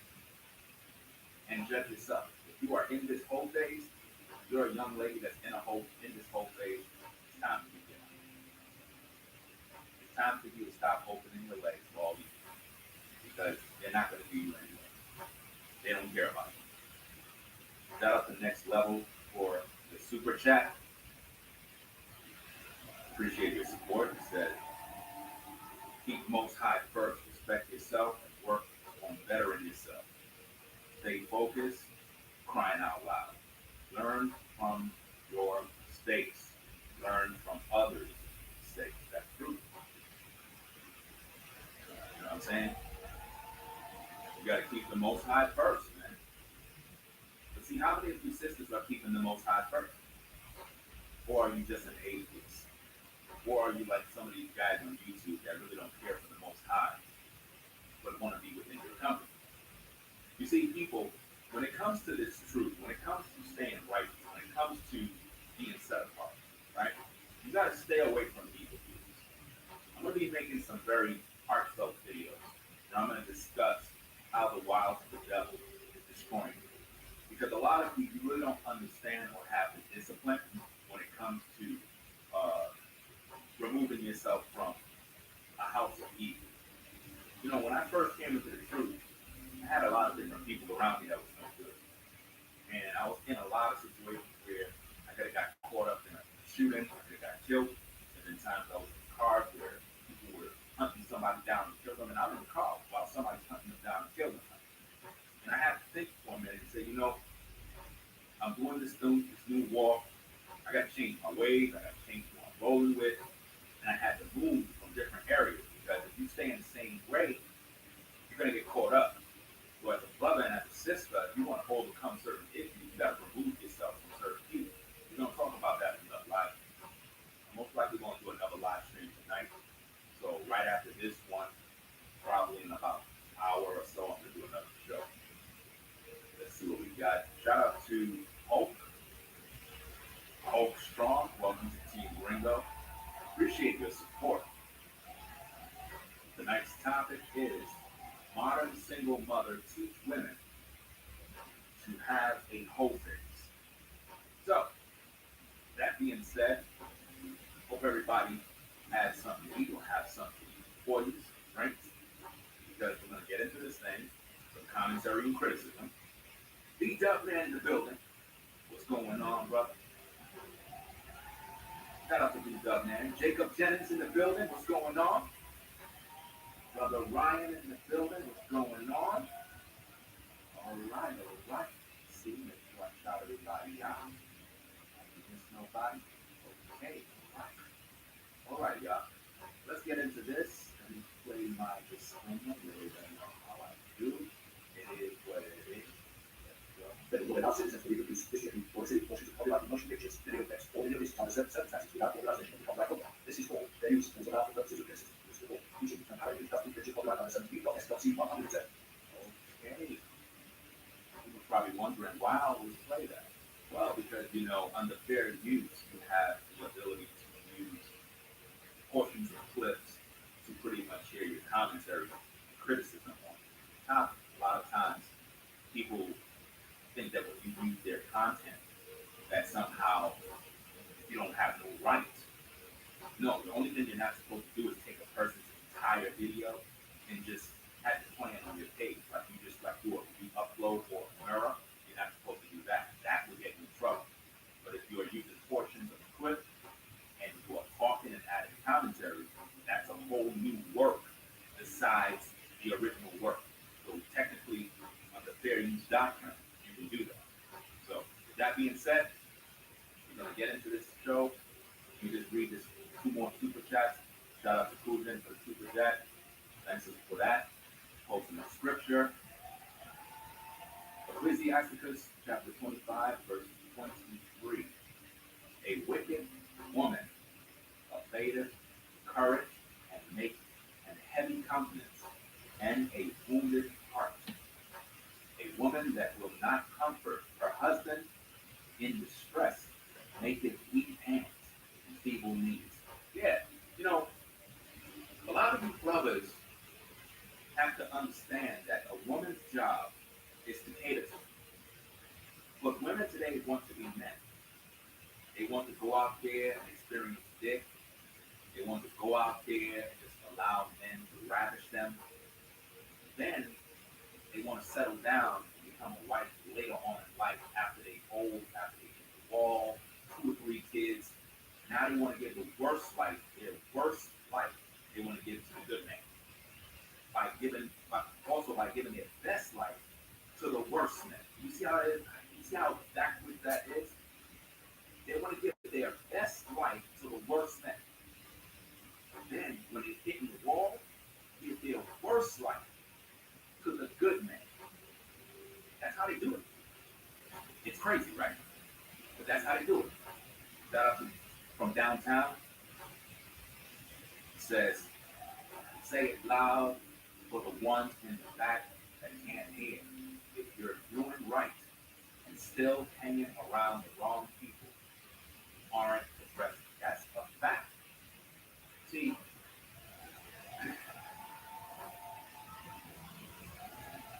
let me explain something to the people. Especially you brothers and sisters that are in the truth, that follow the Most High. Let me talk to you for a second. I'm going to make some some videos on this, and it's up to you because I cannot walk everybody to the promise. You're gonna have to learn to walk. This is why I taught you. When you come to the Most High, when you're in the truth, you gotta learn how to walk quick. Ain't no plane. But I understand that everybody comes to the Most High. You have babes in Christ. You have people that, it takes time for them to learn, time for them to get it, time for them to understand what's going on. But what you have to understand is that Satan wants your soul. Once you understand that Satan wants your soul, you understand that evil communicates with corrupted manners.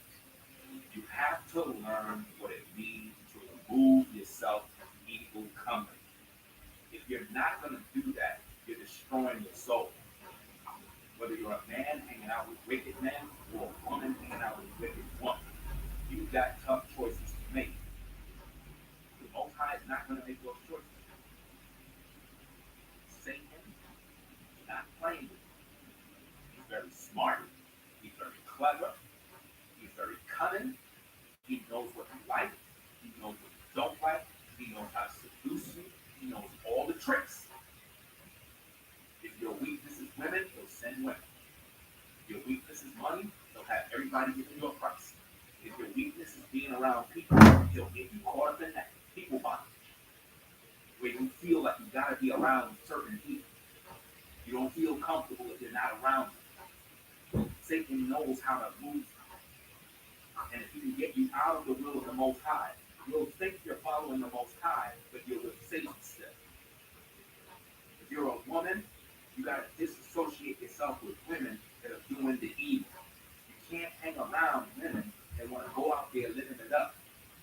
You trying to do what's right, you got to cut off everybody that's wrong. A lot of people may think that's kind of harsh. But we're talking about your soul.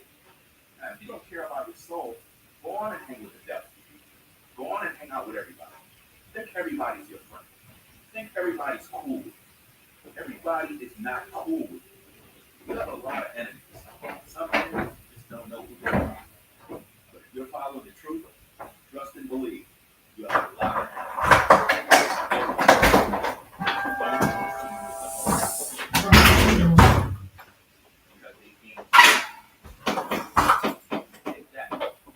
Take that to heart.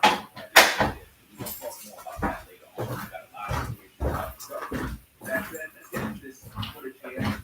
See what's going on with this young lady. See exactly what my single woman had to say to God, teaching women how to hope. Let me read this out. Shout out to Herbert Harris. Shalom, brother Dingo. Brother Dingo. That's a typo, bro. Ringlight. This conversation about the black woman is something our black women need to wake up before it's too late. They will become old, alone, and bitter. Well, a lot of women today are old. You look at social media like they're all old. All the female constantly do that, and it's like you don't need a man, you take the bag,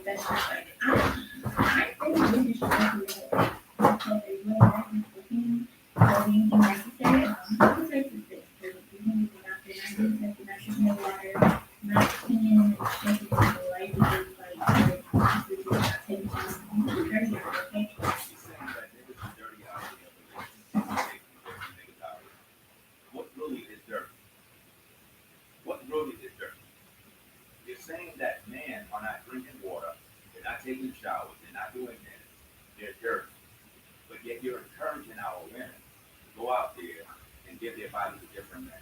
So different men placing their eggplant up in them. But that's okay. That's not dirty. Our women are taking different men's phallus and putting it in their mouth. But that's not dirty. That's okay. It's all good. Because it's your face, right? Let's go. That goes up to the pH now, okay? There's another thing. She said it can mess up your pH balance. In other words, if a woman is just sleeping around with different men, it can mess up her pH balance. Well, if you know that it can mess up your pH balance, why are you out there pretty much putting yourself at risk of messing up your pH balance? And the only way you can mess up your pH balance is if you have a raw dog sex. So all of that talk about having protection, bullshit. Because we know women are not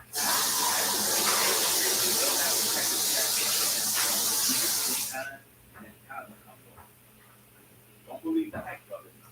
A sister will have sex with you with a partner, but at the same time you having sex with another man, raw dog. Always recognize the game. It's not just you. It's somebody else there.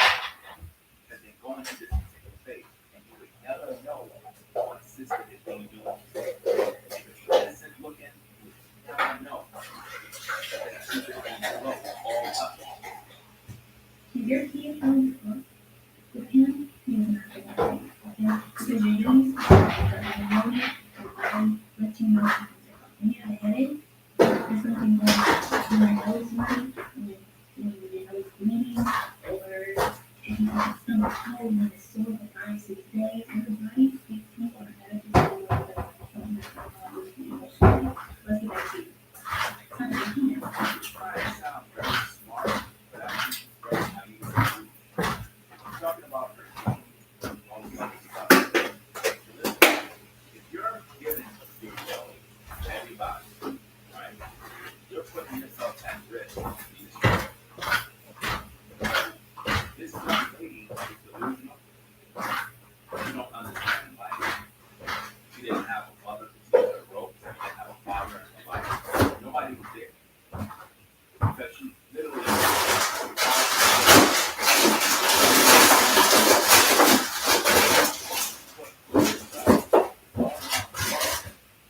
where we're not just coming out of the woodwork. Wow. Saying what they're saying. It's very shameful to be a lady and come out in public and tell everybody that you encouraging women to have a hope. But then later on, like, you know, a marriage thing. So all these guys who get married to you are marrying a whore. See, this is what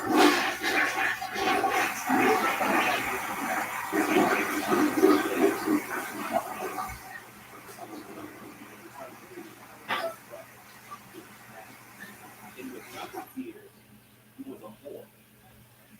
But later on in life, we expect us to respect you enough to make you our partner. Are you kidding me? You're telling men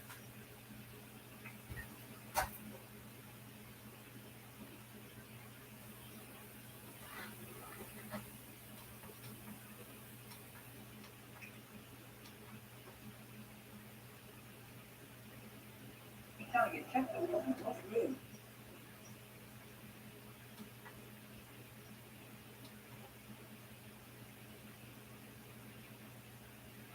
The words of my mouth, into the intention of my heart, you get something on the backside. Ongoing, fostering. Do you believe what you said, that Putin can't remain in power? Or do you now regret saying that because your government...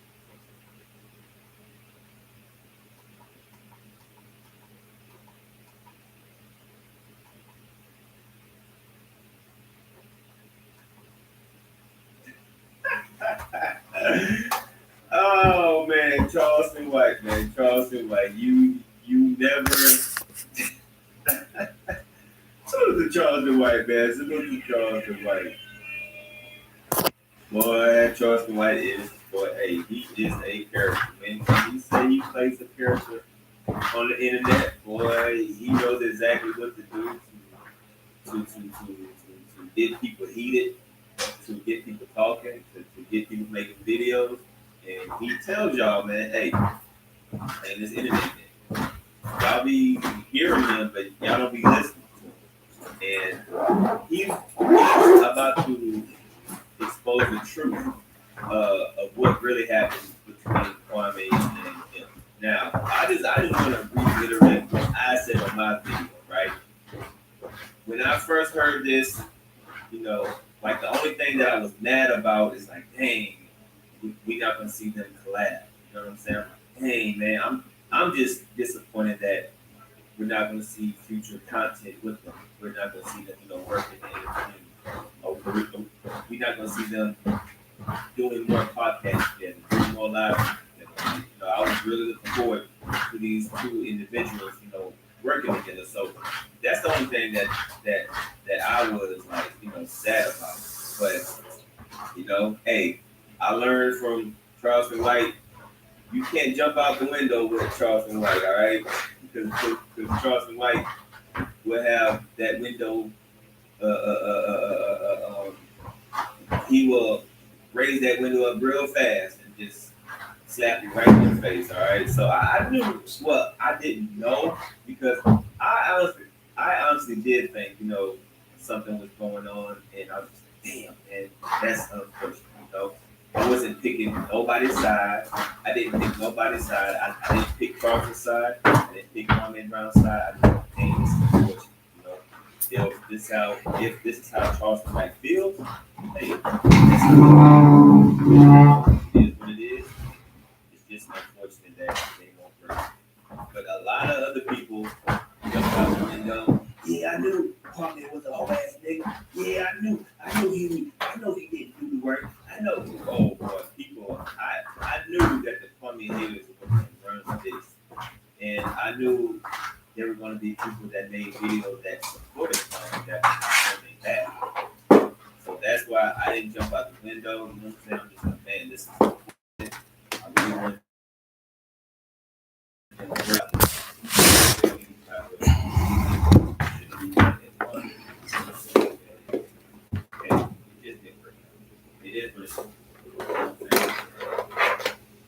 I said that in my video. I remember saying it in my video, and I'm glad I did say that because I can't come back to me and be like, "Oh, D, you said no." Hey, I know how Charles White plays. You know what I'm saying? I learned my lesson the first time. Shout out to Charles White is like I said, he has that let me play.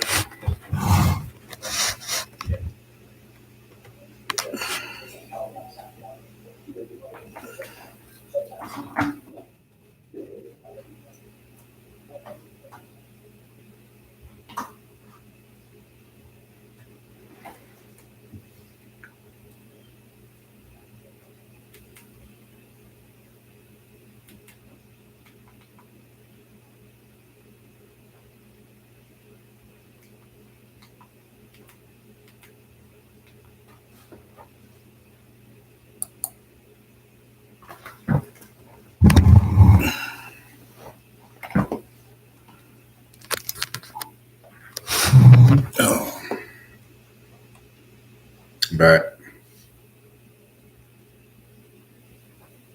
Sorry it took so long. Made it back. Get this thing over with. Maybe like 15 minutes. Okay, let me see where I stopped at. All right. Nope. That's not it.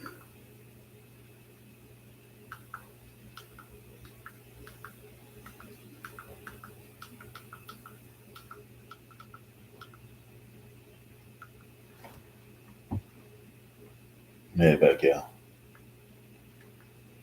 It's right here.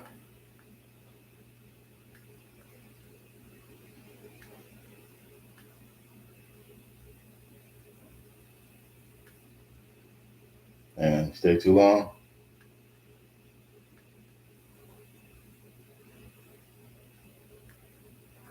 Matter of fact,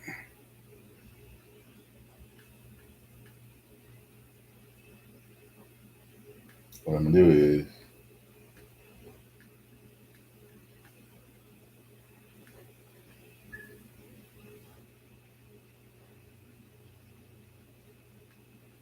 let me see what I'm gonna do. I'm gonna just go.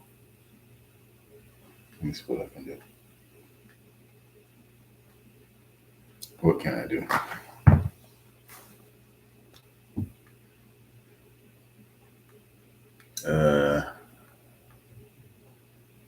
Let me see what I'm gonna do on here.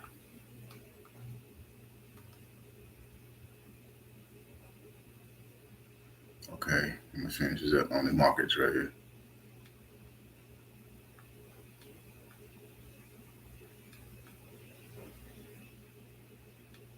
I'm gonna try something new.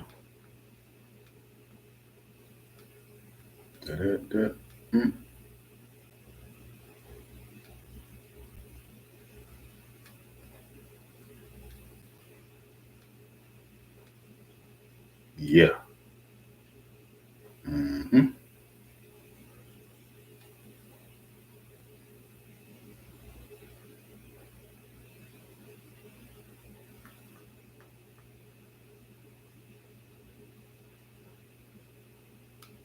There we go.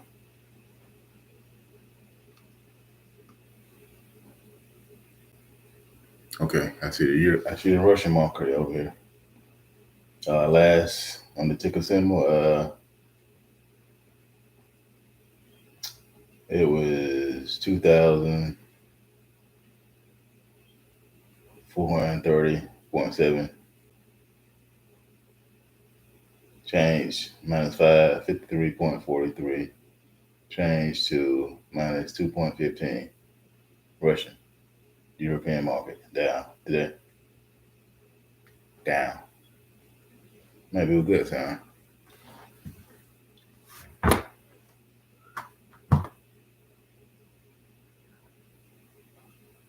So it's down because there's no volatility on the market in Russia. Nobody really trading. It's like 33 stocks that were from last week when I came on here. So it's down, European markets. Yep. Just in Russia, that's it. Okay, y'all, they got some information on OPEC. Read this on OPEC. Well, I don't know what that is, energy. Matter of fact, OPEC along, matter of fact, if that man started talking, I'm gonna let y'all read it. I'm gonna let y'all hear that if they start talking about it. It's on CNBC, y'all. I'm not reproducing. Can y'all hear it? As we will inevitably, and whether or not OPEC countries are going to be able to fill that gap. There's always a deep concern about that. Mm-hmm. OPEC Plus alone cannot do it. We need the data producers to do their part. But the problem is when the investors are not encouraged, and the shareholders of the IOC, some countries are banning UAE minister talking. Then they should not blame them. I'm sorry. And they should come and change the strategy. Plus, who can replace Russia today? I cannot think of a country Shahil, in a year, 2, Mazarul, 3, 4, even 10 years. $1 million. It's just not realistic, is what you're saying. Realistic. The people who understand the market and deal with the fundamentals every day. It's not realistic, and this talk is only going to push the prices higher. They know it's not possible. So if someone is saying we're going to put more pressure, we squeeze the barrels, they're not going to be squeezed. They will go to another market, another buyer who will like the discount, and we will end up in a situation where the prices are even higher. And that is hurting the economies. We care about the consuming nations, and we care about the consumers wherever they are. This is the relationship that we established, and we would like to have it for long. We cannot just be reactive in this file and say we will put more oil in the market when the market is well supplied. So we will meet end of end of this week and by end of the month, and we will look what can we do. But always Russia is going to be part of that group, and we need to respect them. And we need, when we go there and talk, we need to talk technical, and we need to talk sense, and we need to speak on behalf of the consuming nations and the consumers, that we give them what they require. Y'all got that? Give them what they require. There you go. So, give them what they require. So, what goes down must come up. So, whoever investing in the Russian energy markets, you about to make some money probably next month. And with the peace talks and the war, probably. Let me rephrase that. Allegedly, war as in invasion, not war. It's just a totally 4 weeks invasion of chaos and constructive ethnic cleansing, as I see it. I don't know about the government between that country, Russia, and the neighboring province of Ukraine. I don't know what's going on, but invasion, that's what I call it. 4-week invasion. All right. So, whoever invests in Russian energy stocks over there in Russia and abroad, buy low, buy it now, sell high. Do not buy high and sell low, because you're going to lose money. That is from the creator of the Mansa Musa investment and tools. I'm going to say investments and financial tools YouTube creator channel. If you do it, you can lose a lot of money. Buy low and sell high.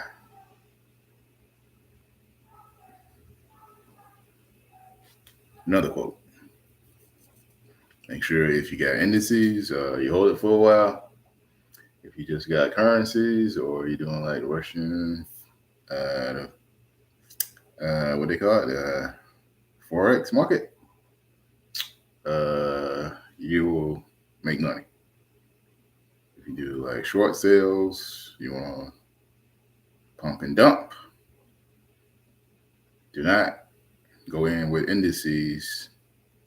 You're talking about getting rid of it like quickly, because it don't work like that. You invest in the corporation of the energy sector. On the Forex thing, you're investing in the energy. You're investing in the energy, like stocks as a whole. You're investing in the symbol. You got it? You're investing in signals, okay? Rather the stock go up or down, and you can get rid of it quickly. That's what the Forex market is all about. The energy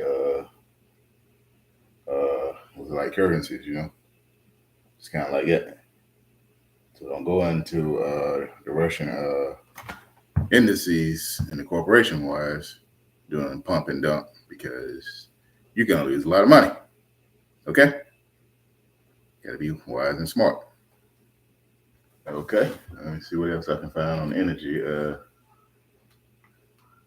Let me see if I can find anything on America. And I'm about out of here. Let's see if I can find anything on America when it comes to energy.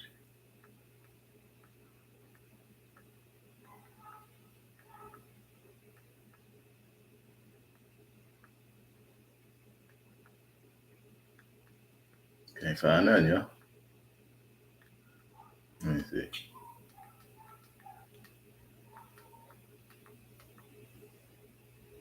Okay, there was Forex right there, y'all. I can do that. They got the Forex up there. Mm-hmm.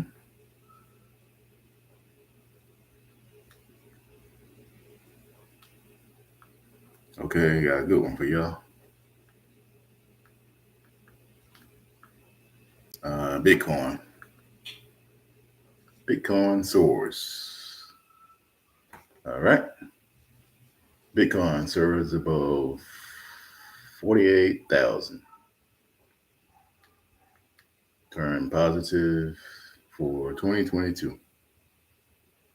Published March 28th, 2022, 10:23 a.m. Eastern Standard Time. Update an hour ago. I'm not watching it live.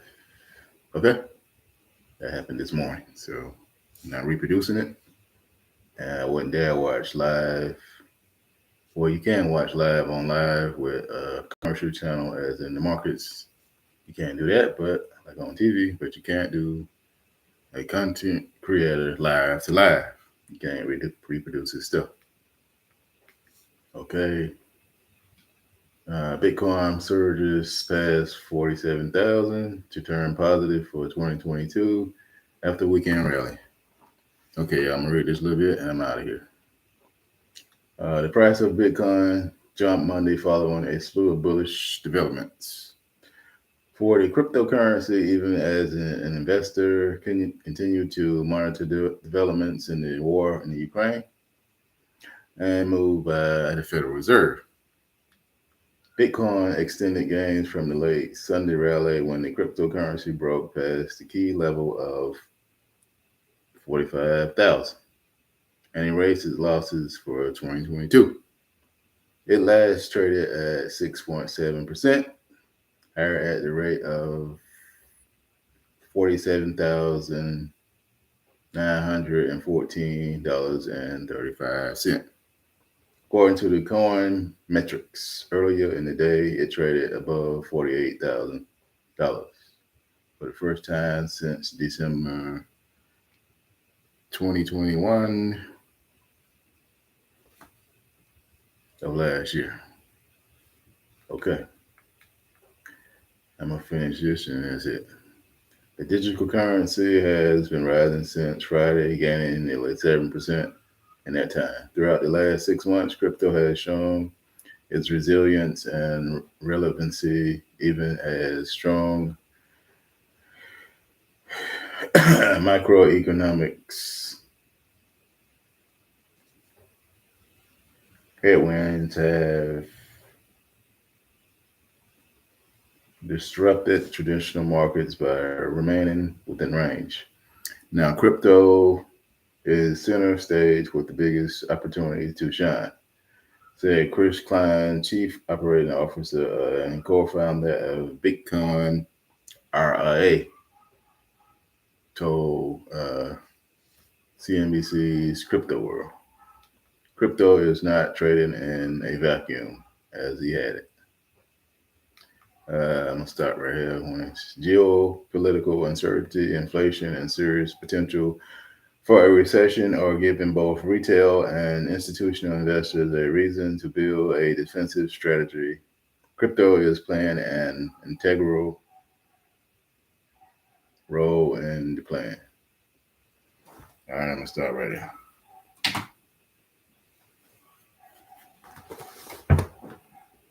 I'm pretty sure y'all know about crypto. I can't get too deep in that, but I know y'all know. And I go over it very much, but I know y'all know. know y'all get into crypto, y'all do it to win. So I'm gonna just be like a like free or sessional topical reading only, Y'all take it in, your brain and see what y'all can do with it. All right. See what time it is on this thing here.